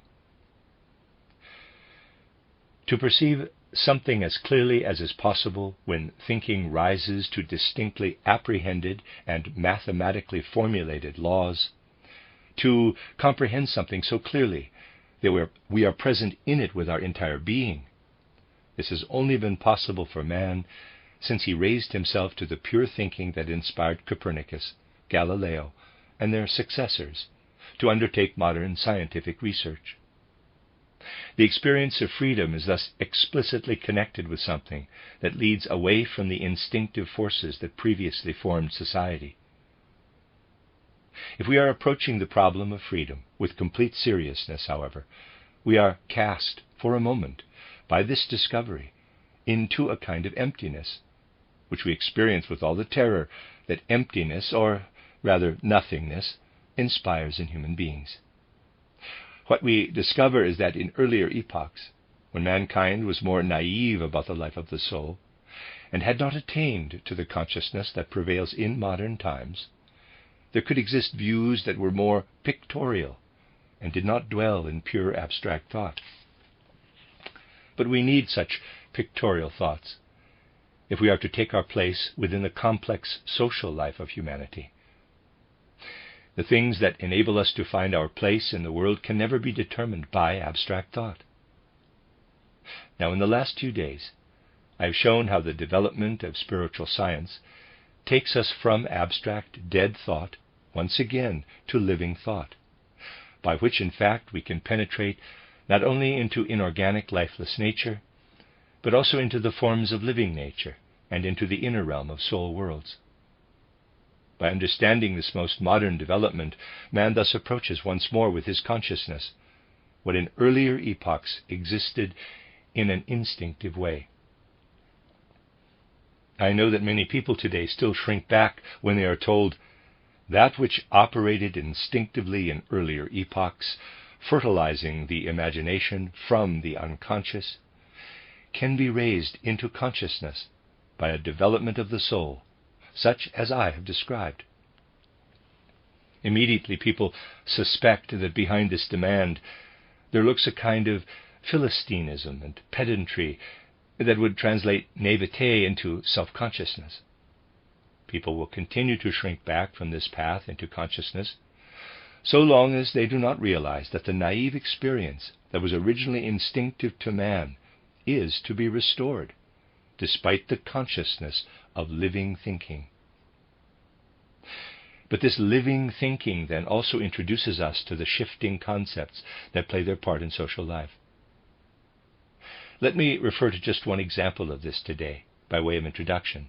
People at present talk a very great deal about capitalism and the function of capital in the social order.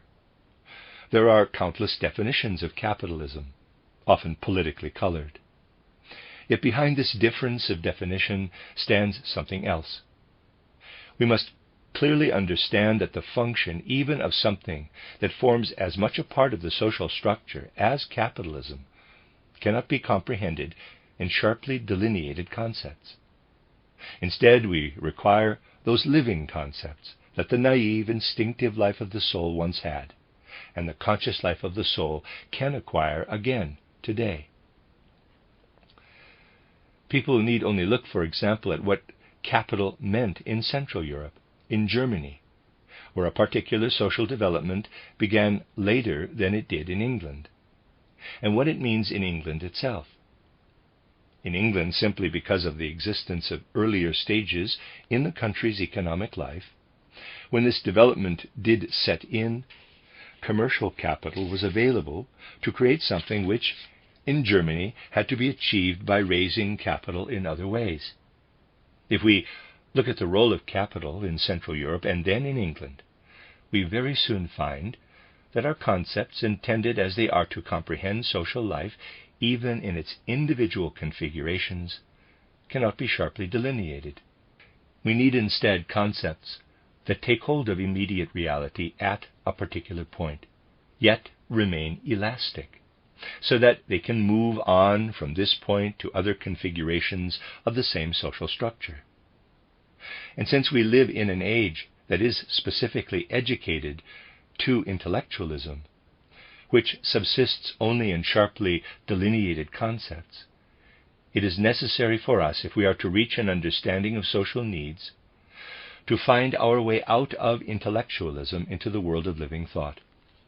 This in turn can transform itself into social impulses, such as arose from instincts in the earlier epochs of humanity's evolution.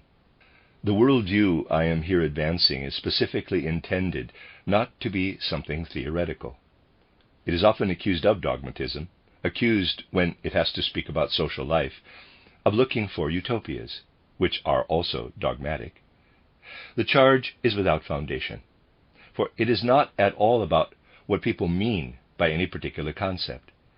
It is a definite attitude to life as a whole, to physical, soul, and spiritual life, an attitude directed toward apprehending this life in its individual concrete forms in accordance with reality. Thereby, however, a certain perspective on extremely important social needs of our age is opened up.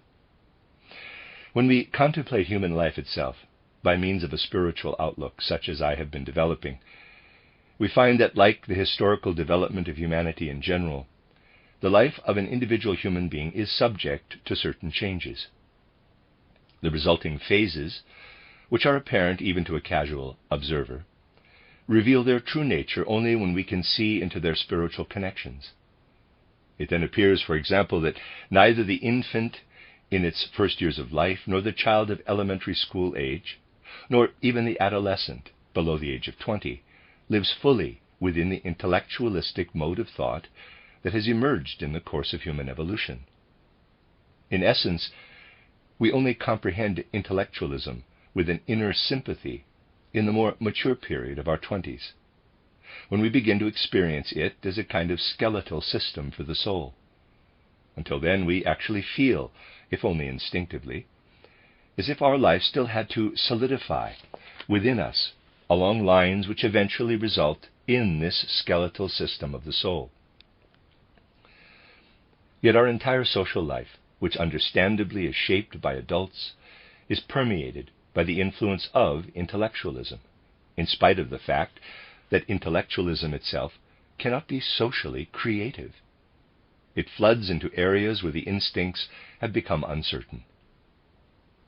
We thus have in our contemporary social pattern an inorganic combination of the instincts, now uncertain, with an intellectualism that seeks to enter social life but does not really fit into it.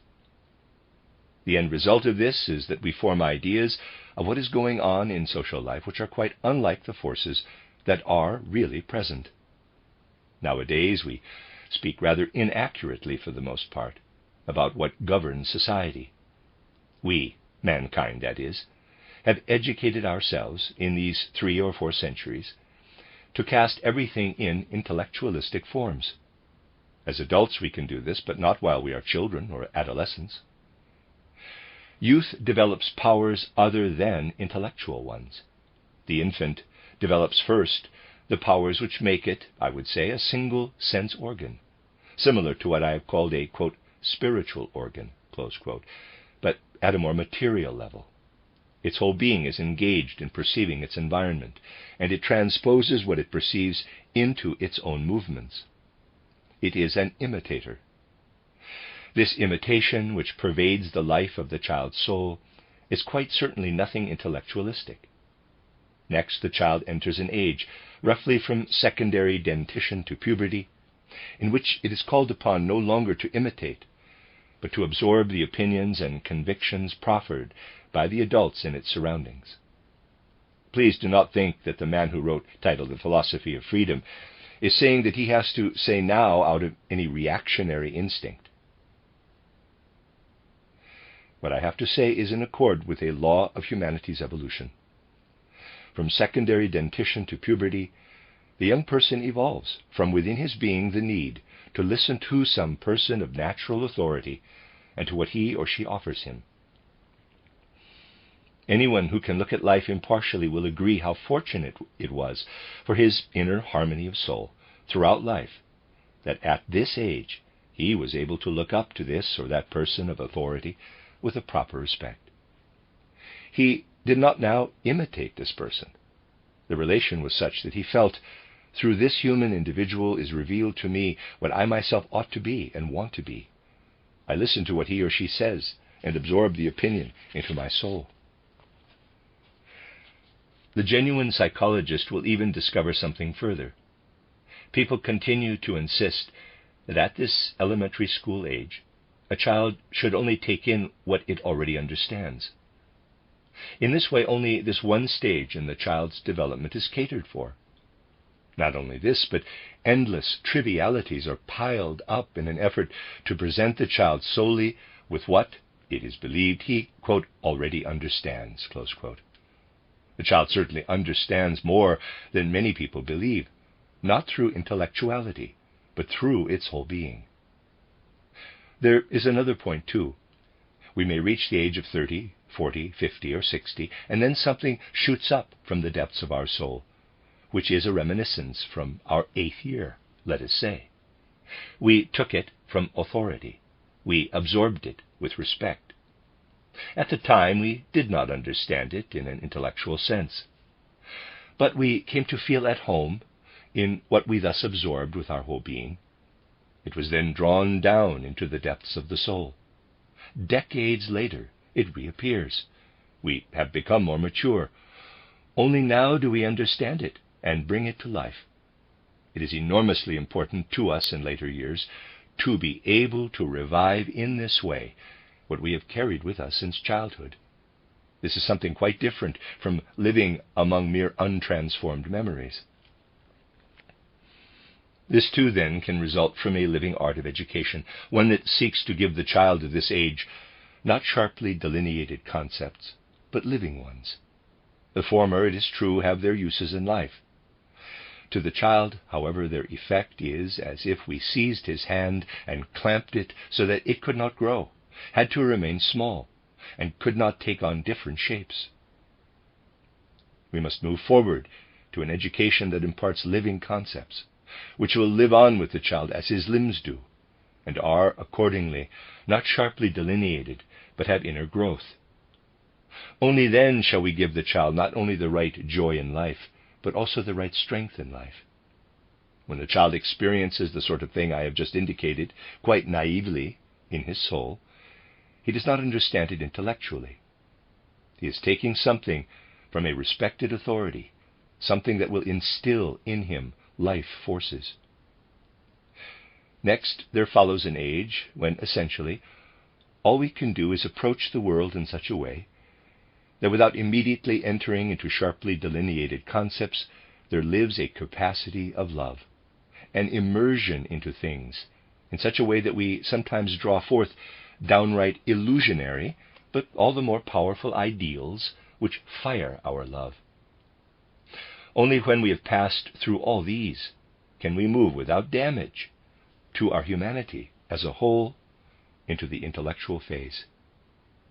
Yet the material that in many cases the old generation nowadays presents to the young is really something appropriate only to a later age. It is no accident, therefore, that young people often fail to understand us as teachers. It springs from their very nature. In the social life of older epochs, forces were developed by which the old could be understood by the young in a quite different manner from today. Hence the social gulf that is opened between the old and the young. It can be understood by those who comprehend our age as it must be comprehended when we trace the development over the last 3 or 4 centuries. Not only through spiritual deepening, but through the enlivening of our spiritual life, we must restore the adult's capacity to reach complete understanding with youth. But bridging the gulf between generations is only one side, only a very small area, in fact, of contemporary social needs. It can be brought about only by an extension of the whole inner human experience. Only those who strengthen the present intellectualized life of the soul into living thinking and spiritual seeing, or at least accept the results of such thinking and seeing, for they too enliven the whole soul, will regain the ability to look fully into the child's life in order to draw out of the child's life itself the powers by which we can understand it. But by indicating the gulf that has opened between age and youth in our time, we also indicate the whole series of gulfs between people, between man and woman, between one class and another in our time. For just as merely intellectualized life separates us from the child, so too it ultimately separates us from other human beings. Only through living thinking, which once again comes near to certain instinctive conceptions of the cosmos, can we establish our position in the social order as firmly as the instinctive human being did in order to make social organisms possible.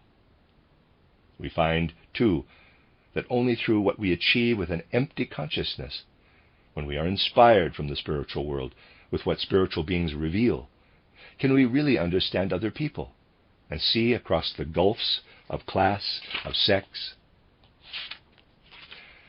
This is the second stage of living together in society. The first is that through imagination, just as earlier it was through instinct that one placed oneself in the world, one finds one's own position. The second is that of finding a bridge across to someone else, someone who lives in a different social context. Nowadays, this is made very difficult for mankind, for when we take up a position in social life in line with our feelings, our judgment is not ultimately based on reality. In the last analysis, it is precisely when we think that our judgments are most in accord with reality that they are furthest away from it. You can see this by observing how even outstanding personalities today take up a position in life and would like to master this life, but fundamentally do not reach the reality of this life. Let me give an example, not in order to say anything for or against the person concerned, but simply to characterize the phenomenon. A particularly striking personality among those socially active in recent times was Rosa Luxemburg. In personal acquaintance, you found a woman completely endowed with social graces, measured in movement and mode of speech, restrained in each individual gesture and phrase. A certain gentleness even, certainly nothing tempestuous, was in her personality. Yet, when you heard her speak from the platform, her way of speaking was, well, I will take a concrete example. She would say, for instance, yes, there were times when man believed he originated from some spiritual world or other, which had placed him within social life. Today, she said, we know that man once clambered about in the trees like an ape in an extremely indecent fashion, without any clothes on, and that from this ape man there developed those who today occupy the most varied positions in society.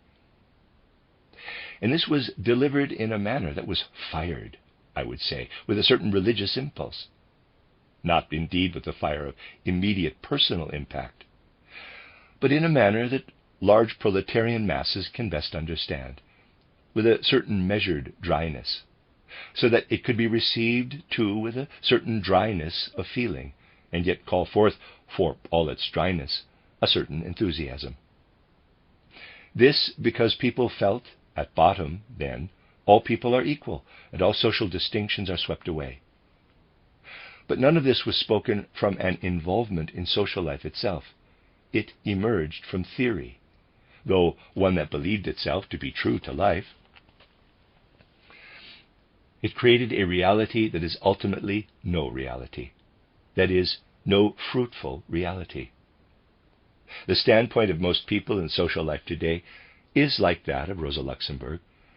They speak about society without the power in their words that comes from life itself, from experience of the social aspect of man. To speak of society is possible if, with the old instinctive power of looking at social forms, we can find our own place in life and also a bridge to people in other walks of life, other classes, or other generations, and to individual human personalities. This was achieved in earlier epochs out of extraordinarily deep-rooted human instincts. These powers of cognition become conscious as man develops into the spiritual organism, or, in quotes, sense organ he becomes as a human totality in the way I have described. As a result, he can live with his will in the spiritual world, free of the body. For living into another person is always an unconscious or conscious body-free experience of his being. It is dead theory to think that we look at someone, see that he has an ear shaped so, a nose, a face shaped so, and knowing that we too have such a nose and a forehead shaped thus, and so on, and that we have a self, assume unconsciously that the other person also has a self. This is not what we do.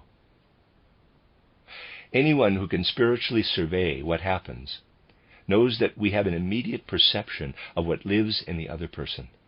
This immediate perception, we might say, is simply the act of seeing raised to the spiritual level. Certain theories in contemporary philosophy have even discovered this fact. Spiritual science shows that by bringing the power that operates unconsciously and instinctively up into consciousness, man can live over into the other human individuality, and only thus can he place himself fully into social life. With the intellectualism attained at the educational level in human development to which we have been raised, or rather, with what can grow out of that intellectualism, we can point to this self-spiritualizing development of the human soul. And when this is possible, social perspectives too can be gained. Certainly, it is only by apprehending the spiritual in this way that we can gain the strength to cast aside old fears and achieve an immediate experience of the impulse of freedom in man. Now, the soul can only really apprehend this impulse of freedom out of a full human life. That this is so, I should like to illustrate once more with an educational example. What precisely is the basis of the Waldorf School in Stuttgart, which was created from a view of life in accord with the spirit? It seeks to act as a social organism in the life of today in a way that present-day forces themselves require. Its aim is therefore certainly not to inculcate a philosophy in any way. It would be an entirely false conception of the principle of the school to think that it seeks to impart to the children any particular worldview. A conception of the world and of life that is held to be in accord with the spirit exists in fact for the staff, and what in this conception is not theory but life may also come out in the skill and tact of the teacher, and in everything that he does in all the work of instruction and education. The isolated statements that are often made about the teaching methods at the Waldorf School really miss the point. They may well lead someone or other to say, of course there are other methods of instruction and education with the same aim. In terms of abstract principles, it is true fundamentally to say that what can be stated about the methods of the Waldorf School is also found elsewhere. What is important in the Waldorf School is the immediate life that flows from a conception of the world which creates life, and not merely concepts. What does this achieve? Well, it is difficult to describe life in sharply outlined concepts. I shall therefore explain what I mean in this way. Quite certainly there are on the staff of the Waldorf School some teachers who are not unusually gifted. We can say this without hurting anyone's feelings. But even if the widest range of physical, soul, and spiritual talents were represented in the teacher, we should still have to say, among the children he has before him, there may be some who will, at some stage in life, develop talents that go far beyond those the teacher himself possesses. We must therefore create educational methods by which we can handle the children at each age, not only in such a way that they acquire the talents we have ourselves, but also that they develop any latent talents we do not have at all. Even if no geniuses ourselves, we must place no obstacle in the way of the child's development toward genius. It is all very well to go on declaiming that the child's individuality must be developed and that, quote, education is a drawing out and not a putting in, close quote. You can say this, and as an idea it all sounds wonderful, and you think of it as something fruitful in life. But what people often mean by it is simply that they will develop in the child what they think is capable of becoming something individual, but not anything that goes beyond the individuality of the teacher himself. In the Waldorf School, everything is directed toward education in freedom. A person's inmost spiritual element remains essentially undisturbed by the Waldorf School. It is not disturbed any more than a plant that is placed into the ground, has stakes applied to it, and is allowed to develop freely in the light and air, weaving it into the template. A child's spiritual individuality is something completely sacred, and those with a genuine experience of human nature know that it will follow of its own accord the influences exerted on it by everything around it. The teacher thus has to set aside what can hinder this tenderly protected individuality in its development, The hindrances which can result from the physical, the soul, and even the spiritual sphere can be discerned by a genuine knowledge of man, if it is developed in its pedagogical and psychological aspect. And when we do evolve such a knowledge, we develop a fine sense for any impediment to the free development of individuality. There is no need for violent interference. Any alien shaping of the personality should be avoided. When we see that there is an impediment that must be set aside, we set it aside. The individual will know how to develop through his own power, and his talents may then go far beyond what the teacher possesses. Here is true respect for human freedom. This freedom is what enables the human being to find within him the impulses that lead and drive him in life. In earlier periods, as he instinctively grew into his social environment, he absorbed from it something that then operated within him as moral and religious impulses. This process has been paralyzed, I would say, by intellectualism. What can consciously produce the social impulses that were once instinctively attained, this must still be developed. Two things thus confront modern man. On the one hand, he must now seek his ethical and religious impulses in his own personality, finding them only among his soul's innermost powers. On the other hand, in the course of the last 3 or 4 centuries, intellectualism has come of age, so much so that it is now regarded as the sole authority. Yet it can afford no such direct spiritual experience, but only observe the life of nature and classify it. We are thus confronted by what we as humanity can achieve, magnificent as it is, within natural processes. And here humanity as a whole is productive.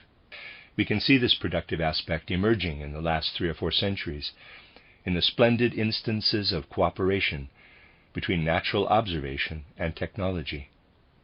Anyone who can follow what we achieve by understanding nature can also see how we have advanced technologically. You need only look at a straightforward example, how Helmholtz, let us say, a genius in some respects, invented his ophthalmoscope. To appreciate this, you must take into account the fact that his predecessors, as if impelled by scientific progress, were already close to the discovery, and he had only to take the final step. We might say, scientific thinking as such enters into man and leads him onward. Subsequently, he is productive in the field of technology. For what he extracts from nature serves him as an inspiration. Right down to the most recent discoveries, we can follow how in anyone who becomes a natural scientist, what he absorbs impels his spirit from one technical advance to another, so that the inspiration of nature still goes on. There's inspiration for you. Modern man lacks such inspiration, however, when it comes to the ethical, the volitional, the religious, in short, to everything that starts from the soul, yet leads at last to social forms and life. What we need here is a force that will operate in the spiritual sphere as purely as natural inspiration does in our external technology. In the latter, we have gone an incredibly long way. What we have achieved there, we, the people of modern times, must pay for, in the sense that our purely spiritual life has languished for a while, sustaining itself on old traditions, in the religions as well as the moral and social sphere. Today, however, we need to be able, out of the human personality, to arrive in the full experience of freedom at immediate moral impulses. Because we are faced with this social necessity, I was able in my title, Philosophy of Freedom, to show that there must be such a thing as moral intuition. And as I indicated then, the real moral impulses that man can find to give him ethical and moral strength, which operate more individually now in modern life, can only derive from a spiritual world. We are thus forced to rise to spiritual intuitions precisely because in our contemplation of the outer world we do not attain anything spiritually productive. Anyone who can consciously experience the technical age from within is especially inclined to say, on the other hand, faced with the need to stick close to the ground in technology, so as to survey its inanimate substance, we cannot, from what technology gives us, gain moral impulses, as did earlier people, who beheld the spiritual in storm and wind and stream and star, and experienced it as natural forces. We cannot do this because we have a knowledge of nature that has been purified of all this. We can only gain our moral world, therefore, by grasping it in free intuition in a directly spiritual individual manner. For this, however, we require a vital spiritual force within us. And this force can follow, I believe, if we are steeped in the implications of the worldview I have put forward here. This worldview certainly does not wish to make claims about this or that in ideas and concepts. It seeks rather to present ideas and concepts only in order that they may become as vital within us on the spiritual plane as our life's blood, so that the human being's activity, not only his thinking, is stimulated. A view of the world and of life in accord with the Spirit thus reveals itself as a social as well as a cognitive impulse. We may therefore perhaps be justified in saying, contemporary social needs, as they are often formulated in public life today, appear to those who can dispassionately perceive the true nature of our times to be symptomatic. They are symptomatic of the loss of the old instinctive certainties of social life and of the necessity to establish consciously a spiritual life that will give the same impulses as did the earlier instinctive one. Because we can believe that such a stimulation of the innermost vital powers of the human being really corresponds to the social needs of today, we would wish in this age of severe social tribulation to speak of the age and its social needs in this sense. Sometimes, today, people feel that the immediate distress of the day, the misery of the moment, is so great that fundamentally we ought to devote ourselves exclusively to it and look for wider horizons only when some relief has been afforded close at hand. Of all the objections put to me since, at the instigation of a circle of friends, I've been trying to speak about social life once more, and to take an interest in various things connected with it. I have felt most strongly the force of the countless letters sent to me, especially 2 years or so ago, saying, quote, "What is the point of all these social ideas? Here in Central Europe the most urgent thing is bread." Close quote. This objection was made over and over again. We can understand it. But in another sense, we must also understand that the earth is incapable of withholding its fruitfulness at any period if only human beings can find a social form that will enable the earth's gifts to flow into society and there be distributed. Therefore, it seems to me right to believe that to devote oneself to the immediate situation is a loving and noble task, in which no one is impeded by reflections such as I have set forth here. Yet equally, it must be said, for the moment what can be done in this way may be good, yet on the other hand, we must gain an understanding of society as soon as possible, in order to prevent the factors that bring people into such distress and misery from recreating themselves. That we cannot get by in the social sphere with the old utopian and intellectualized formulations should have become apparent to people, when many of those who, only a short while before, were speaking with incredible confidence of what social life should be, were then called upon to do something. Never was there a greater perplexity in a society than among those who reputedly knew with absolute certainty how social configurations should be organized, if only the old regime could be cleared away as rapidly as possible. Experiment in this direction has indeed created in Eastern Europe the most terrible forces of destruction. And for people today to believe that without fundamental social thought and feeling and experience, simply by continuing the old formulations, they can arrive at anything but destructive forces is an illusion. The specter of Eastern Europe gazes threateningly across to the West. Its gaze, however, should not leave us inactive, but should be a challenge to us to seek at every moment for vital social forces and a vital formulation of social needs, now that the abstract and utopian ones have revealed their unfruitfulness. How can this be achieved will be shown more fully in the lectures that follow. I have tried today simply to provide an introduction, showing that behind explicitly formulated social ideas there lies something more profound, something that is linked with the transformation of the whole life of the soul.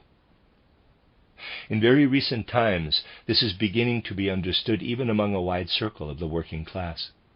Anyone who looks about him knows that social needs, and in particular our reactions to them, are in the midst of a profound transformation. The unfruitfulness of the old slogans is already more or less recognized. And already it is being emphasized in many quarters that we must move to a spiritual sphere, and that moral and religious impulses must once again pervade social life. We have not yet, however, evolved the life we really need. Our age thinks itself extremely practical and realistic, and does not know how theoretical it is, in fact, especially in determining social needs. Our task today, we may perhaps observe in conclusion, cannot really be to set up completely new social or other ideals. We are not short of abstract expressions of ideals. What we need is something different, experience of the spiritual, not merely excogitation of the ideal. What we need is spirit, not in concepts merely, but with such vitality that it goes with us like a human companion in all our doings. In grasping the spirit as something vital in this way, we shall also be able to rise to something socially effective. On this point we may say, today we need not merely a formulation of ideals and social needs. We need something that will give us strength to follow the ideals, give us inner life to set these ideals aflame. Something that impels our will to wholehearted enthusiasm, fruitful to the world, enthusiasm for ideals and for the life of the Spirit. The end of Lecture 6. You are listening to RudolfSteinerAudio.com. As well, you can hear these podcasts at RudolfSteiner.podbean.com. Please consider becoming a patron. There are two publishing houses, SteinerBooks.org in America and RudolfSteinerPress.com in England, which are the sole publishers of Steiner into English, and have given me permission to do these recordings. Please consider patronizing them as well. This is a reading of Collected Works, Volume 83 by Rudolf Steiner, 10 lectures translated by B.A. Rowley, entitled The Tension Between East and West. This is Lecture 7, entitled The Age and Its Social Structure, Atlantic and Pacific Culture, given in Vienna on June 8, 1922. A few months ago, a British colonial minister remarked that the world's center of gravity had shifted from the Baltic and Atlantic to the Pacific. His observation is certainly indicative of the transformation now taking place in the social structure of the whole world. Only now, in fact, is the world gradually beginning, in circumstances that have arisen in the course of centuries and have changed so significantly as a result of the cruelest of wars, to realize the consequences of something that has long been brewing, namely the fact that not only economic and social relationships, but the whole of human relationships throughout the world are tending to transform themselves into a totality, a single entity. If this is true, however, then the change in external economic organization, directly determined by the transformation of world trade into a world economy from the last third of the 19th century onward, must also be followed by a profound spiritual transformation throughout the world, of which, perhaps, only the beginnings can be discerned today. Yet we must also remember that however social structures may change throughout the world, there live within them human beings who, as human beings, must reach an understanding if they wish to establish a relationship with one another. Understanding between human beings, however, involves trust. And trust involves a kind of insight into the souls of others. In Western civilization to date, it has only been possible, generally speaking, to extend our horizons slightly to include the European continent and its immediate colonial dependencies. A view of the whole earth must still be found. Starting from one or two features of the historical background, which yet are directly reflected in human life today, I will try this evening to indicate what is actually happening in this direction. To do so, I will first have to say something about understanding and attempts at understanding within Western civilization itself. If you listen to the way educated English people speak about Europe, about Central Europe, and in particular about Germany, which has set the tone in certain respects for so long in Central Europe, what they say and write in their books is usually something like this: with us, everything rests on a democratic basis. The individual very largely determines what happens in spiritual and also in economic life. The greater part of public affairs is left to individual initiative. But when we look across at Central Europe, I do not want to claim that what they say is absolutely correct, only to illustrate what is in fact a widely held view. A certain autocracy becomes apparent, a system of administration by officials, very capable, of course, who determine from the nature of national life the nature of individual human relationships. There is, or was before the war at least, always this pointed reference to a centralized and more or less autocratic system. If we were then to look further east, we should have to say, following the same line of thought, further east we find not just autocracy, but a kind of patriarchal autocracy. This is pervaded not only by the ordinances of administrators, but also by our religious impulse. People therefore feel that what they do on earth is actually ordained by spiritual, supernatural powers and beings, whose impulses are absorbed into their feelings. Behind such an attitude certainly lies something of great importance, which affects all the social structures of the present day. We can say, the further west we go, the more the human being with his whole thinking and feeling is bound up in the affairs he has to manage. This comes out most clearly when we look at economic affairs. In the West, what a person wishes to accomplish in economic life, he accomplishes by attention to practical detail. He has an immediate personal relationship with the externals of life. In Central Europe, as the psychologically perceptive observer cannot help noticing, things are rather different. There is a tendency toward what the Englishman, from his standpoint, calls, quote, scientific administration by the state, close quote. A tendency for certain ideas to prevail which are regarded as correct. These are expected to shape laws and inform administrative principles, and are set forth from the beginning in an administrative, a political system. The individual who comes to the affairs of actual life, even economic affairs, may look to economic practice first of all, but he is always looking over his shoulder at something of a juridical, political character that belongs to one of these systems, and he regards his personal activities as a part of such a system. The Englishman has no inclination to think up a system of this kind. His eye, EYE, is only on the concrete details of life, not on the overall system that imposes itself upon them.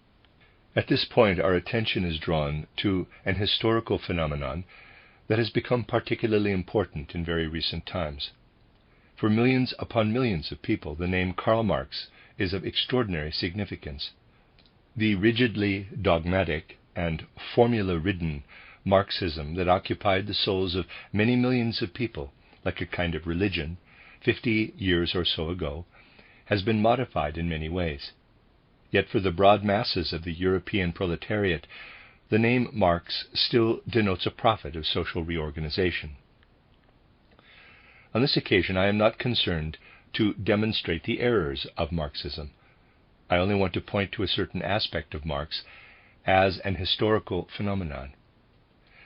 Marx was educated in Central Europe, in Germany, where he absorbed a disposition toward the kind of systematization of ideas that I have just been describing. Then, however, he went to the West, to France, and in particular to England, in order to study concrete details of the social and economic development of recent times. What he studied were concrete details, for that is all that exists in the British working class. What he constructed from them is a system of social organization, such as only a Central European temperament can create. And this system took root not primarily in the West, but in Central Europe. And we may say, the concrete details that Marx observed in the West, he shaped into a grand, systematic edifice of ideas, which his disciples have made increasingly dogmatic and increasingly theoretical. It came to be regarded as the ideal organization of human society as a whole from the economic standpoint. And when its exponents had the opportunity of realizing it in Eastern Europe, it became, in a sense, the ideal economic and political organization, though in fact it has not been realized to any great extent, and even this little is gradually leading to absurdity.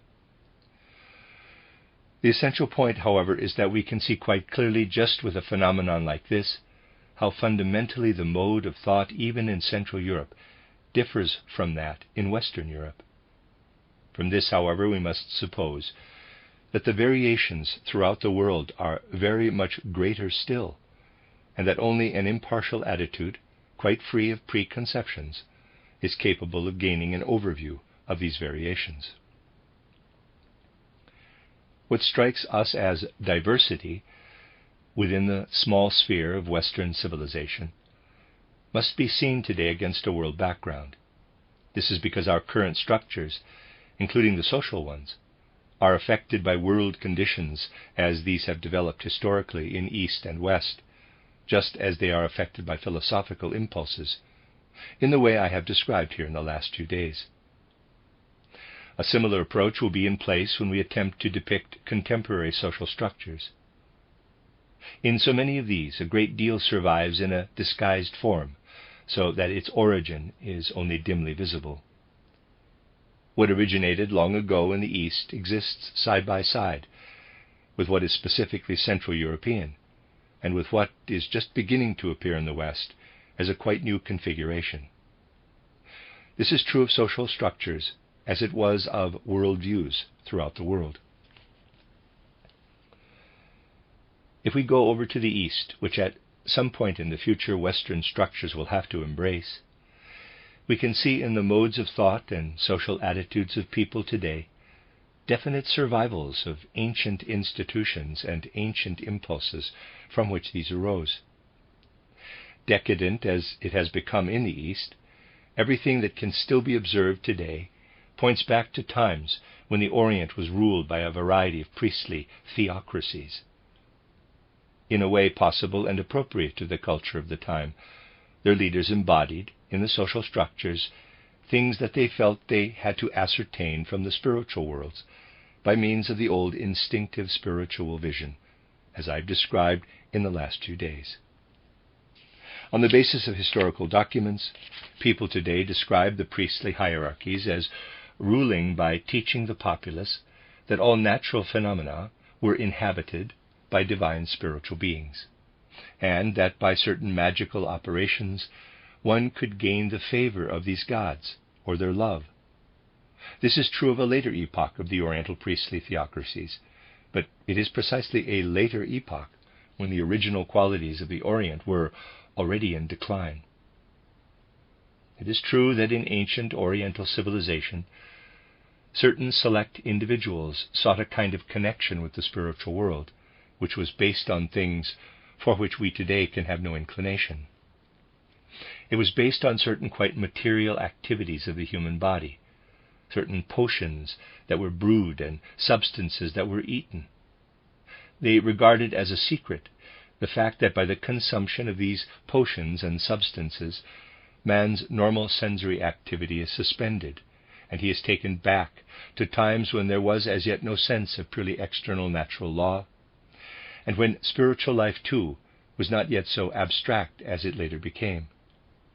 Times when the moral and spiritual element was still united with the physical and natural. These priest-scholars sought to return to primeval ages in the development of the earth itself by associating their metabolism with certain material essences of the outer world. What they were actually asserting, we again become capable of understanding, when, by the quite different modern path into supersensible worlds, we come to know what I expounded in my 5th lecture, that through spiritual insight into his own nature, man experiences within himself a kind of world memory. He thus goes back in his spiritual vision, of course, to times when, for humanity, natural laws were not as they are today, expressing themselves more or less by chance, and spiritual laws were not so abstract as they are today. In consequence, spiritual vision arrives not at the purely mechanistic Kant-Laplace nebula, but at an origin of the earth that is to be interpreted physically and spiritually. As I have demonstrated in the last 2 days, the world memory people gain in this way is achieved entirely without manipulating the physical, in the spiritual way by spiritual exercises. This was not so in those early Oriental times when people established contact with the spiritual world through stimulating their unconscious instincts by associating their metabolism with essences of one type or another. They knew what each plant in nature could develop from their instinctive life by a kind of dreamlike spiritualization. They knew that if this or that plant was eaten, the effect upon their organism was such that they could transport themselves to a particular area of spiritual activity. This was in fact the way in which the high priests of the Oriental theocracies, who also had complete power over social and political structures, originally established contact with the spiritual world. They believed they had thereby obtained impulses that proved to be the actual guiding impulses for social life. We may say, the subsequent belief, or rather superstition, that to this or that natural object, this or that spirit was linked, is already a product of cultural decadence. The original implication was that if we allow these natural objects to affect us in a certain way, we will be led to a particular kind of spiritual being, from whom we can receive various impulses, including social ones.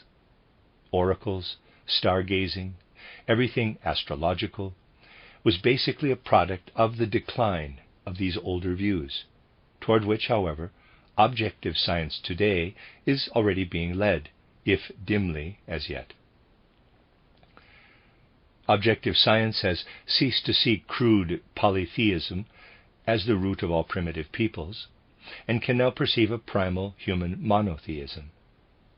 In the same way, it will arrive at the outlook that has been evolved by consideration of the historical background and by spiritual investigations such as I have described. On the one hand, therefore, there existed a complete awareness of how impulses from nature outside the earth, from spiritual beings, manifest themselves in human nature itself. These impulses had, after all, been obtained by stimulating the instincts, by a spiritualization of the instincts. Yet at the same time, people could not help attaching some importance to what displayed itself in these instincts, which they ascribed to the particular quality of the blood, let us say, in a family with a particular constitution. In the manifestations of this instinctive life also, they detected social impulses sent into the world from spheres outside the earth.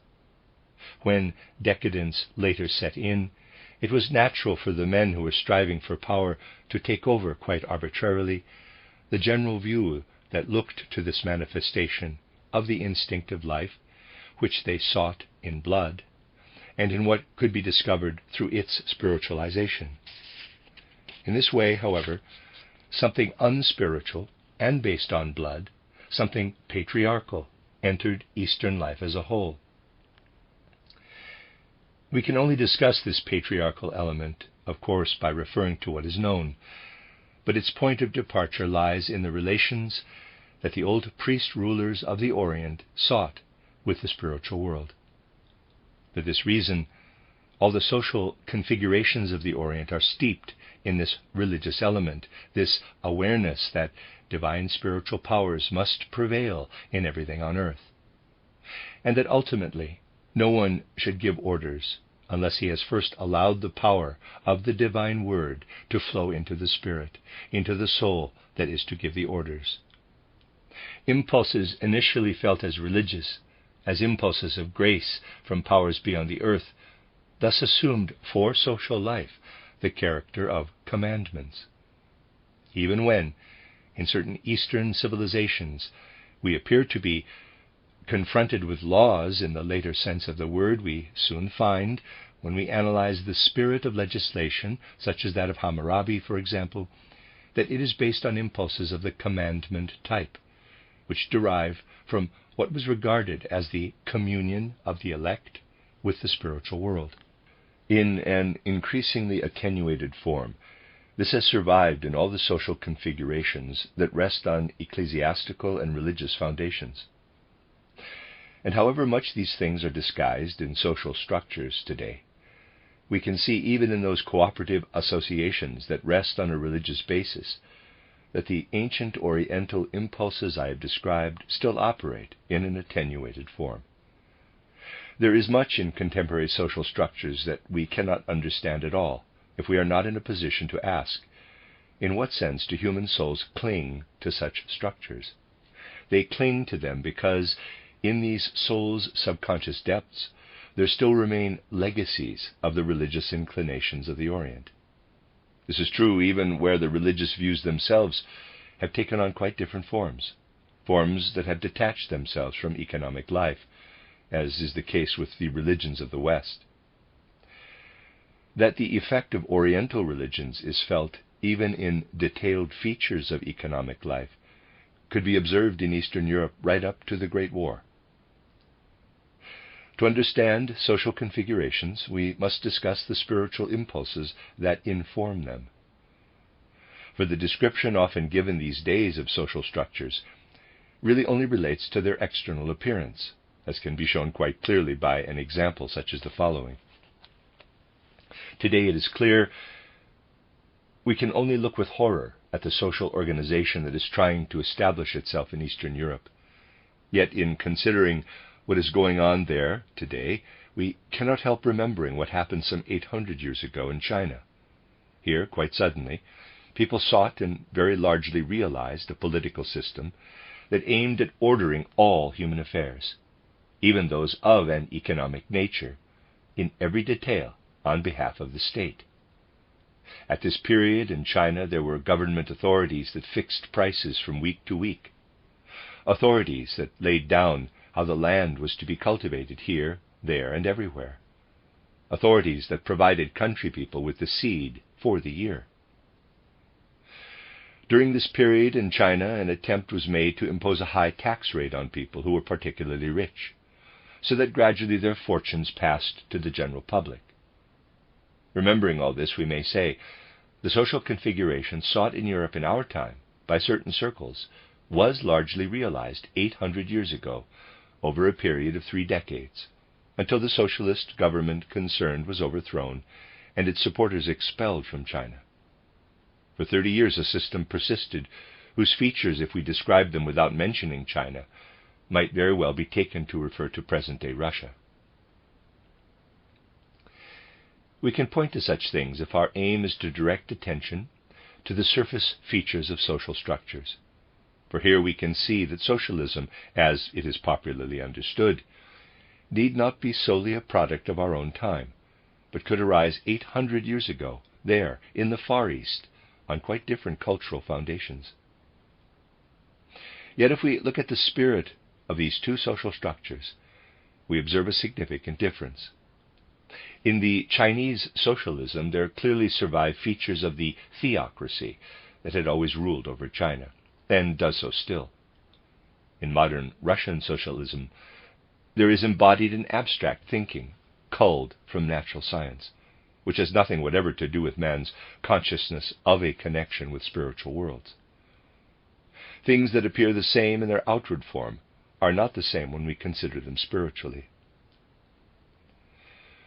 Looking at human history from this standpoint, we shall find that the particular form of the theocratic state, or rather theocratic social structures, lasted for a definite period. When the Asiatic theocracies were at their zenith, the tribes in Western and Central Europe were still in an entirely uncivilized state. In moving over to Europe, what was theocratical in form has gradually assumed a quite special shape. If we are sufficiently unprejudiced, we can discover a transitional form in the Platonic utopian state. There is certainly something here, faintly reminiscent, I would say, of the Oriental priestly hierarchies.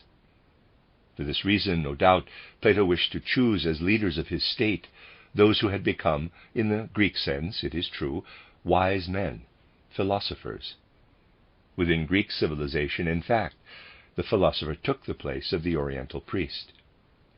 Yet Plato's utopia derives, after all, from the social outlook of his own time, in the sense that it reproduces what was then felt about society.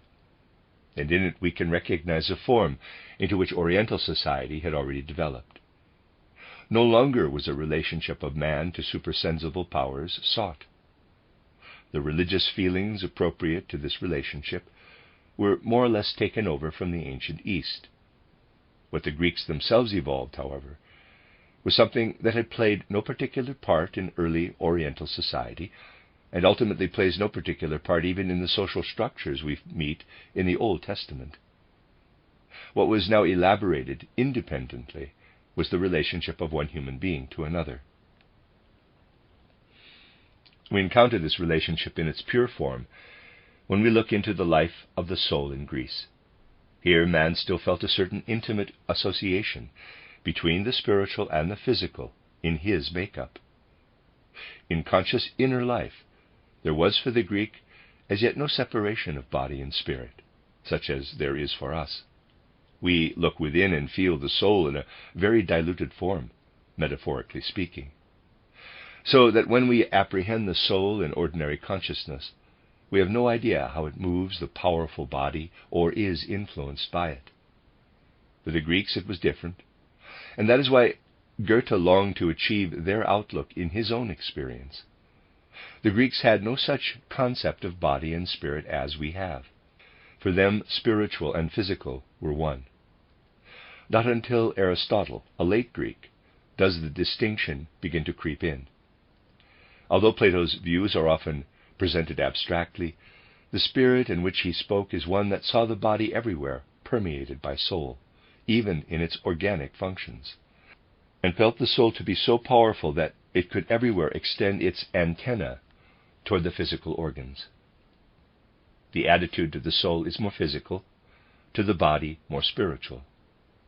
Such a view is linked at the same time, however, to a particular feeling that grows up between human beings. And from this view has arisen what is characteristic of the civilization of Central Europe.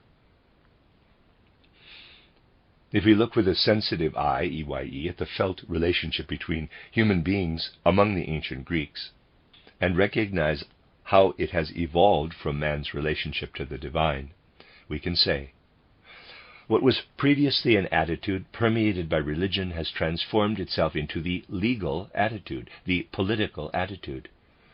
Out of this, out of a combination of the Greek and Roman natures, there then arose something that could maintain itself in social configurations.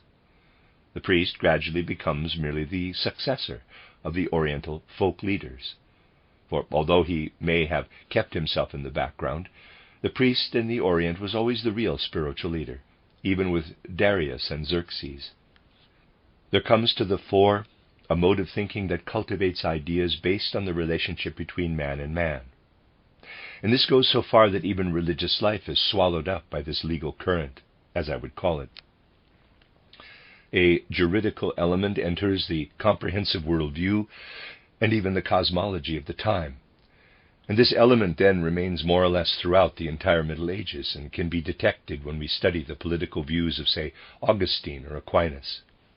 Religious impulses themselves, while remaining what they are, take on legal forms. This entry of legal forms into man's religious, cosmological views is eloquently documented in the wonderful image of the Last Judgment that faces us as we enter the Sistine Chapel in Rome. It is at its most monumental here in this picture, in which Christ appears as the judge over all the world. His status as judge magnificently symbolizes the transition from a purely religious and devotional element to that conception which permeates religious feeling with a legal element, one that is carried over into the view of the world governance and guidance of humanity. This legal element informs all the social structures of the Middle Ages and much that persists in those of today. When we remove the disguise, we observe the presence of this legal element and see how it has transmitted to us religious impulses from ancient times. And in modern political systems, right down to their terminology and the workings of their laws, where these go back to the Middle Ages, we perceive how in the middle period of human experience and in the civilization between East and West, this legal, logical element has made its appearance. We may say, the Oriental theosophical element changes into the legal logical. The Sophia of the Orient becomes the Logos of the Occident, and from the Logos there develops in turn the juridical structure, which then proceeds to reproduce itself.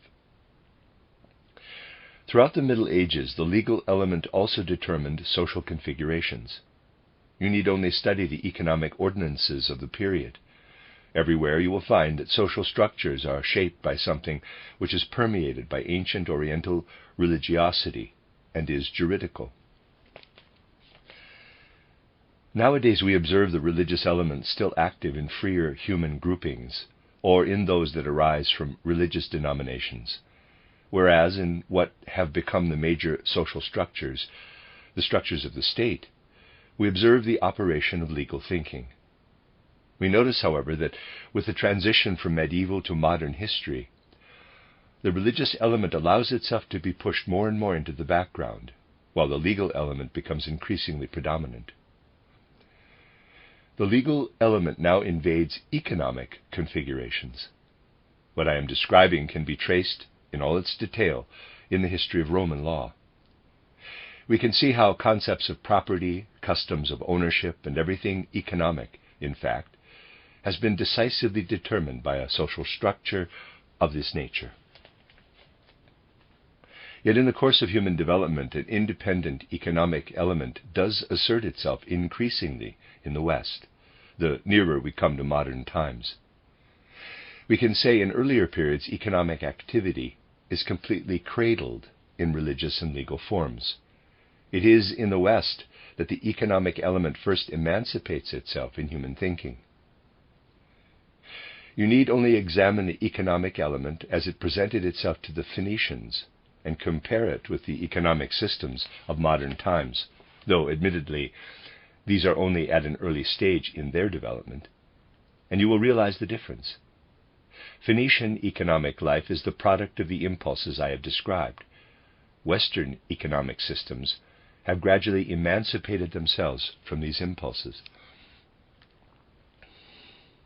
Religion and law are thus joined by a third current, which, at least to begin with, tends to endow economic conditions with a social configuration of their own.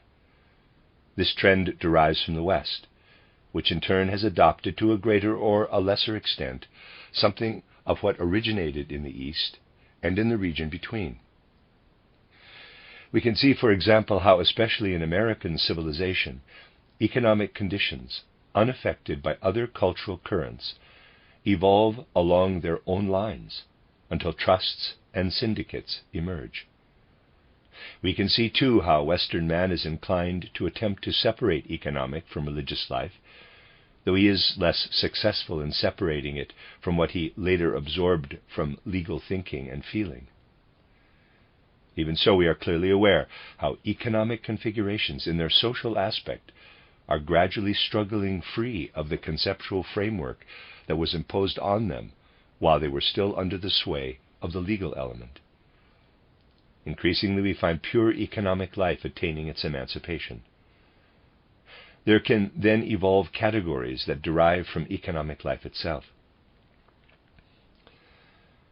At this point, however, we become aware of something that must establish relationships between individuals and between peoples, yet also lead to conflicts between peoples and indeed conflicts within nations.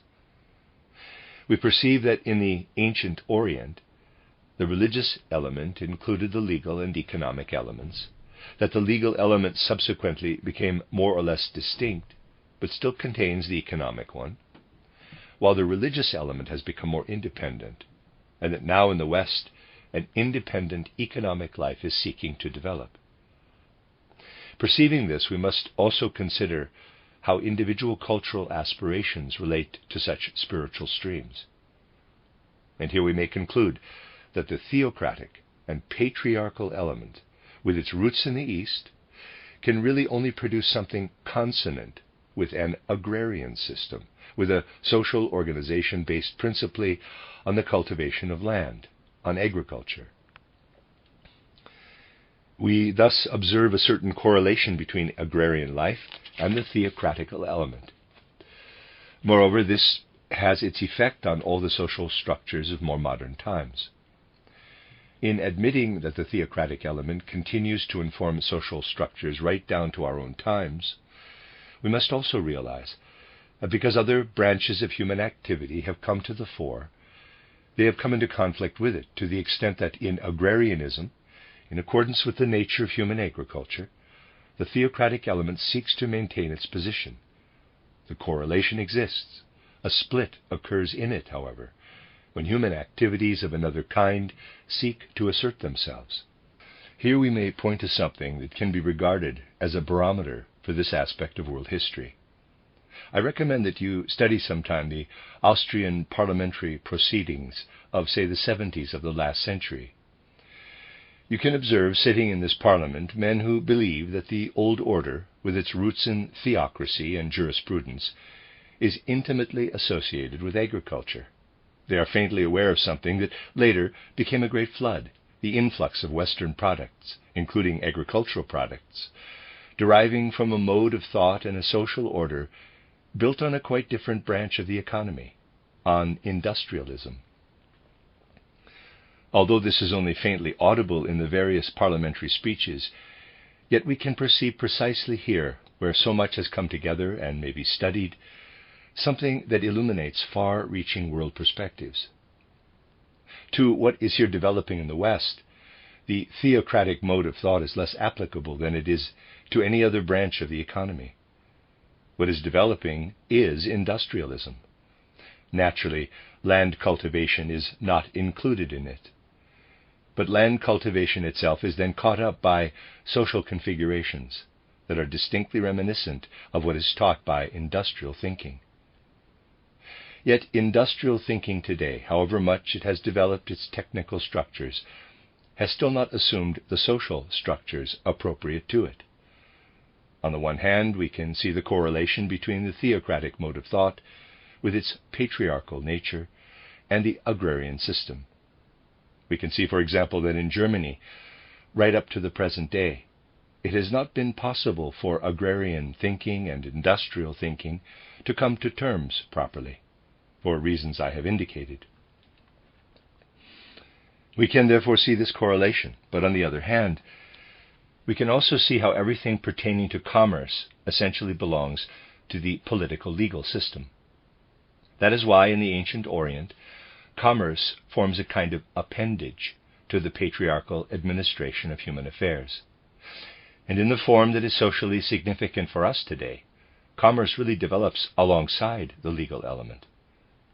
For what is required between man and man in trade is something that develops particularly in the legal sphere. Insofar as it did develop in the Orient, the way was prepared by certain commandments, transposed into legal terms but definitely regarded as divine. Commerce, however, has achieved its social organization only within the political legal current in human development. We can say, therefore, that it is the commercial aspect of economic life that has proved to be particularly suited to political systems based on law and legal thinking. At the same time, it is true that because in the whole human being everything must be connected with everything else, the political legal element has also linked up with the industrial sector of economic life.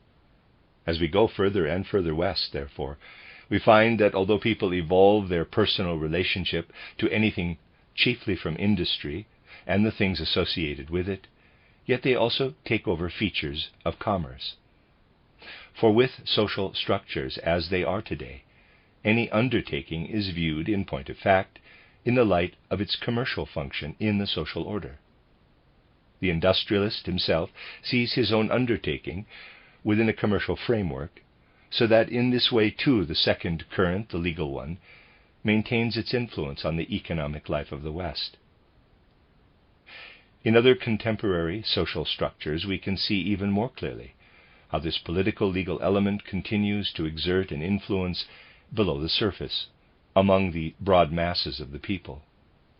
As concomitants of modern technical life, all kinds of social structures have emerged. We need only recall the trade unions. We correctly perceive the nature of these only when we realize that economic conditions have created them. Nevertheless, those who see these things in a vital manner know that even if the unions emerge from economic conditions, associations of metalworkers, printing trade unions, and so on, the way people behave within them, the way they vote, the way they look at things and discuss them, is the parliamentary, political, legal, administrative way. It is something that derives from the second current I have described. The ideas appropriate to the third current are still in their infancy, and it still has to take its social framework from what is old. At the present time, therefore, we can see three principal types of social configuration existing side by side, widely differentiated, of course, in one direction or another. They coexist in such a way that, we may say, history is spread out in space. And in adapting ourselves to any individual social configuration, an economic association, a political association, or a religious community, we do in fact, since each of them is in contact with the others, enter a community where elements that have arisen successively in history now coexist. They have now become shuffled together in space and call for our understanding today.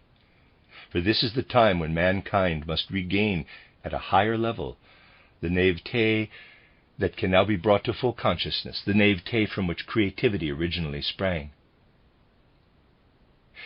It was once proper that primitive economic and political life should be poured into the theocratic mold. At a later period, a duality developed, taking over from earlier times the religious element, and evolving the political legal element, incorporating economic life.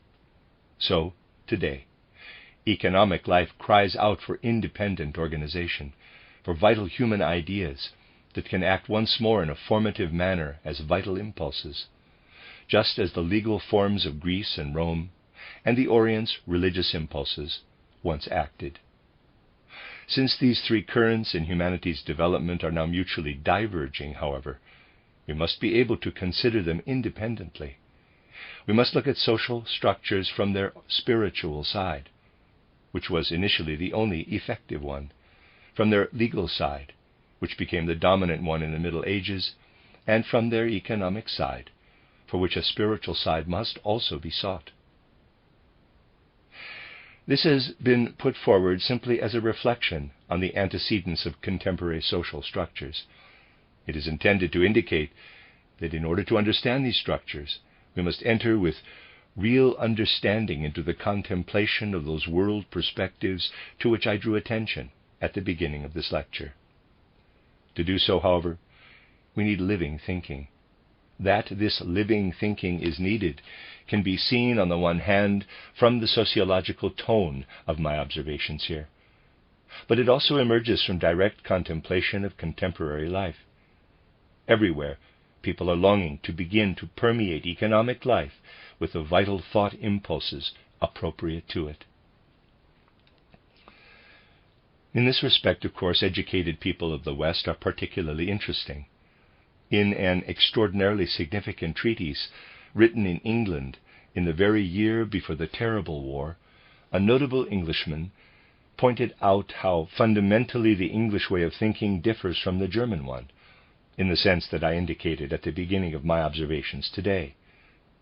But he points out something else too. What strikes him is that within the German-speaking population of Central Europe, there has always existed thought. And he observes that thought is the element in the human soul that in the most intimate way points continually to the great enigmas. Through civilizations that cultivate thought, like the German one, we are confronted again and again with the deepest riddles of man and the cosmos. Even if, and here comes the tailpiece characteristic of this man of Western Europe, even if, he says, we perceive the futility of supposing their solution. Well, it was proper to speak of the futility of a solution when one could only point to the thought that emerged by abstraction from the body of law and logic. For although, as thought, it may rise to supreme heights, this still remains a kind of dead thought. Anyone, however, who becomes aware that in our time human souls can provide a birthplace for living thought will speak not perhaps of a final solution, but of a path that can lead to our being able to solve, at least for that particular period, the social problems that face us at any time. For it is probably true that once thinking about social structures has appeared in human evolution, we cannot speak of being able to solve the social problem all at once, but must rather say that among the evolutionary impulses that must survive into the future are included reflections about social organization. We can say, therefore, it is true that we shall not be able to speak of solutions, but of a living human thinking that in a conscious way will first perceive the goals, and in a conscious way will then move toward the solution of the social riddles of existence. The end of Lecture 7. You are listening to RudolfSteinerAudio.com. As well, you can hear these podcasts at RudolfSteiner.podbean.com. Please consider becoming a patron. There are two publishing houses, SteinerBooks.org in America and RudolfSteinerPress.com in England, which are the sole publishers of Steiner to English and have given me permission to do these recordings. Please consider patronizing them as well. This is a reading of Collected Works Volume 83 by Rudolf Steiner, 10 lectures entitled The Tension Between East and West, translated by B.A. Rowley. Reader's aside, that could be B.A. Rowley, R-O-W-L-E-Y. I'm pronouncing it Rowley, and I apologize if it's a mispronunciation. This is Lecture 8, entitled The Age and Its Social Deficiencies, Asia, Europe, given in Vienna on June 9th, 1922. When the conversation turns to what is lacking in society today, there is scarcely anyone who does not have something really significant to contribute from his own particular position in life. My purpose here, however, is not to draw up a list of all the various deficiencies that a survey would reveal. It is rather to direct attention to some of the antecedents of a phenomenon that has quite justifiably attracted comment on many sides, and has led a large segment of humanity into a mood of extraordinary pessimism and hopelessness.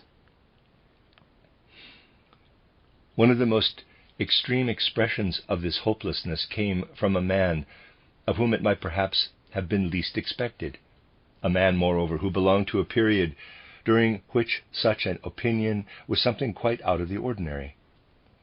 In one of his last books, the influential art historian Hermann Grimm, who did not live to experience the most fearful war in history, but died at the turn of the century, makes this surprising statement. When we survey the life of nations today and observe with the eye, EYE, of the soul, I would say, how the various peoples of the civilized world behave toward one another, how they attack one another, and how they hold within them the seeds of further conflicts, then we feel ready to set a date for mass suicide, since we cannot envisage where all these things that bring men and nations into conflict, strife, and combat will lead, if not to the utter collapse of civilization. I regard this statement as striking, precisely because it comes from Hermann Grimm, for his worldview was in itself a joyous one. Throughout his life he kept his eyes fixed on all the things that can elevate mankind, and that exist in man as creative and productive forces. It is striking, moreover, that he did not make this statement under the influence of the sense of gloom that was to be experienced in the years just before the outbreak of the Great War, or during it. His observations sprang entirely from the spirit of the 19th century, at the end of which it was made. Nothing that has happened since then seems likely in any way to cushion the impact on us of such a statement. Yet at the same time, it can never be the business of humanity to get bogged down in mere hopelessness. We must rather be on the lookout for anything that can lead to revival, to reconstruction, to a new dawn. This being so, it is necessary for us to look more deeply into the causes of the extraordinarily difficult situation that has gradually developed within European civilization. Even if we believe that these causes can only be economic ones, we shall still have to look to the spiritual life of modern civilization for the main reason underlying this economic decline. In my lectures here, I have pointed out more than once how our present disposition of soul, together with all the soul forces we can acquire at present, is affected by historical forces, and to understand these, we have to go back a long way to the historical evolution of humanity. Specifically, I pointed out yesterday how, at the threshold of the spiritual life of the West, looked at historically, there stands a figure who still has one eye on Asia, so to speak, while the other is already directed toward the perspectives of Europe. I mean Plato. When we examine Plato's social theories, they appear to our modern consciousness extraordinarily alien in many respects. We find that he sees the ideal social system in the creation of a community, even at the expense of the development of individual human beings who have been born into this earthly life. Plato thinks it quite feasible that children who appear unfit for life should simply be abandoned, so that they may not occupy a place in the community and thus disturb the social organism. He also manages to regard as an ideal social organism one in which only members of a certain caste enjoy the full privileges of citizenship. Apart from the fact that slavery appears quite natural to him, he would also grant those responsible for trade and commerce only a precarious position within his social system. All those who are not fixed within this system by virtue of having been born, by right, as he sees it, into its fabric, are not in fact completely accepted into the organization. Much else might be said, too, on the question, how does Plato's ideal relate to the individual human being? And here, from the standpoint of modern consciousness, we must conclude that there is as yet little understanding of this human individuality. Attention is still directed entirely to the community, which is seen as primary. The person who is to live in it is regarded as secondary. His life is accepted as justified only insofar as he can match the social ideal that exists outside his own personality. To discover what led Plato to this concept of community, we must look once more at Oriental civilization. And when we do so, we realize how, essentially, the historical development of Europe's spiritual life is like a small peninsula jutting out from a great continent. When we look at Asia, we find that there the idea of community is the primary one, and that Plato simply took it over from the East. To what has been said already about this idea, one thing must be added, if the social situation throughout the world is to be illuminated. When we come to examine the basic character of spiritual life in the Orient, we find that it embraced a humanity quite different in type from the Europeans of later civilization. In many matters of the soul and spirit, we can say that there prevailed in Asia a high level of civilization, one to which many Europeans long to return. I have already mentioned the oft-quoted expression, "Light comes from the East." And yet what these human beings of different type did not possess is the feature that has been typical of Europeans since they first began to develop a civilization in Earth evolution. What we observe there in Asia is a subdued sense of self, a feeling of personality that still rests in the depths of the soul. The Europeans' awareness of personality is not as yet found in Asia.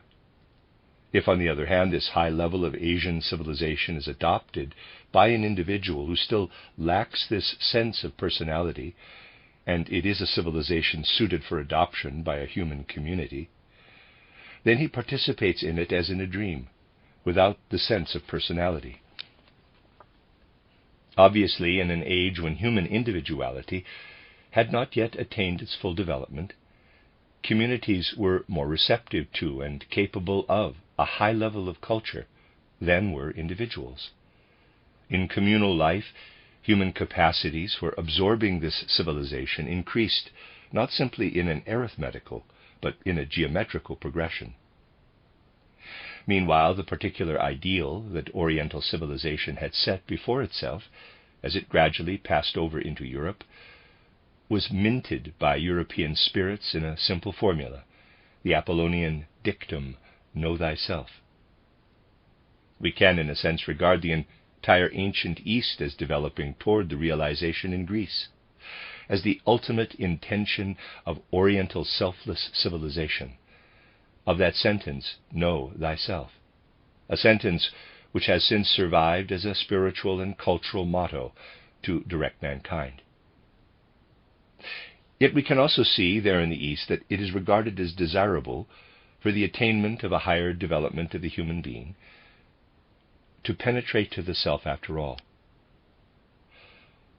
On the spiritual side, I have already indicated this in characterizing yoga.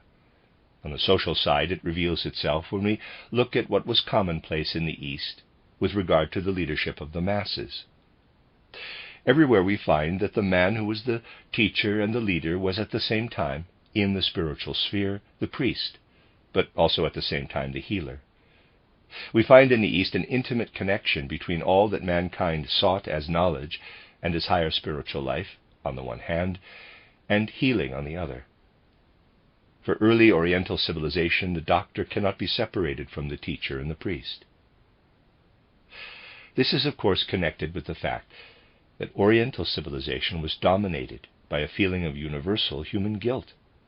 This feeling introduces something pathological into human development, so that the cognitive process itself, and indeed every effort to reach a higher spirituality, is regarded as having the function of healing the human being as nature made him. Education to a higher spirituality was also healing because man in his natural state, and thus uneducated, was regarded as a being who was in need of healing. Connected with this was the early Oriental mystery culture. Oriental mystery culture sought to achieve, in institutions that were, I would say, church and school and source of social impulses combined, the development of the individual to a higher spiritual life. They did this in such a way that, as I have already indicated in my previous lectures, religion, art, and science were combined. In performing the ritual acts, man was a religious being. And here what mattered was not the articles of faith, still less the dogmas that occupied the soul, but the fact that the individual was participating in a socially organized rite, so that man's approach to the divine was made principally through sacrifice and ritual act. Yet the ritual act and its foundations, in turn, involved an aesthetic element. And in the experience of the aesthetic and religious elements, the old form of knowledge was given. The one who was to attain this unified triad of religion, art, and science, however, had not merely to accept something that represented a step forward in his development. He had also to undergo a complete transformation as a human being, a kind of rebirth. The description of the preparations that such a student of the higher spiritual life had to undertake makes it clear that he had consciously to undergo a kind of death. He experienced, that is, something that set him apart from life in the ordinary world, as death sets people apart from this life. Then, when he had left behind everything in his inner experience that appertained to earthly life, he would, after passing through death, experience the spiritual world in a complete rebirth. This is the old religious form of catharsis, the purification of man. A new human being was to be born inside the old. Things that man can so experience in the world as to arouse in him passions and emotions, desires and appetites, notions that are of this world, all these he was to experience within the mysteries, in such a manner that they were left behind, and he emerged as one purified of these experiences. Only then, as a reborn human being, was he credited with being capable of exerting any social influence on his fellow human beings. Even the academic scholarship of our time has quite correctly observed that the surviving remnants of this cult have been of enormous importance for social life, and that the impulses aroused in those who have experienced such a catharsis in these very secret places have exerted the greatest conceivable influence on social life. As I say, this is not merely a pronouncement of spiritual science. It is something that even academic scholarship has arrived at. You can see this by looking at Willamowitz. What we find is that in Oriental civilization, the aim was to cure man through knowledge and through all efforts toward a spiritual education. What existed in the East passed over in another form to Greece and thus to Europe, and it has continued to affect Europe to the extent that Greek culture itself has influenced European spiritual life and civilization. Let me mention a point that is not usually emphasized. In his study of Greek tragedy, from which the West has derived so much of artistic importance for its spiritual life, Aristotle produced a description that is usually taken far too much at face value.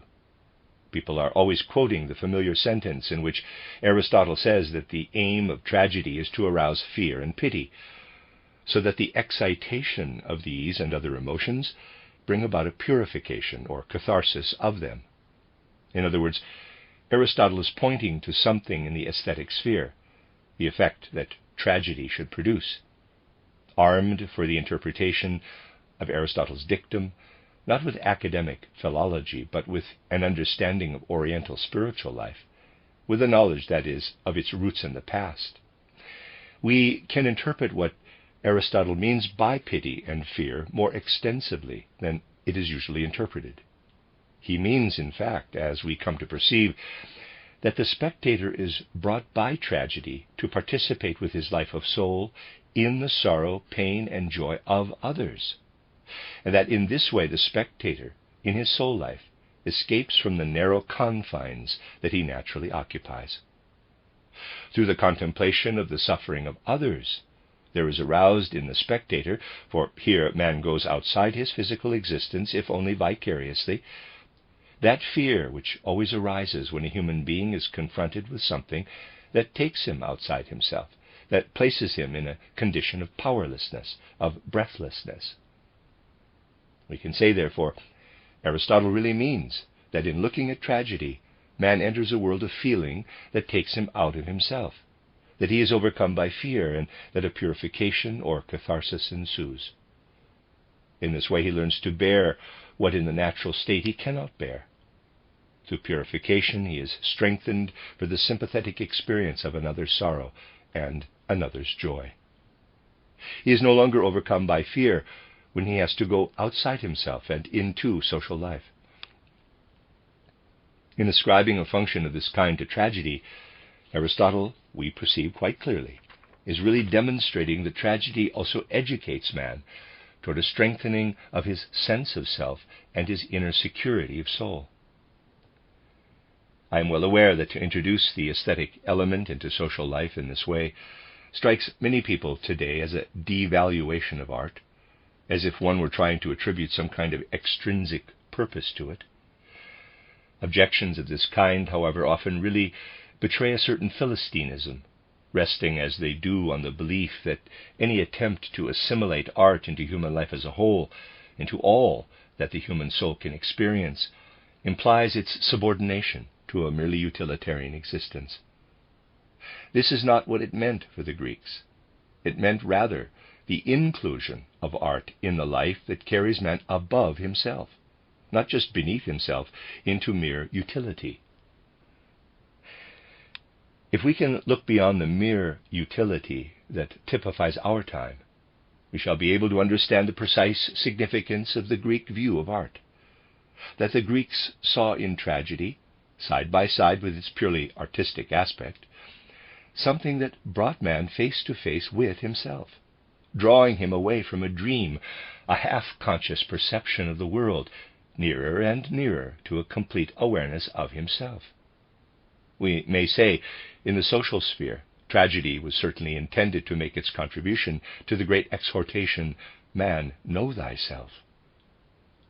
If, moreover, from this extension of art into the social sphere, we pass on to a consideration of the position of the individual in relation to society, and from this perspective look back at the Orient, we find that in the mysteries, too, what was sought through therapeutic treatment, the rebirth of man as a higher being, represented a strengthening of the sense of self. From an awareness that the soul was not then attuned to feeling of self, and that such a feeling still remained to be developed, the mysteries attempted a rebirth of man to individuality. For this ancient society, therefore, experience of self was really something that had still to be attained. It was seen as a social duty to foster the birth of this sense of self in individuals who could become leaders in the social sphere. Only when we comprehend this can we gain an understanding of the strong sense of community persisting in Plato's ideal state, and of his belief that man is entitled to develop his individuality fully only if he does so through the rebirth that was accessible to the wisdom of the time. This shows that humanity at that time had no awareness of the claims of individuality in the fullest sense. What grew out of this kind of society in Asia then established itself in Europe, amalgamated with Christianity, passed over into the Middle Ages, and even survived there for a long time.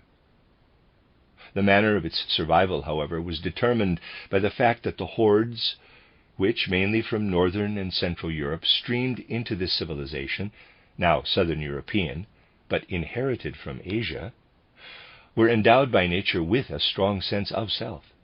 These tribes acquired the important historical task of carrying over what Oriental man had achieved with a still subdued sense of self into complete self-consciousness, into a full sense of self.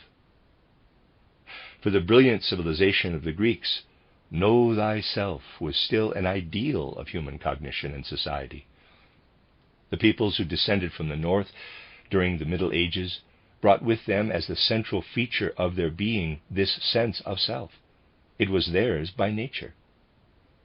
Though they lived in groups, they nonetheless strove to incorporate into their own personality what they absorbed in the cognitive and social sphere. It was in this way, then, that there came to be established the contrast between community life and individual life. The latter only appeared in the course of history, and did so, I would say, with the assistance of human institutions. In this making its appearance in human development, the sense of self was bound to connect with something else, with which it certainly has an organic connection. Looking back once more at the features of Oriental Greek civilization, even as it appeared to Plato, we are nowadays very much aware that this whole civilization was in fact built on slavery, on the subjugation of large numbers of people. A great deal has been said from various standpoints about the significance of slavery in earlier times, and if we are willing to sift this properly, we shall naturally find a great deal that is significant in it. But the point that above all others is still relevant for our life today is precisely the one that I said has actually received little attention. For community life, and also for the social life which sprang from the mysteries, which the Greek also regarded as providing an impetus for his art, the full significance of human labor within the social order was quite unrealized. In consequence, they had to exclude human labor from their discussion of the ideal image of man. When we describe Oriental Greek man with the dignity that gave him his authority, we are describing something that was in fact constructed over the heads of the masses, who were actually doing the work. The masses merely formed an appendage to the social system, which developed within a society that had not absorbed labor into its being, since it regarded labor and those who performed it as something given by nature. Human society really only began where labor left off. At a higher level, on the level of the soul, man experienced something that also finds expression in the world of animals. In their world, the food supply, which with us forms part of the social organization, is provided by nature. The animal does not calculate. It does what it does out of its inmost being, and specialization is unnecessary for animals. Where apparent exceptions occur, they must be regarded as proving the rule. We can therefore say, in transplanting itself to Europe and entering further and further into the demands of individuality, Oriental civilization also took on the task of integrating human labor into the social order. When the human individuality is fully awakened, it is quite impossible to exclude labor from the social order. This problem, which did not exist as yet in Greece, became the great social question about which countless battles were fought in Rome. It was felt instinctively that only by integrating labor into the social order can man experience to the full his personality. In this way, however, the entire social organization of humanity took on a different aspect. It has a different appearance in civilized Europe from what it had in civilized Asia. Only by looking back at the development of individuality in Europe will we understand something of what has repeatedly and rightly been emphasized as significant when we come to describe the source of the social deficiencies of our time. It is rightly pointed out here that the specific culture of the social order in our time actually only began with the emergence of modern technology and the division of labor. It is also pointed out that modern capitalism, for instance, is merely a result of the division of labor. What the traditional teaching of modern Western civilization has to say in this respect in characterizing the division of labor and its consequences for the social deficiencies of our time is extraordinarily significant. But when something like this is said, and from one point of view rightly said, the unprejudiced observer cannot help looking at, say, ancient Egypt or ancient Babylon, and observing that these states contain cities of an enormous size, and that these achievements too were only made possible by a division of labor. I was able yesterday to show that as early as the 11th century, a kind of socialism existed in China, but that the similarity of surface features is not what really matters. In the same way, I must point out that the division of labor, too, which in modern times has rightly been seen as the central social problem, was also found in earlier epochs of human development. It was, in fact, what made the Oriental social orders possible, and these, in turn, have since affected Europe. In Europe, the division of labor, after being less common at first, gradually evolved. I would say division of labor in itself is a repetition of something that also occurred in earlier times, but in the Oriental civilizations it bore the stamp of a society in which individuality was still dormant. The modern division of labor, which makes its appearance along with technology, on the other hand, impinges on a society of people who are now seeking to expand their individuality to the full. Once again, then, the same phenomenon turns out to have a quite different significance in different ages. Thus, for the Oriental social order, the first goal was to allow man to develop beyond social constraints and communal life. If he was to advance to a higher spiritual life, man really had to find his individuality. The European of a later epoch already had this sense of self and needed to integrate it into the social order. He had to follow precisely the opposite path from that followed in the East. Everywhere in Europe we find evidence of how difficult it is for people to place their individuality into the social order, whereas at one time the social order had been such that people sought to rescue their individuality from it. This difficulty, in every detail, can still confront us today as an underlying social evil. When some years ago I was often called upon to lecture to audiences of workers, I saw a good deal of evidence that there did exist in human souls this problem of integrating the I, capital, into the general social order. People are unable to find the way from a highly developed sense of self into the social order. And in attempting repeatedly to show proletarian audiences, for instance, what this way would need to be like, how it would have to be different from the ways that socialist or communist agitators commonly offer nowadays, one came across very curious views in the ensuing discussions. They might appear trivial, but a thing is trivial no longer when it is the driving force for countless people in life. Thus I once attempted to talk about social problems in a workers' association. A man came forward and introduced himself straight away as a cobbler. Naturally, it can be extremely pleasant to hear what such a man thinks. In this case, however, what he was unable to think was much more revealing than what he did think. First of all, he set forth in marked opposition to my own views his conception of the social order, and then he reiterated that he was a simple cobbler, and that therefore in the social order he had outlined he could never be a registrar. Underlying his outlook, however, was the quite definite assumption that he might perfectly well be a minister. This shows the kind of bewilderment that ensues when the question arises, how is the I, capital, strengthened within spiritual life to place itself into a social order? In another workers' association, I am giving one or two examples, which could be multiplied indefinitely. Someone said, quote, "Oh, we don't really want to be foremen. We don't want to manage the factory. We want to remain what we are, simple workmen. But as such, we want all our rights." Close quote.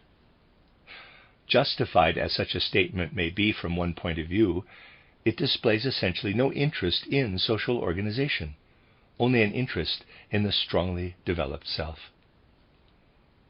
I am well aware that many people today will not consciously admit that this particular discrepancy between the experience of self and the social order lies at the root of many, indeed almost all, of our social deficiencies and shortcomings. But anyone who looks at life with unclouded vision cannot escape the conclusion. We have certainly managed to develop the feeling of self, but we cannot connect it with a real insight into man. We say the word I, capital, but we do not know how to relate this I to a human nature that is fully comprehended and fully self-determining. We can experience this once again when we come across views that are very much of the present, as opposed to what, on the basis of spiritual science, we regard as necessary for the health of humanity. A leading figure in contemporary educational circles once said something very curious to me during a visit to the Waldorf School. I showed our visitor around personally and explained to him our educational methods and their social significance. I pointed out that with a sound educational method of this kind, education of the spirit and the soul must be linked with that of the body. Anyone wishing to teach and educate must first of all know the effect of this or that action on the forces of recovery or decline in the human organism, the human body. He must know how the exercise or neglect of memory expresses itself later in life in physical symptoms, and how, simply by treating the life of the soul, we can gradually bring about an improvement in physical ailments. The teacher, I concluded, must certainly understand the body's association with the soul and the spirit in health and sickness. And the reply I got was that to do this, the teacher would have to be a doctor. Well, up to a certain point, it would indeed be desirable if this were the case.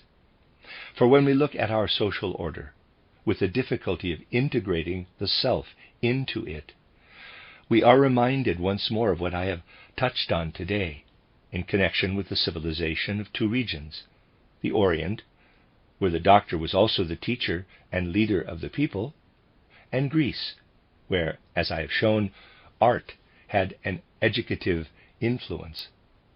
The art of medicine was associated with every aspiration of the spirit, because at that time man was regarded, if only instinctively, as a physical, soul, and spiritual whole.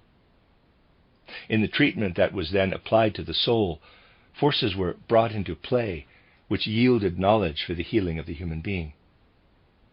They told themselves at that time, I must attempt to cure the human being by leading him to true spirituality. To do this, I must bring healing forces to bear on a fairly normal life. Once I understand these forces thoroughly and can follow their effects, this knowledge will tell me what to do when a person is ill. From observation of the healthy person, I learn what forces to employ when confronted by the sick person. The sick person is simply one whose organism has deviated further in one direction or the other than it does in everyday life. Knowing how to bestow health on a person in his normal state, I also know how to cure him when he is sick. Knowing which drink, which substance affords me this or that insight into the connections between man and nature, knowing, that is, the effect of a natural product in a cognitive way, I shall also know what effect it has on a sick man, if used in greater strength. The intimate association of the medical art with education and with development toward spirituality in general, which was the goal of the ancient Orient and had an important role there, appears once more as a spiritual residuum in the Greek life of art. Here the aim is that the soul should be healed through art. Armed with this knowledge, we can still perceive in the use of the word catharsis in connection with tragedy, how, because the same word was used in connection with the old mysteries, to denote the complete purification of man on entry to a new life, something of this sense is taken over. We are, however, also reminded that for Greek doctors in the early period, knowledge and medicine still went together, and that in education, but also in popular culture in general, people saw something on a more spiritual level that was related to medicine, something that in a sense sprang from medicine. We need to examine these phenomena of a bygone age if we are to gain a strength of soul such that when we contemplate the social orders in our own age, we can keep in view the whole human being, and also such that when we meet our fellow human beings, we not only unfold a strong sense of self, but also connect this with the perception of the whole human being in body, soul, and spirit. If by an advance in spiritual science we can do this, there will become available simply through the mood of soul that ensues ways and means of integrating this whole human being, but also all human beings, into the social order, thus overcoming labor for society in the way that historical evolution, in any case, makes necessary. For this is what we are still suffering from today, the need to fit labor properly into the social order. It is true that people often regard labor as something that goes into the article produced, being crystallized in it, so to speak, and giving it its value. Those who look more closely, however, will observe that what matters is not simply that one should work, devoting to society one's physical strength. The important factor in determining price and value is rather how the work fits into social life as a whole. We can certainly conceive of a person doing a job that is fundamentally uneconomic in the social order. The person may work hard and may believe that he is entitled to payment for his work. But when his work exists in the context of an inadequate social order, it often does more harm than good. And one ought to examine in this light a great deal of labor within society, which, though exhausting, is really worthless. Consider how our literature is constantly accumulating. It has to be printed. A tremendous amount of work is involved in the manufacture of paper, the printing, etc. And then, apart from the tiny proportion that survives, it all has to be pulped once more. Work is being done here which I would say disappears into thin air. And if you consider how much work has disappeared into thin air during the butchery of the recent war, you will gradually come to see that labor as such cannot lay claim to any absolute value, but derives its value from its contribution to the life of society. The disease that most affects our age, however, is precisely the lack of this basic capacity to integrate labor into the social organism, taking account of the fact that everything people do, they really do for others. We need to win through to this by learning to integrate our own individual selves into the community. Only by achieving a true understanding between individuals, so that what the other person needs becomes part of our own experience, and we can transpose our I, capital, into the I of others, shall we win through to those new social groupings that are not given us by nature, but must be derived from the human I. All our social needs certainly spring from the I. People sense what is lacking in the social order. What we need to find, however, is a new understanding of what human fellowship in body, soul, and spirit really means. This is what a social order ought really to be able to bring forth out of the I. The great battle that is being fought over the division of labor, fought quite differently from the way such battles have ever previously been fought under the influence of human individuality, is what underlies all our social shortcomings. Nowadays we found associations for production. We participate in them, concerned not with their role in the social organism, but with our own personal position. And this is understandable. It is not my aim here to complain pedantically or otherwise about human egotism. My aim is to understand something for which there is considerable justification. Without this sense of self, we should not have advanced to human freedom and dignity. The great spiritual advances have been possible only because we have attained this sense of self. But this in turn must also find a way to imaginative identification with others. There is a great deal of talk nowadays about the necessity of conquering individualism. This is not what matters. The important thing is to find society in man himself. The Oriental had to discover man in society. We have to discover society in man. We can do so only by extending on every side the life of the soul. That is why I tried, at the close of one of my mystery dramas, to present a scene showing how one penetrates to an inner experience of the differentiations within humanity. These differentiations exist outside us. In society, differentiation is necessary. We must each have our profession.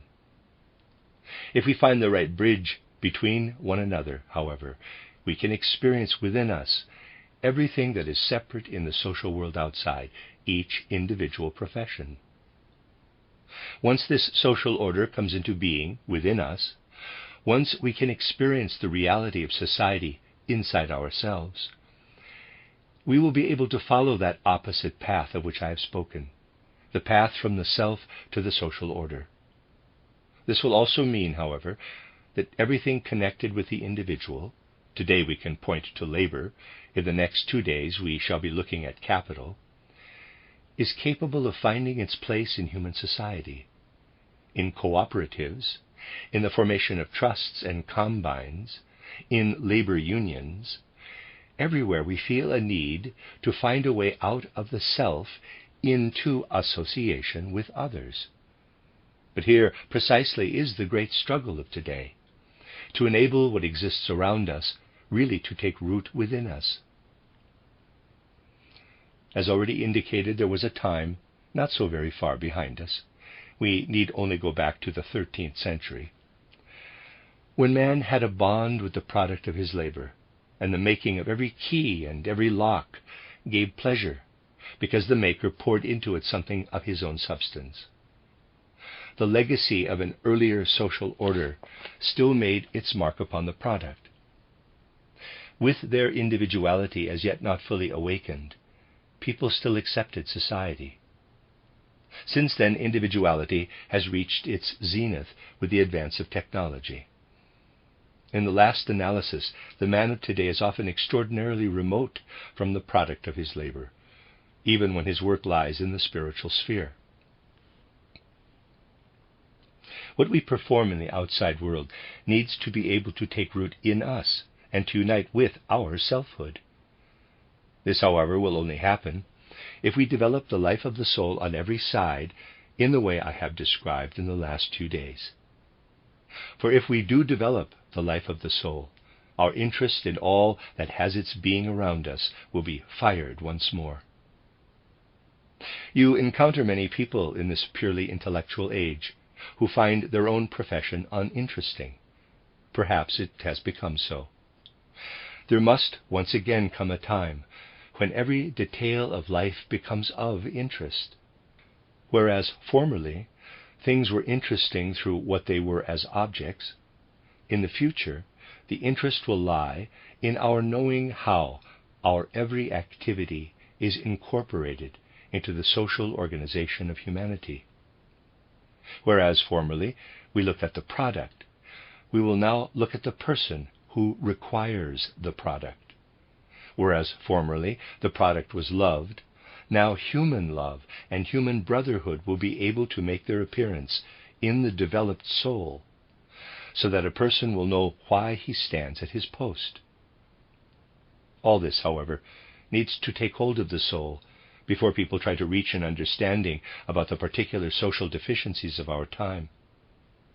From this standpoint, too, we must consider that Europe is still engaged in its battle for the selfhood of humanity against the forces in its spiritual tradition that continue to flow from Asia, from foundations quite unlike those that exist today, foundations that took root in human souls but were not yet awakened to full selfhood.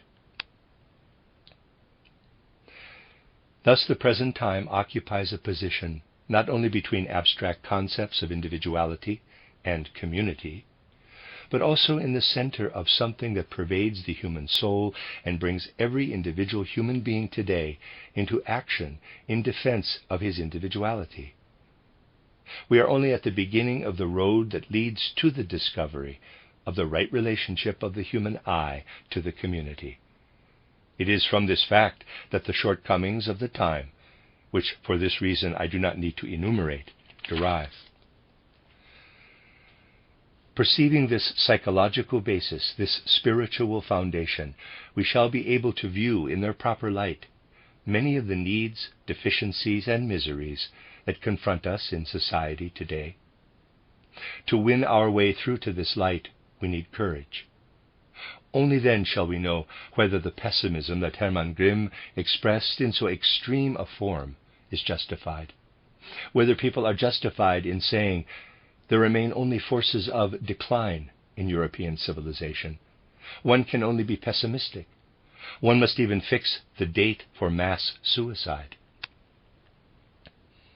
That is indeed the question, whether all the Asiatic features that Europe had to conquer have in fact been conquered, so that after finding itself, Europe can now, from the center of the world's development, also attain an understanding of the East. It is from a standpoint such as this that we must consider whether what we ought to see is the kind of thing Hermann Grimm had in mind, or whether we are not justified in thinking that humanity can still, through the development of what lies dormant in its soul, prove capable of choosing the day when understanding shall be achieved, and that what faces us is not the death of this European civilization, but its rebirth.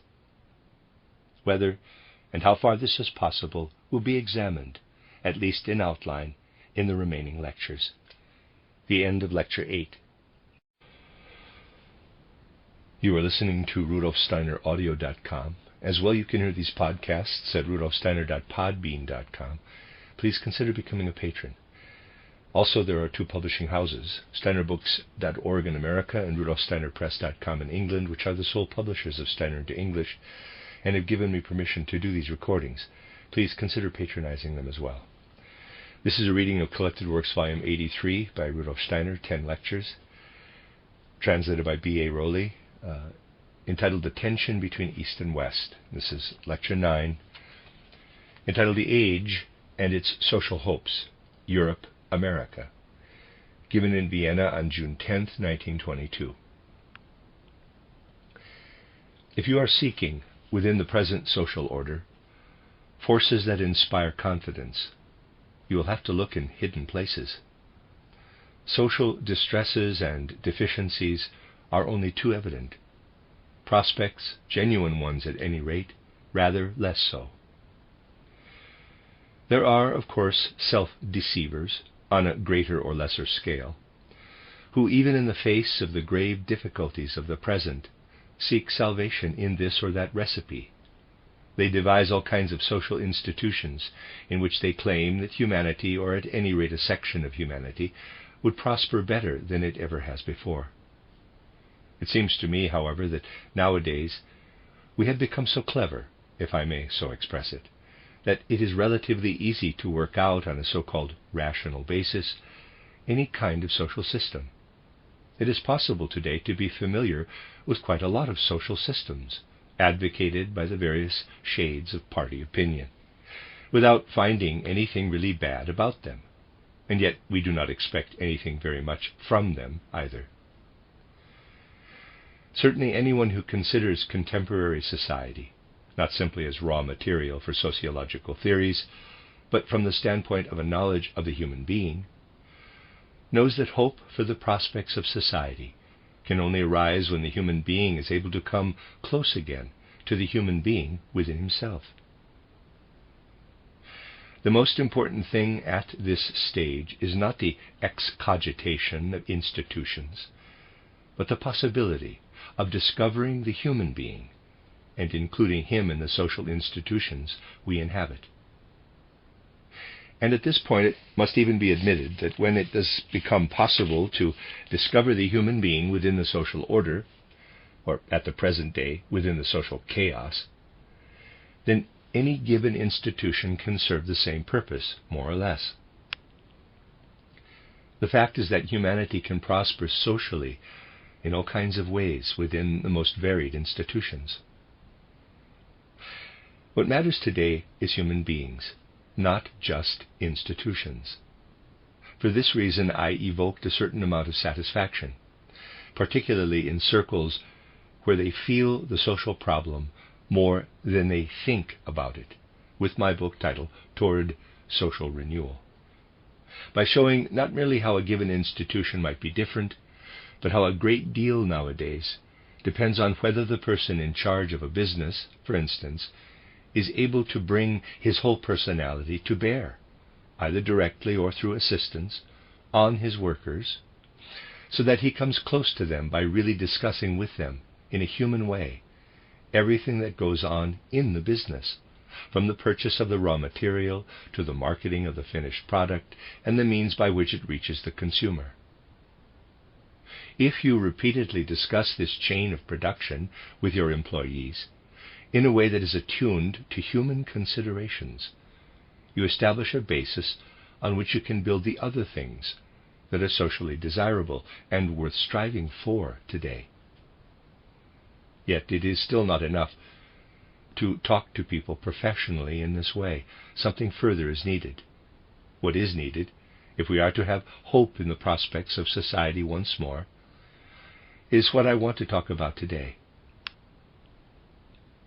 For a long time, the view has been widespread that leaders in the social sphere must first and foremost establish contact with the masses. Efforts in this direction were made throughout the 19th century. And as the social problem became more and more of a burning question, you could see people working in factories for months on end in an attempt to get to know the life of the workers. There have been senior civil servants who, after reaching the retiring age and so completing their work in society, have gone among the working people and been astonished to discover what it is really like there. In short, there have long been efforts to get to know the common man, and in particular the proletariat. We may say, too, that the achievements of our literature and art in this respect have been considerable. The mode of existence of the workers and the masses in general, often impressively presented through works of art and literature, certainly deserves full recognition. With the major problems of the present, however, the most important point is not really that the leaders should know what goes on among the workers or the masses in general. Fundamentally, very little depends on our artistic depiction, from the inside, of the life of the masses, the miseries and cares that beset them, their struggles, their ideas and goals, and so on. I would say, what we need today is not so much a way of understanding the masses as a way of being understood by them, of going into the factory and business, whatever its kind, and being able to speak in such a way that we are not felt to be academic or educated or theoretical, but are taken as human beings who have something to say that appeals to the soul within. For a long time now, there have been laudable attempts to establish institutions for adult education, up to the university level. What is made available to the people in this way does, it is true, interest them for a while by virtue of the oddity of many scientific findings. There is some excitement if the lecture is accompanied by slides, or if we take people to zoos and the like. But we ought not to be under any illusion that this really appeals to their souls or touches their hearts. To do this, we must have something to say about man's relation to existence as a whole. On this point, it is true, leading personalities today still have rather odd opinions. They believe that the masses are not really interested in quotes, philosophical questions, as they call them, but they are. If you can only find the right language to express it, then eyes light up and hearts unfold. For example, if you start with quite simple scientific facts and know how to handle them in such a way that out of your reflections the being and destiny of man ultimately emerge, and if you show people that what you say is well-founded, and at the same time that it is not fragmentary knowledge that at best can occupy them in moments of leisure, but something they can absorb as nourishment for the soul, only if you succeed in doing this will you have made a start in establishing trust between the people, as they are called, and the leaders. It is possible today to speak from a party viewpoint, to provide the people with concepts such as capitalism, labor, surplus value, and the like. The people will gradually assimilate these concepts. And then you can talk on party lines. But by doing so, you will not provide people with social structures in which they can participate with their full humanity, or enable them to cooperate in the creation of the society we must hope for if the forces of advancement, and not those of decline, are to prevail. If you want to, you can soon see what the real situation is today, and where the real obstacles and restrictions occur. I was for some years a teacher at a worker education school, where I had to teach all kinds of subjects. I never kowtowed to any party dogma. At the same time, I never encountered any resistance to understanding on the part of a worker, when, for example, I presented history in such a way as to reveal at every point that it is not something that can be comprehended by an historical materialist interpretation, but something in which spiritual forces and spiritual impulses are operative. I was even able to evoke some understanding of why it was that Marx, whose ideas were thoroughly familiar to the members of my audiences, arrived at the view that is called historical materialism, the view that regards all spiritual phenomena as merely the effect of mechanistic and economic factors and the like. I was able to show them that this is because, in fact, from about the 16th century onward, there have increasingly come into play the forces that have made economic life dominant and decisive. In consequence, art and science and the rest really seem like, and in a sense even are, the results of economic life, mechanistic life. Marx made the mistake he did because he was only familiar with modern history. It is not my wish to argue from one view or the other, however, but simply to observe that even this point was understood. It was not a lack of confidence on the part of the audiences that made my kind of popular instruction impossible, but the fact that one day the authorities noticed. The teaching here is not in accord with party dogma. Instead, what is presented by way of illustration is drawn to the best of the teacher's knowledge and judgment from what appeals to human nature, and they grew anxious lest the audience should increase. One day their emissary appeared at a meeting that was summoned for the purpose to investigate whether I was fit to be a teacher at the worker education school. One of the workers' leaders appeared, and when I commented that if the principle of progress was to be established in these circles, then the teacher must at least have freedom to teach as he wished, the representative replied, quote, "Freedom is something we don't recognize. We recognize only a proper compulsion." Close quote. This was the attitude that led to my expulsion from the teaching staff of that worker education school. From my point of view, however, it was really an illuminating experience. Not so much the expulsion itself as the preceding acquaintance with the wide variety of people that make up the modern proletariat. It was an illuminating experience because you could see that if only you speak out of your full humanity, so that your listeners feel you are saying something to them that reaches into their hearts and affects their humanity as earthly beings, they will regard this thinking that arises from a worldview as the most important thing that can approach them today. There exists today a feeling that enlightenment, not in any party sense, but in a general human sense, must spread among the masses. People long, more or less unconsciously, for something that springs from a really far-reaching worldview. And how could it be otherwise? For after all, vast segments of humanity today are employed in such a way that their work cannot conceivably interest them. They perform it as if faced with something that has no relationship whatever with their humanity. Hence, although the clubs, guilds, and unions that tend to be formed in these circles are indeed organized on the basis of the various trades, there are metalworkers' unions, printers' unions, and so on. Fundamentally, they have surprisingly little to do with the business of production. They are primarily concerned with the element in the material sphere of life which is of general human interest, with consumption and the satisfaction of human needs.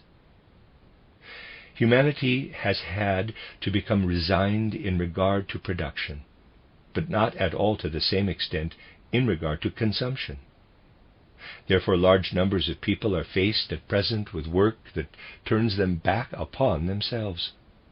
A person's environment cannot be of interest to him, nor what he does from morning till night, unless it be so presented to him that he can find it interesting. What interests him first and foremost, and this is where we must begin, is what confronts him when he is alone with himself after work, and can simply concentrate his attention on his own humanity. We must also admit that when we examine the social chaos of our time, we can see quite clearly that there are also many people in executive positions who are cut off from a direct interest in and relationship with what they are doing. It should be not just an open secret, but something known to the widest possible circles, that even people whose work is intellectual often have so little interest in their profession that they too are reduced to waiting until after working hours in order to pursue their genuine and human interests. For that very reason, it is obvious that we must provide human beings with things of human significance if we wish to establish a basis for social optimism.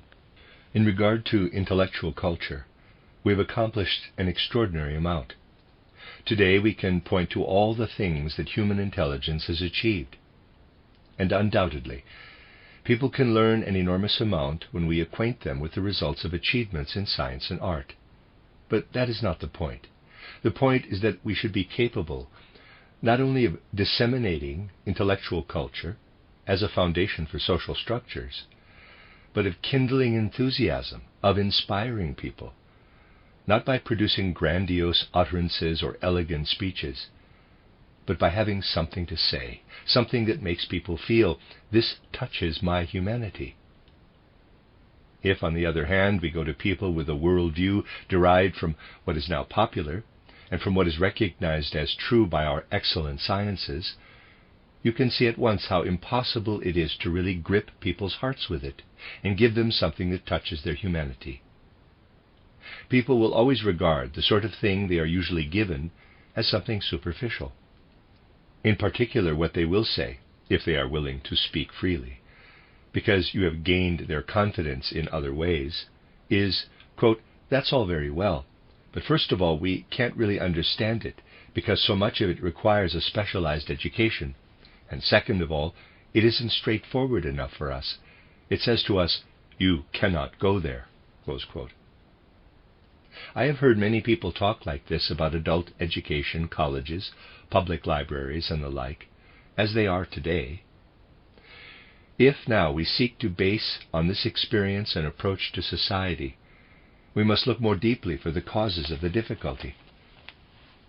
And here once more I am compelled to introduce in parenthesis, so to speak, something concerning worldviews. When, as we have often done over the last 2 days, we look at the Asiatic civilizations, so many legacies from which survive in our schools, even our high schools and universities, we find there at any rate where the culture was at its height, something that must still be of inestimable value to us today. Its characteristic feature is that the knowledge of the world and the worldview discovered there were apprehended by the human spirit. This in turn developed into the intellect, which I have described as the specific force of modern times. Our modern, highly developed intellect is fundamentally a late development of what in the East was dreamlike clairvoyance. This dreamlike clairvoyance has cast off its direct insight into the outer world and evolved into our inner logical order, into the great modern means of acquiring knowledge of nature. And we must also recognize in the language we use to speak about worldviews in Europe today, yet another legacy from the Orient. It is not only the medieval schoolmen who still made use of words and concepts and ideas imbued with powers of the soul derived from the East. We ourselves, however much we may deny it, speak even in chemistry and physics, in language that we should not use if our education right up to the university level were not conditioned by something derived from the Orient. But in becoming intellect, this early clairvoyance has thrown off at the same time another shoot, which has affected the outlook on life of the masses in many ways. It has given rise to views which, for the most part, have already died out in Europe today, views which have been eradicated by modern elementary school education, and of which only vestiges survive among the most uneducated classes. While, on the one hand, the intellect has been developing to amazing heights, there has also developed deep down among the people, and far more than contemporary psychology has yet revealed, something that projected certain subjective experiences quite involuntarily onto the outside world. These assume the most varied forms, but they can all be covered by the single word superstition. Superstition, which signifies the projection of subjective experiences outward into space and time, played a much greater role in humanity's development than is generally acknowledged today.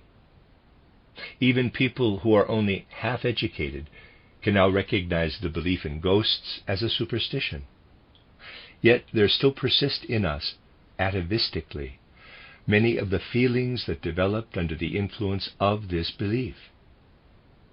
Insofar as we are the descendants of Oriental humanity in this respect too, we operate in our art and in other branches of life with at least the feelings that spring from this current in humanity's evolution. It is possible to examine what is emerging from the depths of social humanity, so to speak, at the present time, to look at the person who has developed out of the technical and mechanical world of modern times, to look into his heart and his quality of soul. And anyone who does so will see that this person, who has not gone through the process that makes the intellect supremely valuable to us today, the process of high school and university education, has no genuine personal interest in all that can be achieved within the sphere of intelligence. What he has is something quite different. I would say something elemental reveals itself in such a person, welling up from depths that are rising to the surface in our social order. Something elemental, which in Europe today is quite inadequately understood, because fundamentally it is something new. But when it is understood, it can show us the right way to bring a worldview to the masses. Anyone today who, having no contact with our inheritance from the Orient, grows up among humanity, and is thus thrown back upon himself, as the working man is, and very many members of the upper classes too, is not interested first and foremost in the intellect.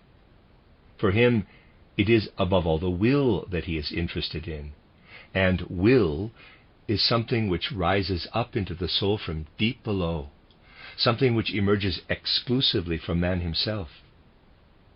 Since this fact has, of course, been noticed in a superficial way, there exists today a certain longing to regard man as a being of will. Many people indeed believe that they can speak to the masses of world views only if they deal primarily with the element of will in man.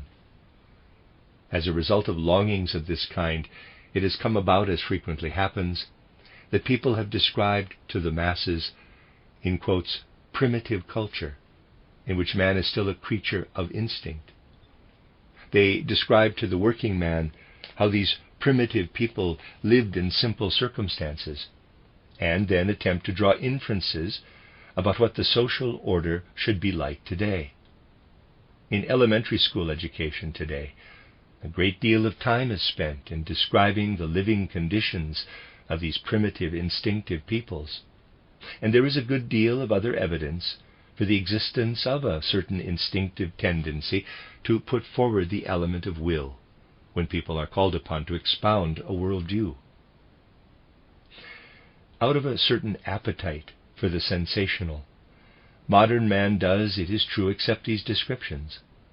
To some extent, too, he feels in his own being, which has not advanced to a higher level of education, something akin to this instinctive element in human nature. But if you want to warm people, if you want to preserve their souls from desiccation, if you want to make contact with the whole human being, then accounts of this kind will not help you. Why is this? It is because when you have scaled the peaks of science and acquired what science currently accepts as true, you developed, simply by doing so, something that really constitutes a modern superstition. Admittedly, it is not yet recognized as such, but just as the educated person of more recent times has learned to regard the old belief in ghosts as a superstition, so to some extent the masses today, as it were prophetically, looking into the future, regard as a kind of superstition the ideas and concepts and notions that we assert about these primitive conditions of humanity. What do we assert? We assert that mankind was originally governed by instinctive drives. These are something quite obscure, operating in unconscious regions that people are unwilling to define more precisely. They include the instincts that are also found in animals, and all that is indefinite in man's feelings and expressions of will. People point to the natural creature active in man. Many thinkers today regard it as an ideal to depict the human being in such a way that what is inside him is presented as far as possible in terms of material processes, only elevated into those indefinite concepts that we call drives or instincts. Let us, however, remember the view of man's inner nature that I have developed in the last 2 days. I have shown how the exercises of spiritual science, by developing the human being, enable him to really see inside himself. He thereby reaches the stage of contemplating his inner organism, not as does the modern physiologist or anatomist from without, but in such a way that the parts of the organism can be inwardly experienced.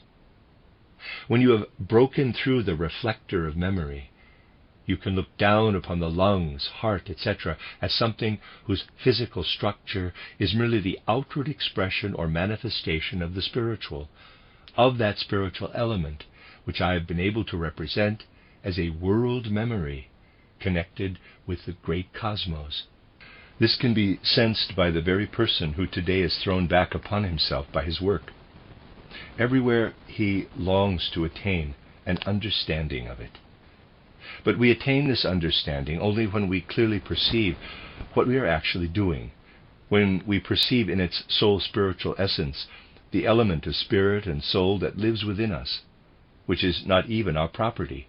It does not belong to our human personality, but is the gulf, so to speak, which the cosmos sends into us as human beings. Man can come to know man only when, looking into himself, he finds as the basic substance of his physical being a spiritual element. Once we realize this, however, we also know that to speak of drives, instincts, and all the other things that people are always speaking of nowadays is to interpose something in front of our real inner nature, just as superstition formerly interposed ghosts in front of external nature. When we speak of drives, instincts, and the like in man, we mean only the soul, obscured, so to speak, by our own view. In speaking of our human nature as it really is, we must ignore these specters that we call instinctive drives, passions, and the like, and see through them to reality. We must leave behind the specters within us, represented by all these definitions of drives, lusts, passions, will, and the like, in the same way as we have left behind the ghosts in the sphere of the external natural order. With those ghosts, we interposed something from within us in front of external nature, and so projected what was subjective onto the objective sphere. Nowadays we are setting up something that is objectively of a spiritual nature, as if it were something material. Our drives and instincts, as usually defined, are materialized and internalized ghosts that obscure the true spiritual sphere. This is something which, as a matter of cognitive fact, is little understood nowadays, although it is felt when, with a true knowledge of man, we seek to approach anyone who from the depths of his unconscious, and in the depths of this unconscious lies the spiritual sphere, instinctively feels, "Don't talk to me about your materialized ghosts. You ought to be telling me something about the way in which man and the cosmos have grown together." If you have a feeling for society, you will rejoice over experiences like the one I had a few weeks ago when I was lecturing to a group of workers. I was originally supposed to speak about political economy, but I always arrange for the audience to choose the subject themselves before the lecture begins. I let them hand it up to me or tell me so that the knowledge imparted to them is of a kind that they themselves determine. On this occasion, a workingman took out a copy of our periodical titled Die Drei. He said he had read an article of mine in it, but couldn't quite understand what the planet was actually like which preceded the Earth, subsequently went over into darkness, and eventually gave rise to the Earth. I was able to lay before this man in a straightforward and simple manner an explanation in terms of spiritual science. And you could see that if you speak dryly in abstract concepts, they feel, there's nothing much for us here. Yet when you speak of this kind of thing, their eyes light up, because they feel that here is something their souls can feed on, just as their bodies feed on what they eat. How their eyes light up when you give them something that grips their whole personality, their heart and soul, something that is not simply a concept of the world, but a worldview in the sense that it really contains life and can excite enthusiasm, even when the worker comes straight from the machine.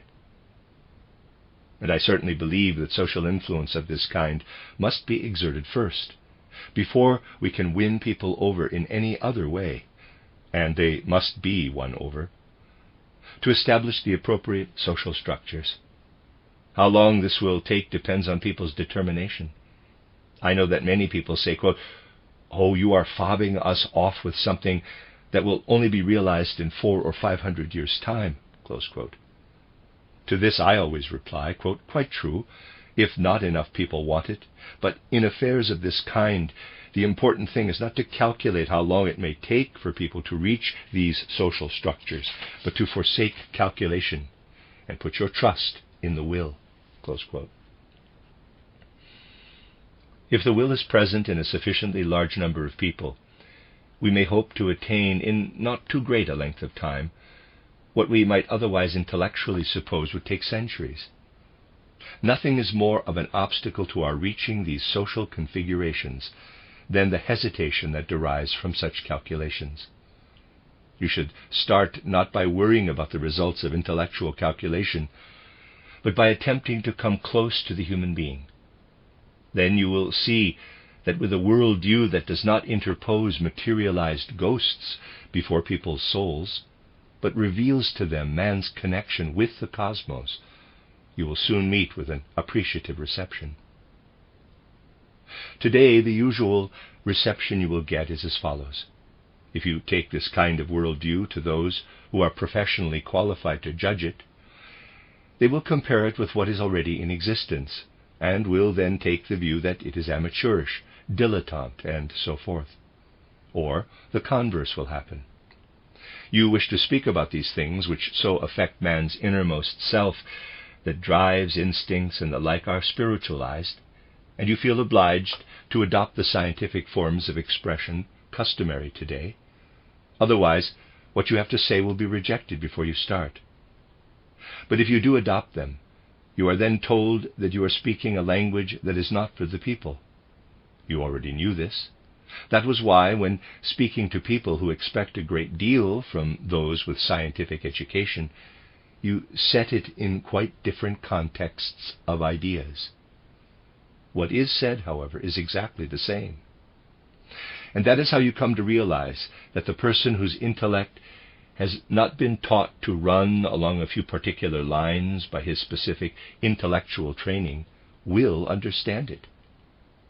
We shall, it is true, first have to leave behind an age in which, for doing this, one can be thrown out of worker education schools by those who regard themselves as the authentic leaders of the people. I have had to demonstrate to you, then, that because of the very nature of the masses of humanity, there must exist today a worldview in the form of an anthroposophically oriented spiritual science.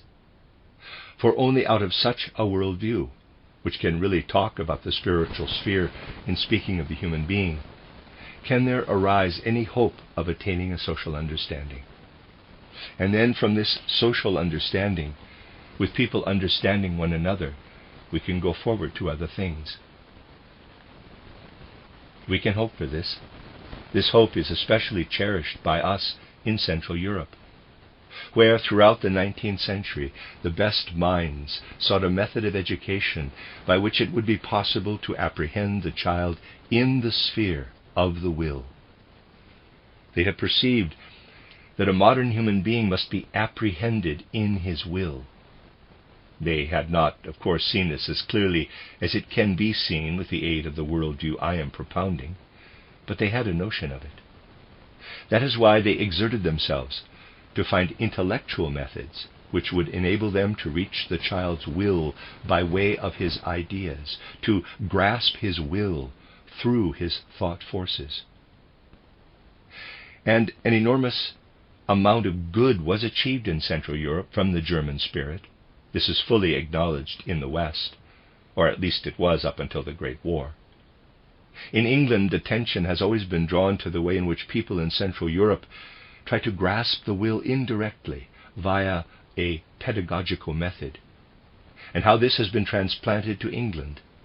This has always been recognized and described.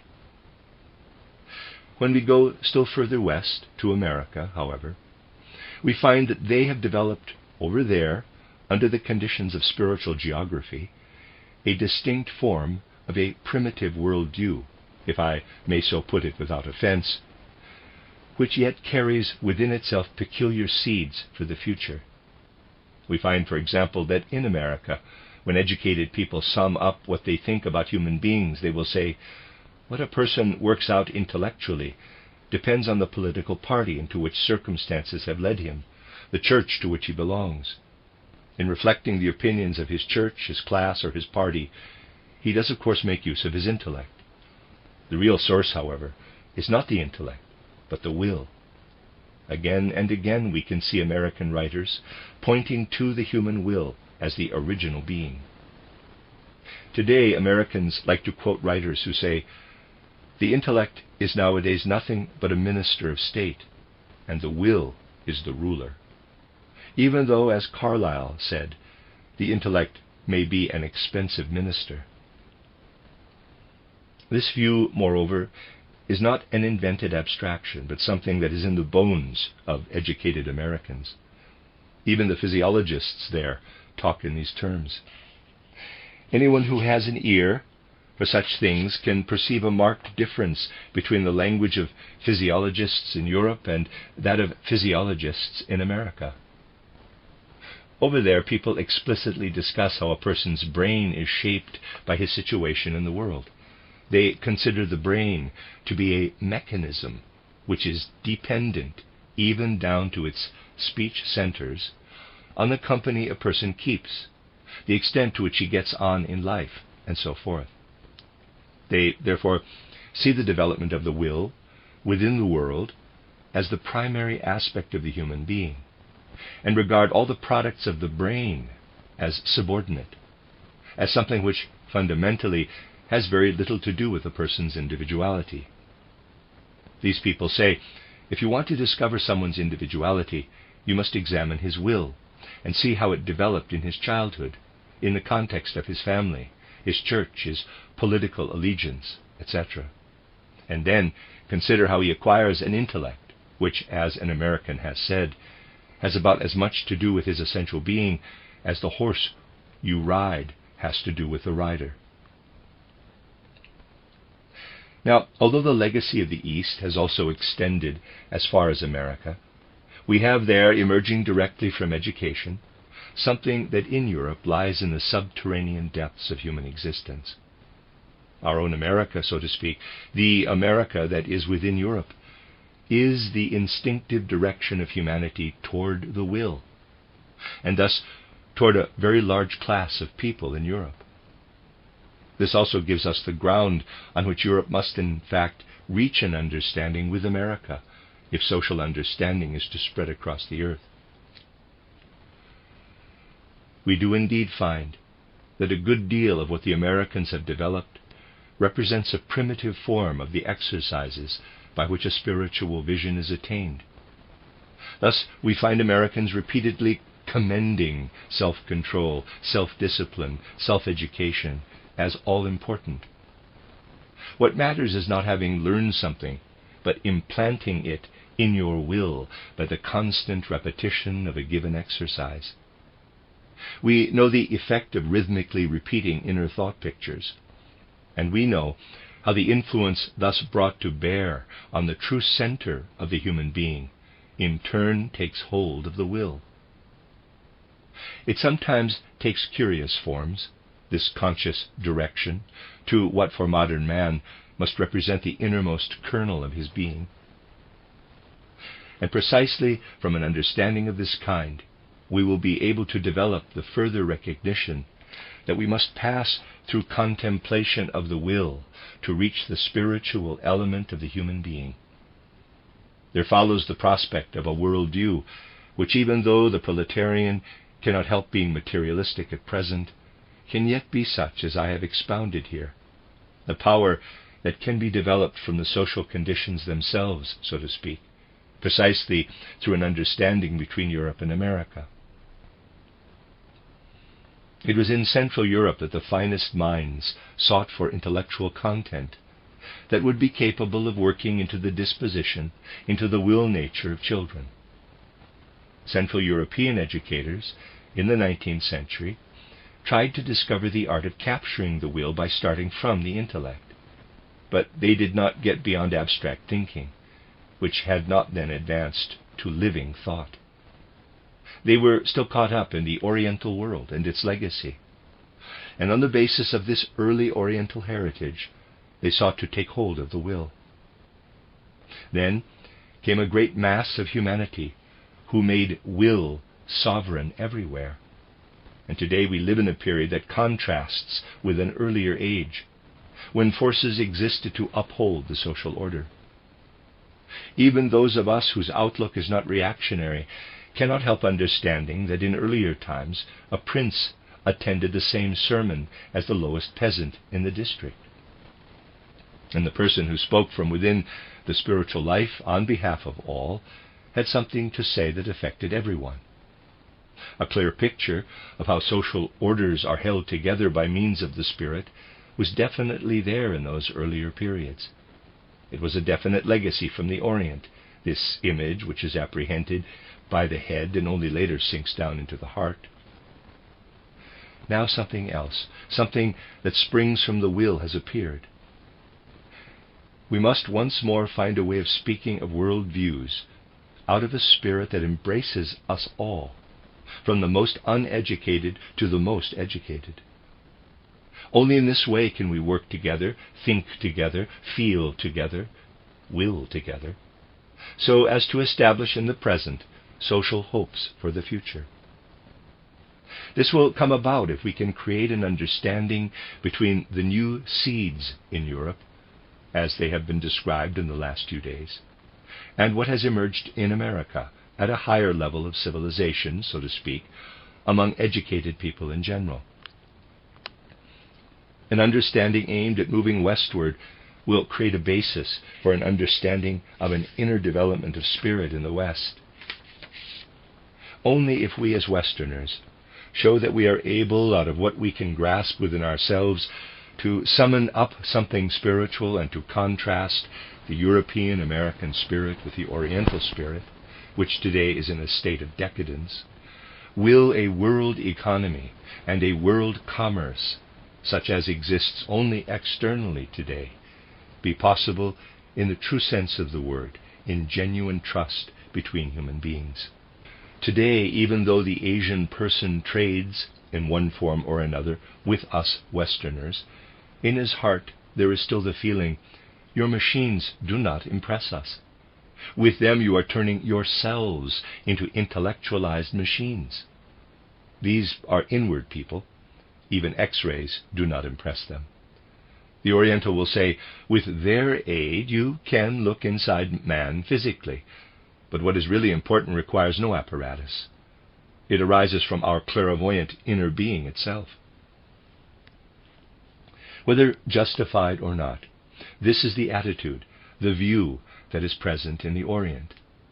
They have a profound belief that the spirit of human nature arose in the Orient, and they look down with contempt on anything that accepts the constraint, as it seems to them, of technology and the machine, in such a way that the human being himself operates in society like a cog in a machine. The bridge to the Orient will be built only when we ourselves create a spiritual dimension in our worldview, on foundations such as I have described, combining the spirit of Europe and America. This, however, will require the world to look more closely at Central Europe, which has gone furthest in the evolution of the intellect toward living thought. The spirits of the early part of the 19th century, Hegel, Fichte, Schelling, have gone furthest in the evolution of thought toward life. At least they believed that in what they experienced as the substantial content of the world, albeit in thoughts that were still abstract, they had something vital and spiritual. What they had, of course, was only the seed of living thought. That is why Central Europe itself forsook the paths it had been following. They need to be rediscovered by really bringing thought to life. An understanding with Central Europe can bring this about.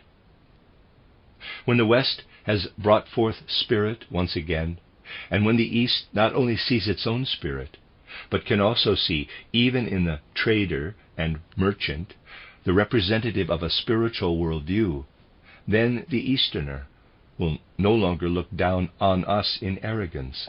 He will be able to reach an understanding. This is what we must seek if we are to have hopes for society. We cannot have them at all unless we realize what has to disappear. There existed in Austria a spirit which proclaimed that everything ultimately collapses, but that a new life blossoms from the ruins. This is a hope we shall realize only when we look past the externals of society to its inner being. But then we must cease to try to maintain the old order at all costs, and instead have the courage to regard as expendable the things that must be overthrown. These words remain true. Nothing can come to fruition which has not first been cast into the earth as a seed, so that it may decay. Well, the word decay is not quite accurate here, but the image still holds. In discerning what we need to abandon as decayed, we must move forward to new impulses and to the new life that must blossom out of the ruins. Only in this way can we, in this age, have social hopes for the future. The end of Lecture 9. You are listening to RudolfSteinerAudio.com. As well, you can hear these podcasts at RudolfSteiner.podbean.com. Please consider becoming a patron. There are two publishing houses, SteinerBooks.org in America and RudolfSteinerPress.com in England, which are the sole publishers of Steiner into English and have given me permission to do these recordings. Please consider patronizing them as well. This is a reading of Collected Works Volume 83 by Rudolf Steiner, 10 lectures translated by B.A. Rowley, entitled The Tension Between East and West. This is the last lecture, Lecture 10, given in Vienna on June 11th, 1922, entitled Toward Social Renewal. When, some 3 years ago, at the request of a group of friends who were disturbed by the social aftermath of the Great War, I published my book titled Toward Social Renewal, the immediate result, from my point of view, was the profound misunderstanding it met with on every side. This was because it was promptly classed among the writings that have attempted, in a more or less utopian manner, to advocate institutions which their creditors envisaged as a sort of nostrum against the chaotic social conditions that have arisen in the course of humanity's recent development. My book was intended not as a call for reflection about possible institutions, but as a direct appeal to human nature. It could not have been otherwise, given the fundamentals of spiritual science, as will be apparent from the whole tone of my lectures so far. In many cases, for example, what I included solely to illustrate the central argument was taken to be my main point.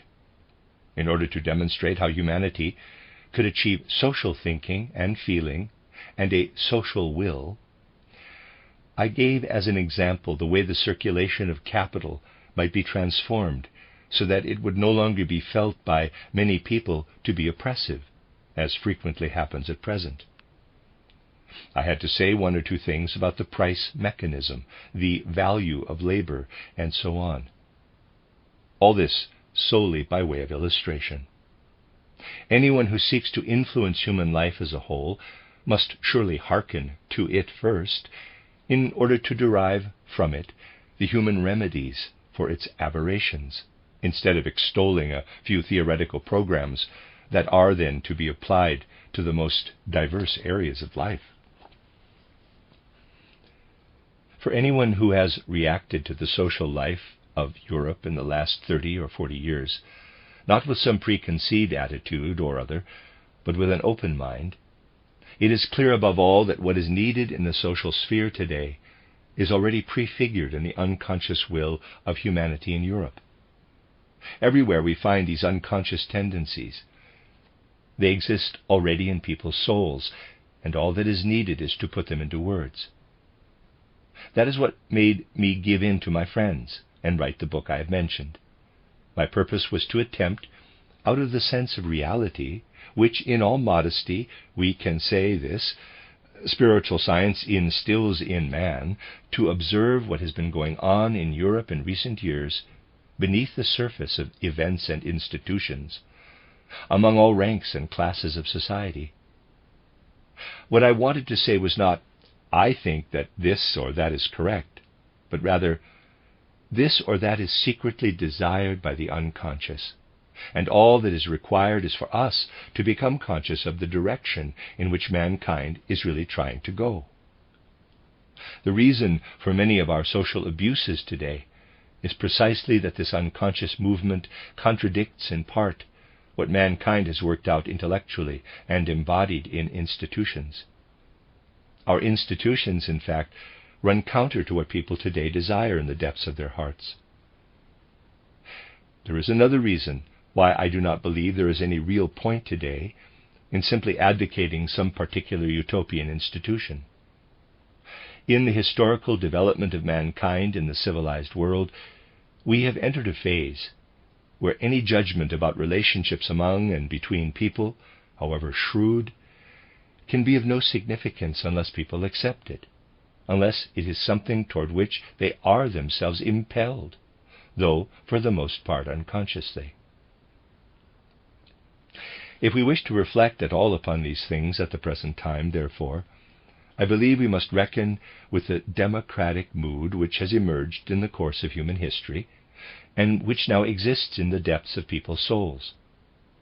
The democratic feeling that something is really valuable in the social sphere only if it aims not at saying democratic opinions, but at enabling people to express their own opinions, to assert their right to their opinions.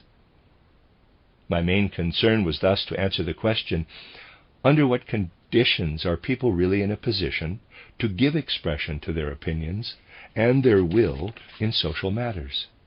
When we consider the world around us from a social standpoint, we cannot help concluding, yes, it would be easy to point to a great deal that should be different, but consider how many obstacles are there so that what we may know perfectly well and be perfectly willing to put into practice cannot be realized.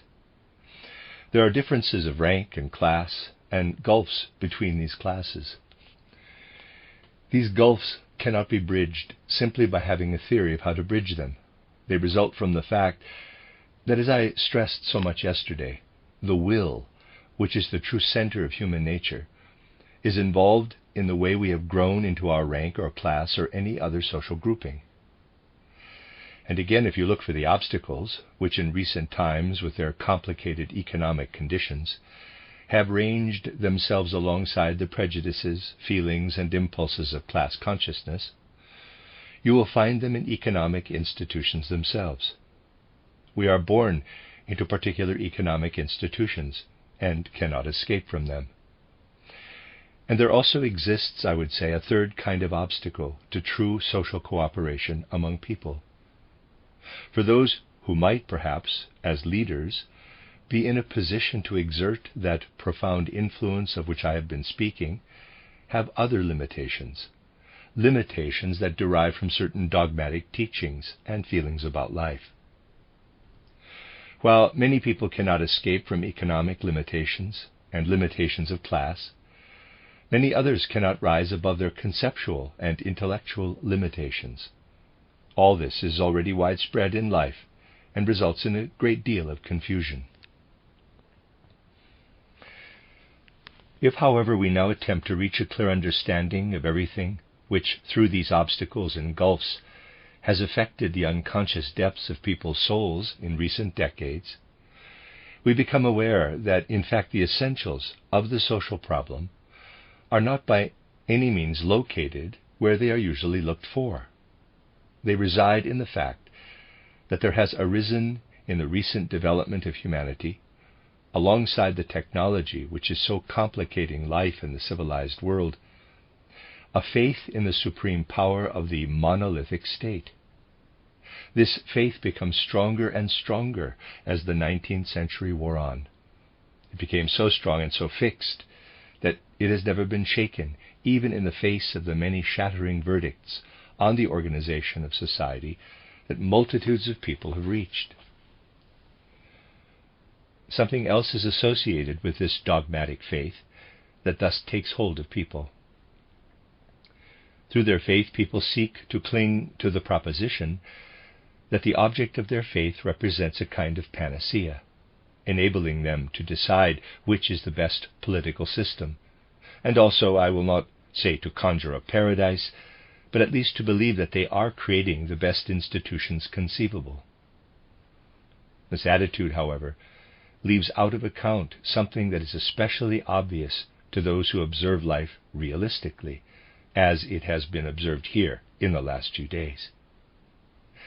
Anyone who, precisely because he is compelled to mold his ideas to the spiritual world, acquires a true sense of reality, will discover that the best institutions that can be devised for a particular period never remain valid beyond that period, and that what is true of man's natural organism is also true of the social organism.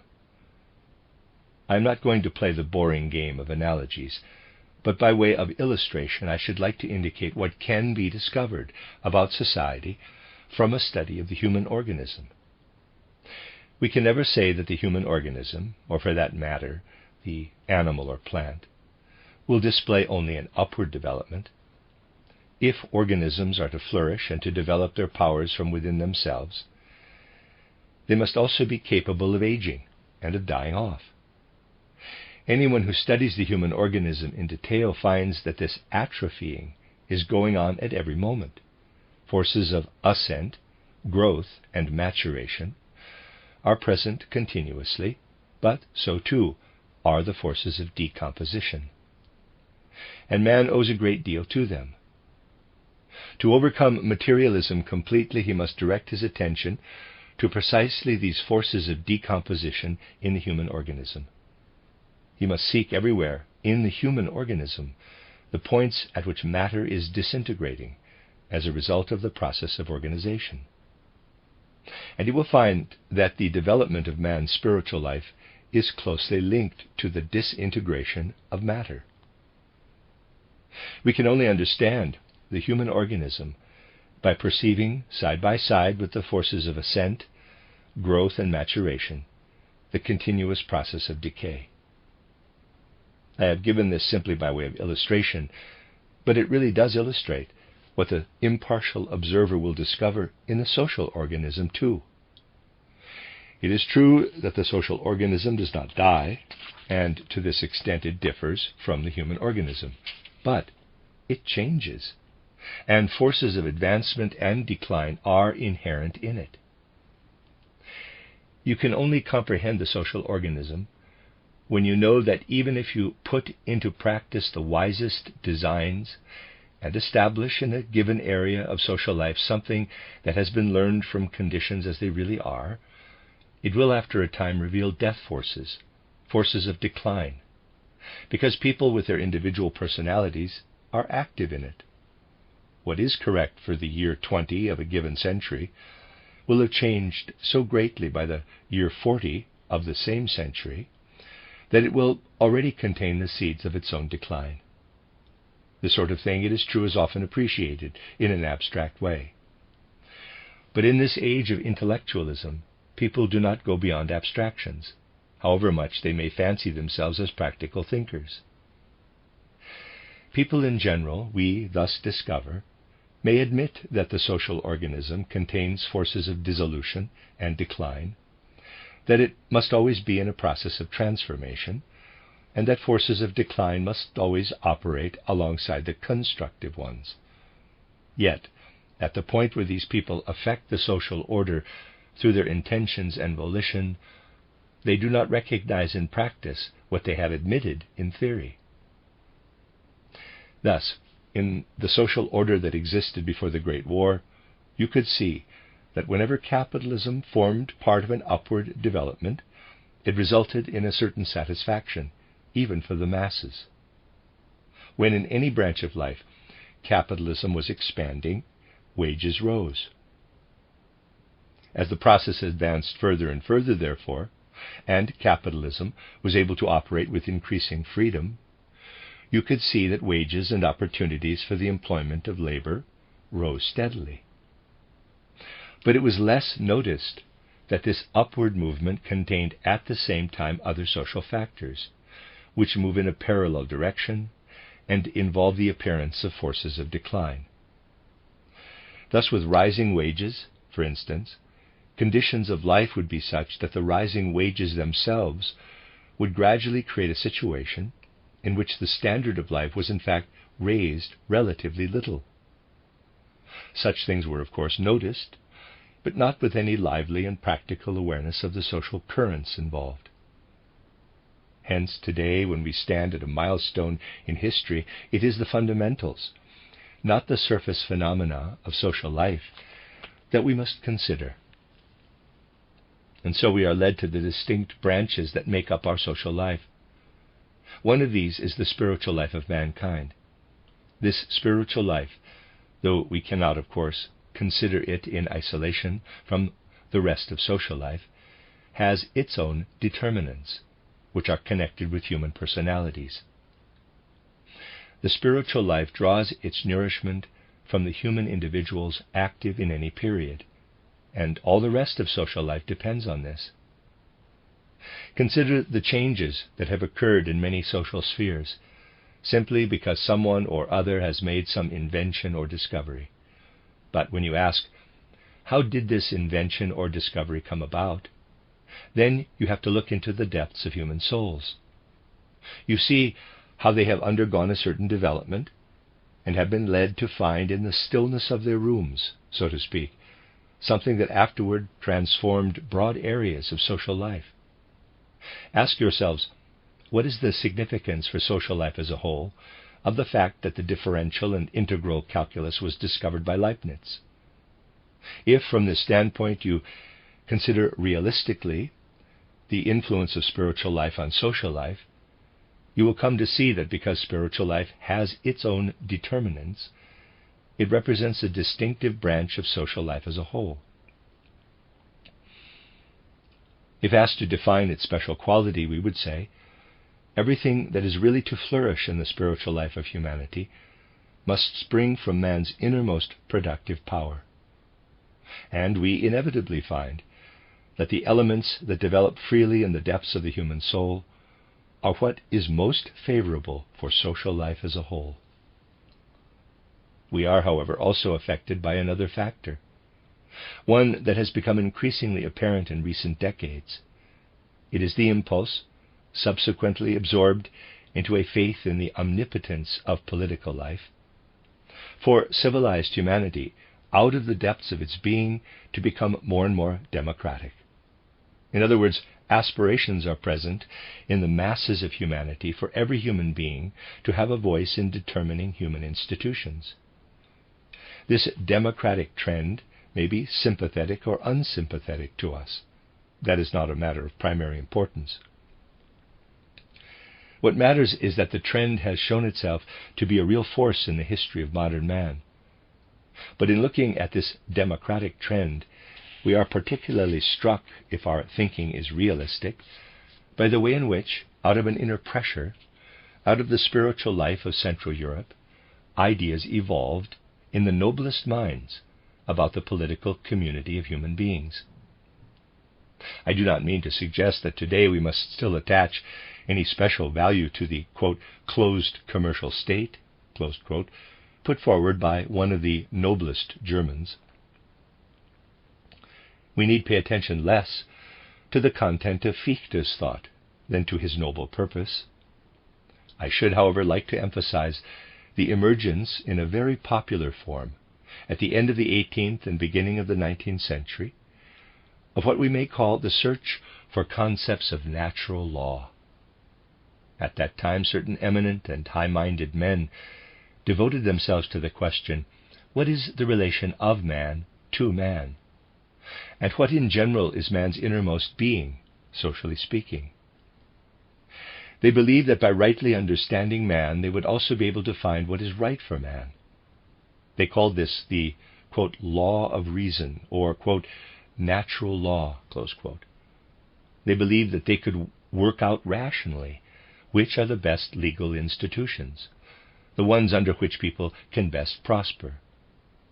You need only look at Rotek's work to see how the idea of natural law still operated for many writers in the first half of the 19th century.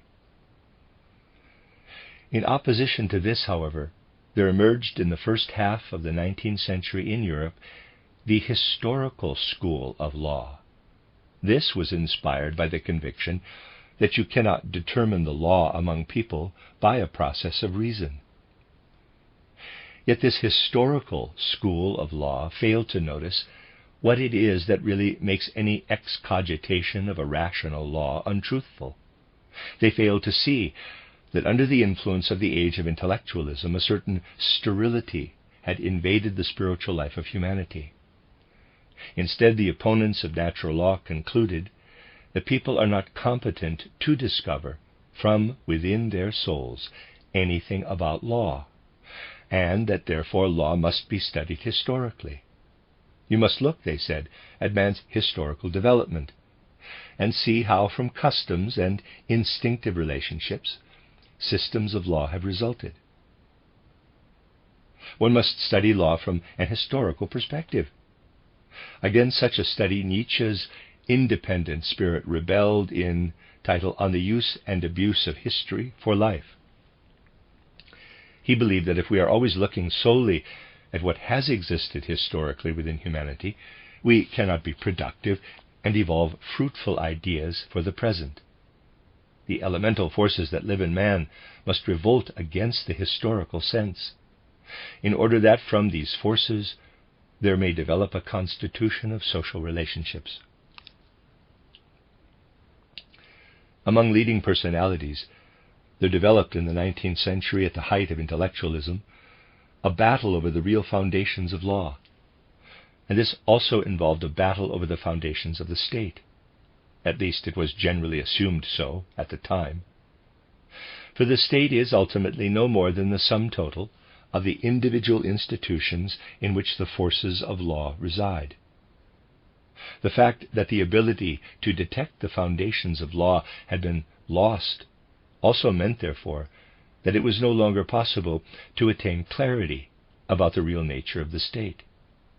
That is why we find, not simply in theory, but in real life as well, that during the 19th century the essence of the state became for countless people, including the masses, a problem that they had to solve.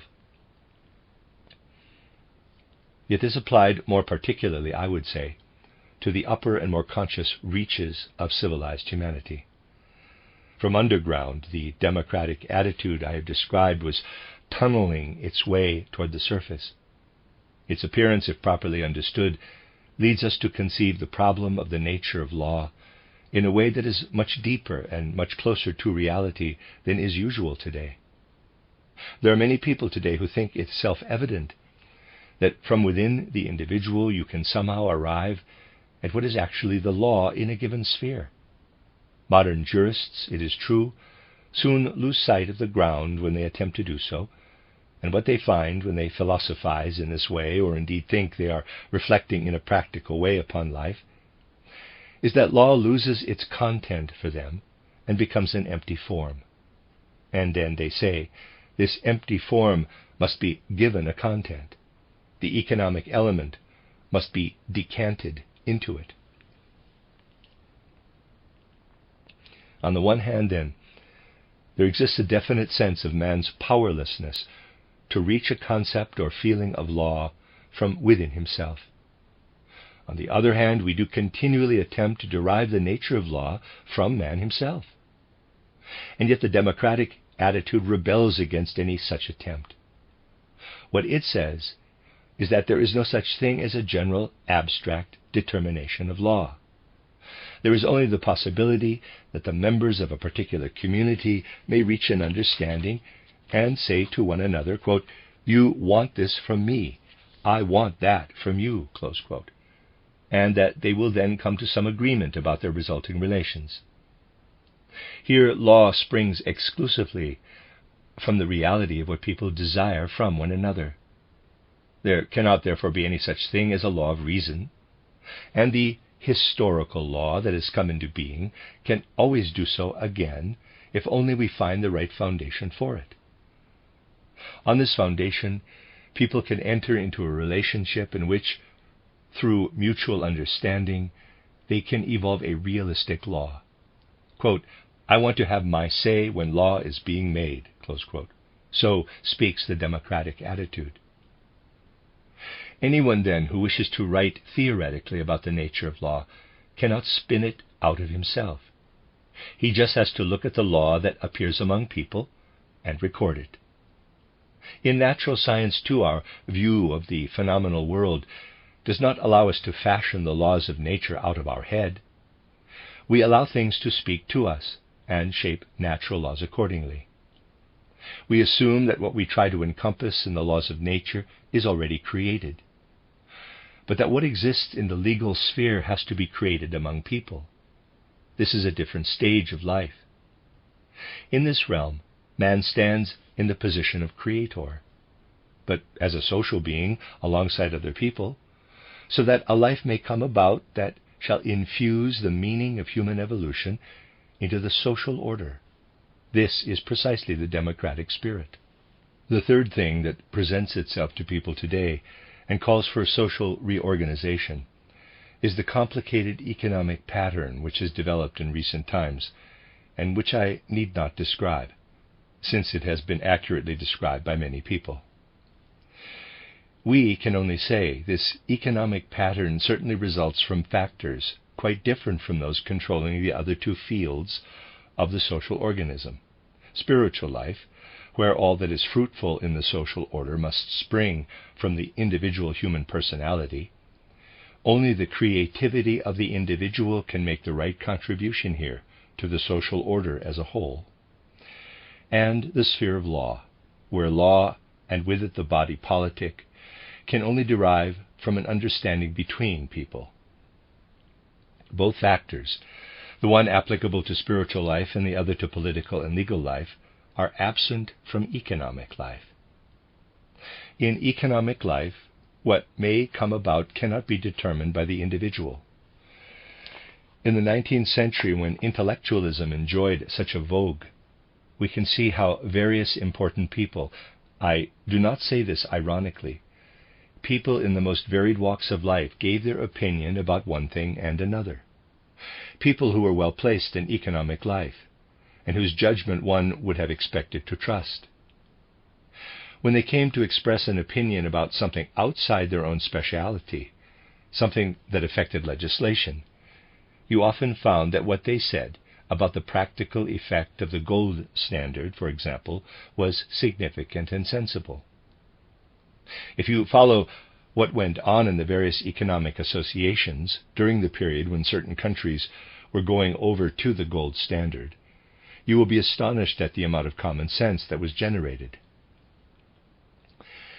But when you go further, and examine how the things that had been prophesied then developed, you will see, for instance, that some very important person or other considered that under the influence of the gold standard, customs barriers would disappear.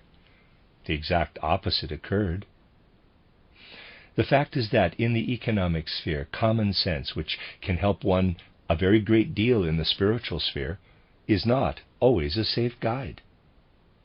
You gradually discover that as far as economic life is concerned, the individual cannot reach valid judgments at all. Judgments here can only be arrived at collectively, through the cooperation of many people in very different walks of life. It is not just theory, but something that will have to become practical wisdom, namely, that truly valid judgments here can arise only from the consonance of many voices. The whole of social life thus falls into three distinct fields. In that of spiritual life, it is for the individual to speak. In the democratic sphere of law, it is for all people to speak, since what matters here is the relationship of man to man on a basis of pure humanity, where any human being can express a view. In the sphere of economic life, neither the judgment of the individual nor that which flows together from the indiscriminate judgments of all people is possible. In this sphere, the individual brings expert knowledge and experience in his own particular field into the whole. And then, from associations, a collective judgment can emerge in the proper manner. It can do so only if the legitimate judgments of individuals can rub shoulders with one another. For this, however, the association must be so constituted as to contain views that can rub shoulders and then produce a collective judgment. The whole of social life, therefore, falls into these three spheres. This is not deduced from some utopian notion, but from a realistic observation of life. At the same time, however, and this must be emphasized over and over again, the social organism, whether small or large, contains within itself, together with constructive forces, also the forces of decline. Thus, everything that we feed into social life also contains its own destructive forces. A constant curative process is needed in the social organism. When we look at spiritual life from this standpoint, we can even say, on the lines of the observations put forward here in the last few days, in Oriental society, the life of the spirit was universally predominant. All individual phenomena, even those in political and in economic life, derived from the impulses of spiritual life, in the way I have been describing.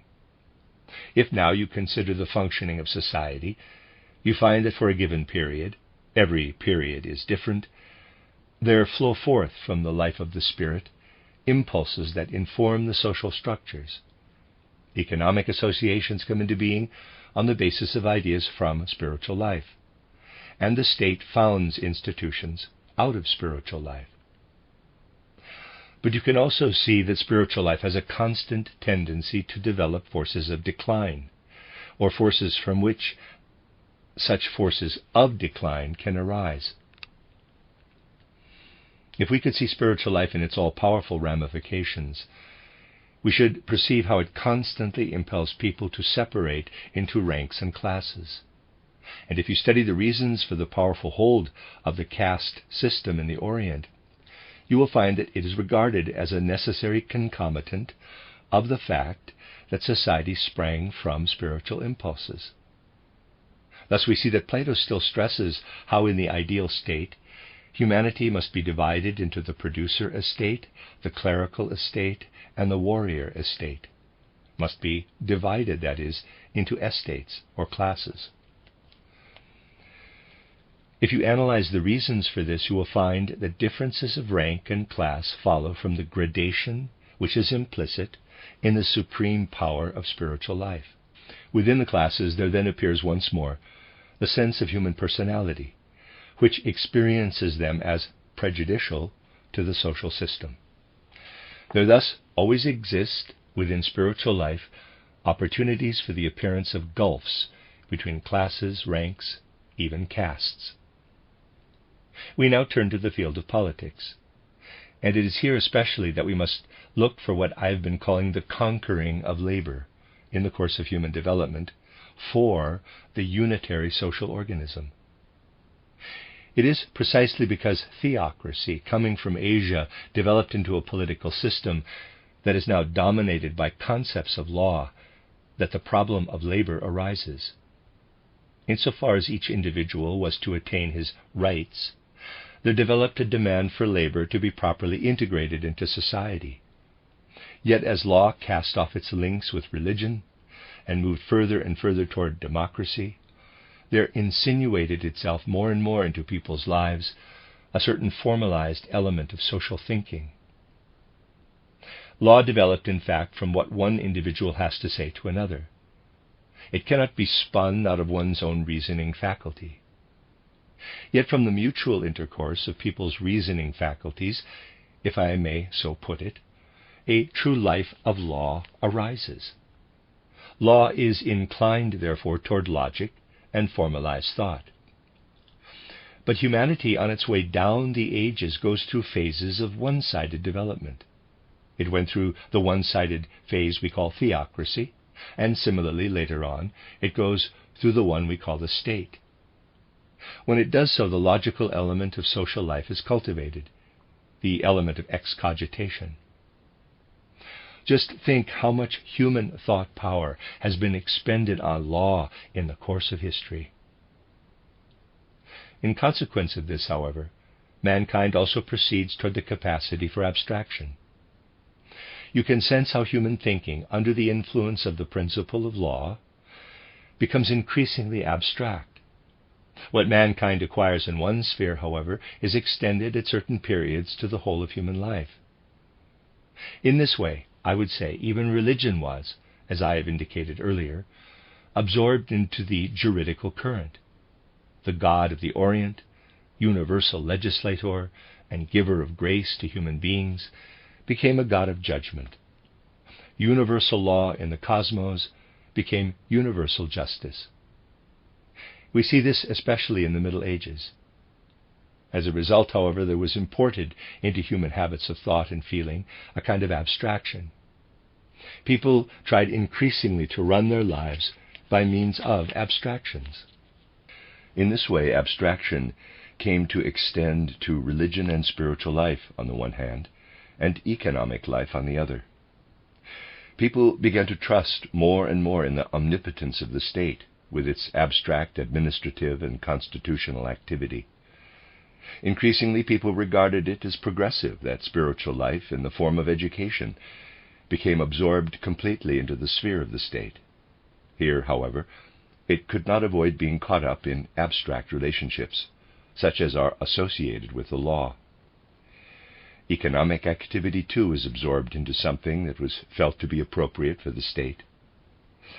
And at the time when the modern concept of the economy was formed, it was the general opinion that the state should be the power, above all, which determined the proper organization of economic activity. In this way, however, we subject the other branches of life to the rule of abstraction. The statement itself may sound abstract, but in fact it is realistic. Let me demonstrate this with regard to education. In our age, where common sense is so commonplace, people can come together in a committee in order to work out the best pedagogical procedures. When they meet together in this way and work out how education should be organized and just what should be covered by this class or the other in the timetable, they will, as I say this without irony, work out first-rate things. I am convinced that so long as they are fairly sensible, and most people are nowadays, they will draw up ideal programs. We live, or did live at least, for an attempt is being made to escape, in the age of programs. There is certainly no shortage of programs, of guiding principles in any given area of life. Society after society is founded and draws up its program. A thing is to be done in this way or that. I have no objection to these programs, and indeed I am convinced that no one who criticizes them could draw up better ones. But that is not the point. What we think up we can impose on reality. Only reality will not then be suitable for people to live in, and that is what really matters. And so we have reached a kind of dead end in the matter of programs. We have seen recently how, with the best and noblest of intentions for the development of mankind, a man drew up one of these programs for the entire civilized world in 14 admirable points. It was shattered as soon as it came into contact with reality. From the fate of Wilson's 14 abstract points, which were the product of shrewd intellects, but were not in accordance with reality, not quarried from life itself, an enormous amount can be learned. In education and teaching, it is not programs that matter, for they, after all, are only a product of politics and law. You can, with the best of intentions, issue a directive that this or that must be done. In reality, however, we are dealing with a staff composed of teachers with a particular set of capacities. You have to take these capacities into account in a vital way. You cannot realize a program. Only what springs from the individual personalities of the teachers can be realized. You must have a feeling for these personalities. You will need to decide afresh each day, out of the immediate life of the individual, what is to happen. You will not be able to set up a comprehensive program. This remains an abstraction. Only out of life itself can something be created. Let us imagine an extreme case. In some subject or other there are available only teachers of mediocre ability. If at a time when they were free of teaching and had nothing to do but think, these teachers were to work out pedagogical aims and issue regulations, even they would no doubt come up with something extremely sensible. But the actual business of teaching is another thing altogether. All that matters there is their capabilities as whole human beings. It is one thing to reckon with what derives solely from the intellect, and quite another to reckon with life itself. For the intellect has the property of overreaching. Fundamentally, it is always seeking to encompass the boundless nature of the world. In real life, it should remain a tool in a specific concrete activity. Now, if we reflect particularly on the fact that what takes place between human beings when they confront each other as equals can turn into law, then we must say, the things humanity develops are entirely correct when they are the outcome of contemporary abstraction, for that is how people do feel. People establish legal relations with one another, based on certain abstract human concepts, and they arrive at these legal relations through the circumstance that they stand together on democratic ground. Yet it will never be possible in this way to create, within the general human element, something that springs directly from the life of the individual, but only something that applies to people in general. In other words, to be quite honest, there cannot well up from a democratic foundation what ought to spring from the human individuality within spiritual life. We must, of course, realize that a belief in the predominance of law and politics was an historical phenomenon, and that it was historically legitimate for modern states, at the time when they came into being, to take over responsibility for the schools, since they had to take them away from other authorities who were no longer administering them properly. You should not try to correct history retrospectively.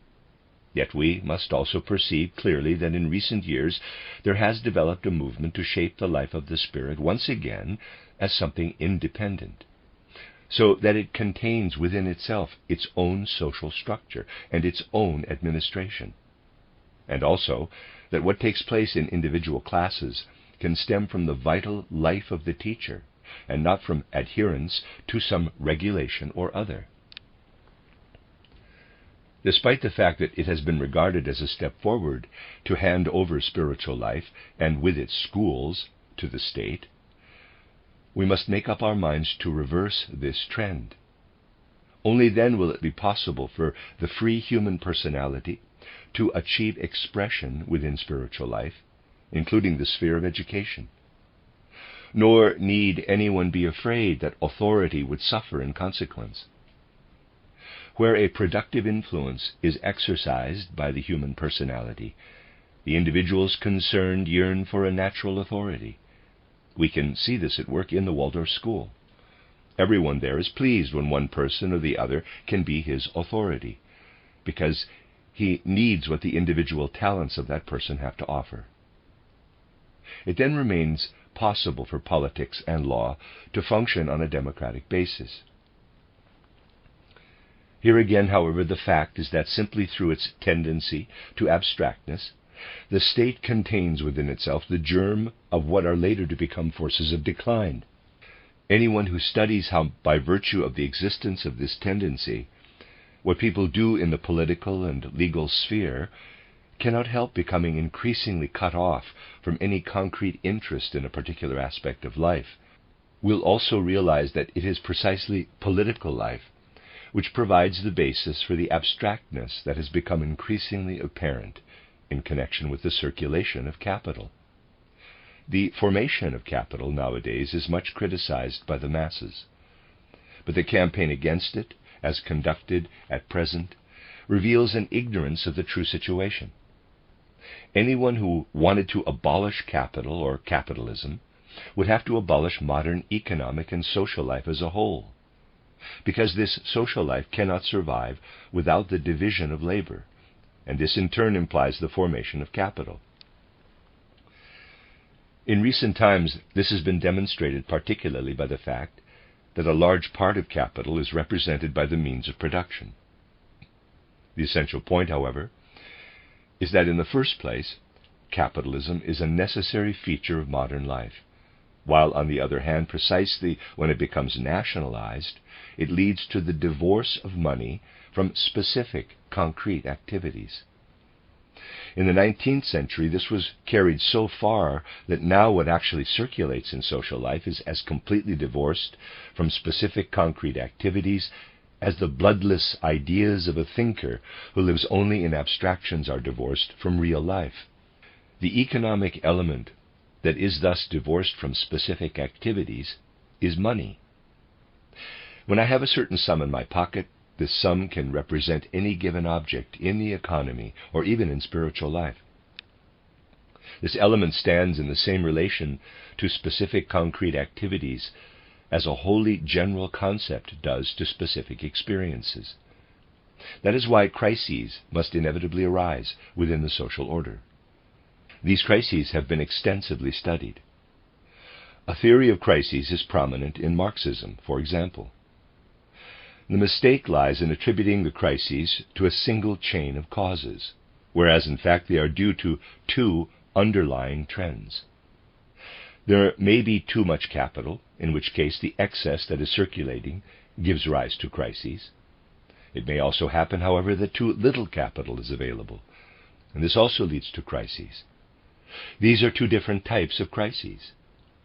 Such things are not examined objectively, even by political economists today. The fact is that in the real world, a single phenomenon may have the most diverse causes. We can see, therefore, that just as spiritual life tends to develop forces of decline arising from differences of class, rank, and caste, so too the life that is moving toward abstractions, and rightly so, includes a tendency, on the one hand, to develop the constructive forces that are part of a legitimate formation of capital, but on the other hand to give rise to crises, because capitalism results in abstract economic activity in which a capital sum can be used indifferently for one purpose or another. When people realize this, they become social reformers and work out something that is designed to produce a cure. But now you come up against the fact that although the individual does shape economic life by contributing his experiences through the appropriate associations, he cannot, as a single individual, determine the shape of economic life. That is why when we go beyond the political, legal, and the spiritual spheres, I have posited the association as a necessity of economic life. In this connection, I was struck by the fact that when I was speaking in Germany to a fairly small group of working men about associations, they said to me, "We have heard of very many things, but we don't really know what associations are. We haven't really heard anything about them." An association is not an organization and not a combination. It comes into being through the conflux of the individuals within the economy. The individual does not have to adopt something handed out from a central body, but is able to contribute the knowledge and ability he has in his own field. From a collaboration in which each gives of his best, and where what is done springs from the agreement of many, only from such associations does economic life in general derive. Associations of this kind will come into being. They are certain to arise, I have no doubt of that. To anyone who tells me this is utopian, my reply is, I know that these associations spring only from subconscious forces in the human being. We can, however, foster them through reason and make them arise more quickly, or we can wait until they arise from necessity. They will link together those engaged in production and commerce and the consumers. Only production, distribution, and consumption will have any part in them. Labor will come more and more under the aegis of law. On the question of labor, people must reach an understanding in a democratic manner. In consequence, labor will be insulated from the only force which can be effective in economic life, that which is the resultant of a collective judgment in associations linking producers and consumers, together with distributors. In the sphere of economic life, therefore, in the associations, goods alone will have a part to play. This will, in turn, have an important consequence. We shall cease entirely to have any fixed notions of the price and value of an article.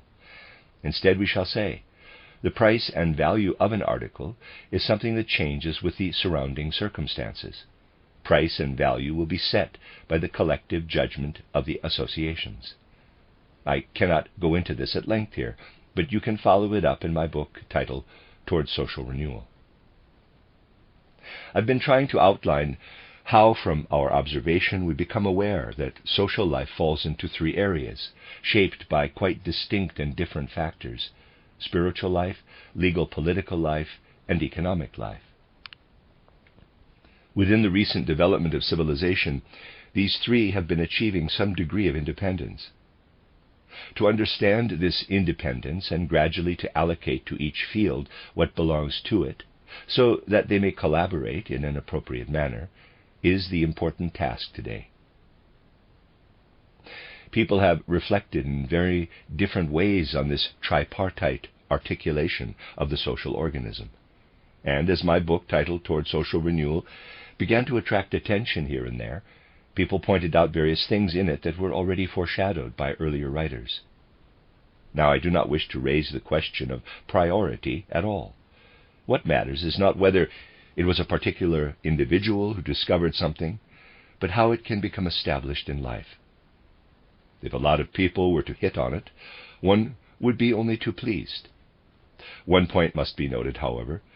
When Montesquieu in France outlines a sort of tripartite division of the social organism, it is merely a division. He points out that the three sections have quite different determinants, and that we must therefore keep them separate. This is not the tenor of my book. I do not try to distinguish spiritual life, legal life, and economic life in the way that you would distinguish in man the nervous system, the respiratory system, and the metabolic system, if at the same time you wanted to insist that they are three systems, each separate from the other. In itself, such a division leads nowhere. You can advance only by seeing how these three different systems function together, and how they best combine into a single whole by each operating on its own terms.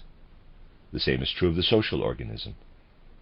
When we know how to establish spiritual life, political, legal life, and economic life on the terms that are native to each, and how to let them run off their native sources of power, then the unity of the social organism will also follow. And then you will find that certain forces of decline are released within each of these fields, but that they are countered through collaboration with other fields. This suggests not a tripartite division of the social organism, as in Montesquieu, but a threefold articulation of it, which yet comes together in the unity of the social organism as a whole, by virtue of the fact that, after all, every individual belongs to all three spheres. The human personality, and that is what is all important, inhabits this threefold social organism in such a way as to unite the three parts. Especially in light of what I have been saying, then, we find that what we must aim at is not a division, but an articulation of the social organism, in order that a satisfying unity may be attained. And in a more superficial way, you could also see that for over a century, mankind in Europe has tended to seek such an articulation. It will come about even if people do not consciously desire it. Unconsciously, they will so conduct themselves in the economic, spiritual, and political legal spheres that it will come about. It is demanded by the actual evolution of humanity. And we can also point to the fact that the impulses which correspond to these three different aspects of life entered European civilization at a particular moment in the form of three quintessential ideals, three maxims for social life. At the end of the 18th century in Western Europe, a demand spread abroad for liberty, equality, and fraternity. Is there anyone who has kept up with the development that has taken place in modern times who would deny that these maxims contain three quintessential human ideals? Yet, on the other hand, it must be admitted that there were many people in the 19th century who argued ingeniously against the view that a unified social organism or state can exist if it has to realize these three ideals altogether. Several persuasive books were written to demonstrate that liberty, equality, and fraternity cannot be completely and simultaneously combined within the state. And one must admit that these ingenious arguments do evoke a certain skepticism. In consequence, people once again found themselves face to face with a contradiction imposed by life itself. Yet it is not the nature of life to avoid contradictions. Life is contradictory at every point. It involves the repeated reconciliation of the contradictions that arise. It is in the propagation and reconciliation of contradictions that life consists. It is therefore absolutely right that the three great ideals of liberty, equality, and fraternity should have been put forward.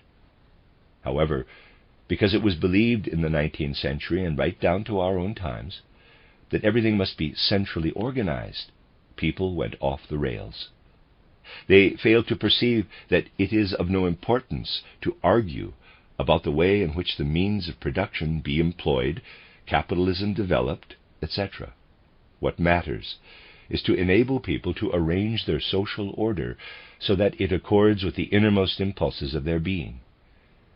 And in this connection we must say, we need to comprehend in a vital way how liberty should function in spiritual life, as the free and productive development of the personality, how equality should function in the political legal sphere, where all, jointly and in a democratic manner, must evolve what is due to each individual, and how fraternity should function in the associations, as we have called them.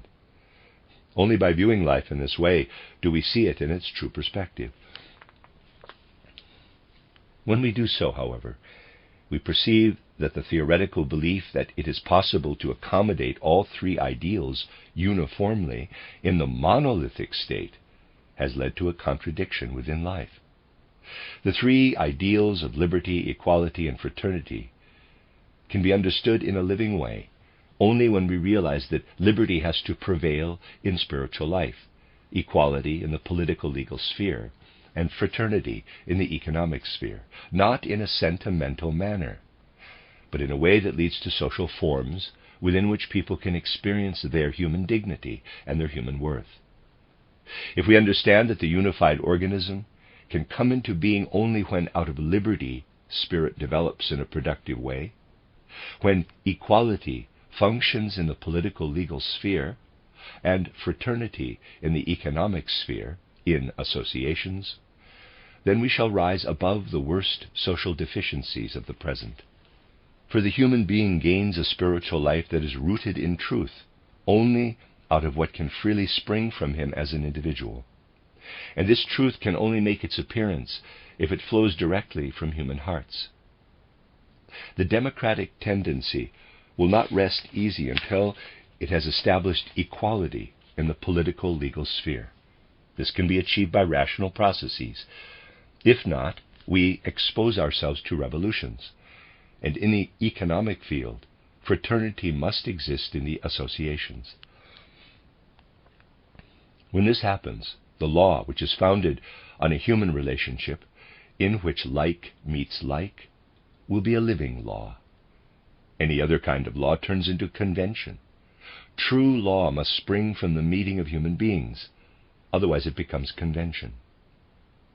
And true fraternity can only establish a way of life if it is established in associations on the basis of economic conditions themselves. Otherwise, the collaboration of people within groups will establish not a way of life, but a routine existence, such as is almost invariably the case at the present time. Only when we have learned to perceive the chaotic nature of social conditions that spring from the predominance of catchwords instead of truth in the spiritual sphere, convention instead of law in the political legal sphere, and routine instead of a way of life in the economic sphere, shall we be seeing the problem clearly, and we shall then be following the only path that affords a correct approach to the social problem. People will be rather shocked, perhaps, to find that I am not going to approach the social problem in the way many people think it ought to be approached. What I am saying now, however, is based solely on what can be learned from reality itself with the aid of spiritual science, which is everywhere oriented toward reality. And it turns out that the fundamental questions of social life today are these. How can we, by a correct articulation of the social organism, move from the all too prevalent catchword, which is produced by the human individuality when its creative spirit is subordinated to another, to truth, from convention to law, and from a routine existence to a real way of life? Only when we realize that a threefold social organism is necessary for the creation of liberty, equality, and fraternity shall we understand the social problem aright. We shall then be able to link up the present time properly with the 18th century. And Central Europe, in answer to the Western European demand for liberty, equality, and fraternity, will then be able out of its spiritual life to say, liberty in spiritual life, equality in political legal life, and fraternity in economic life. This will mean much for the solution of the social problem, and we shall be able to form some idea of how the three spheres in the social organism can collaborate through liberty, equality, and fraternity in the healing of the chaotic spiritual, legal, and economic situation in which we find ourselves today. That is the end of the last lecture, Lecture 10, and the end of the book, The Tension Between East and West, Collected Works, Volume 83, by Rudolf Steiner.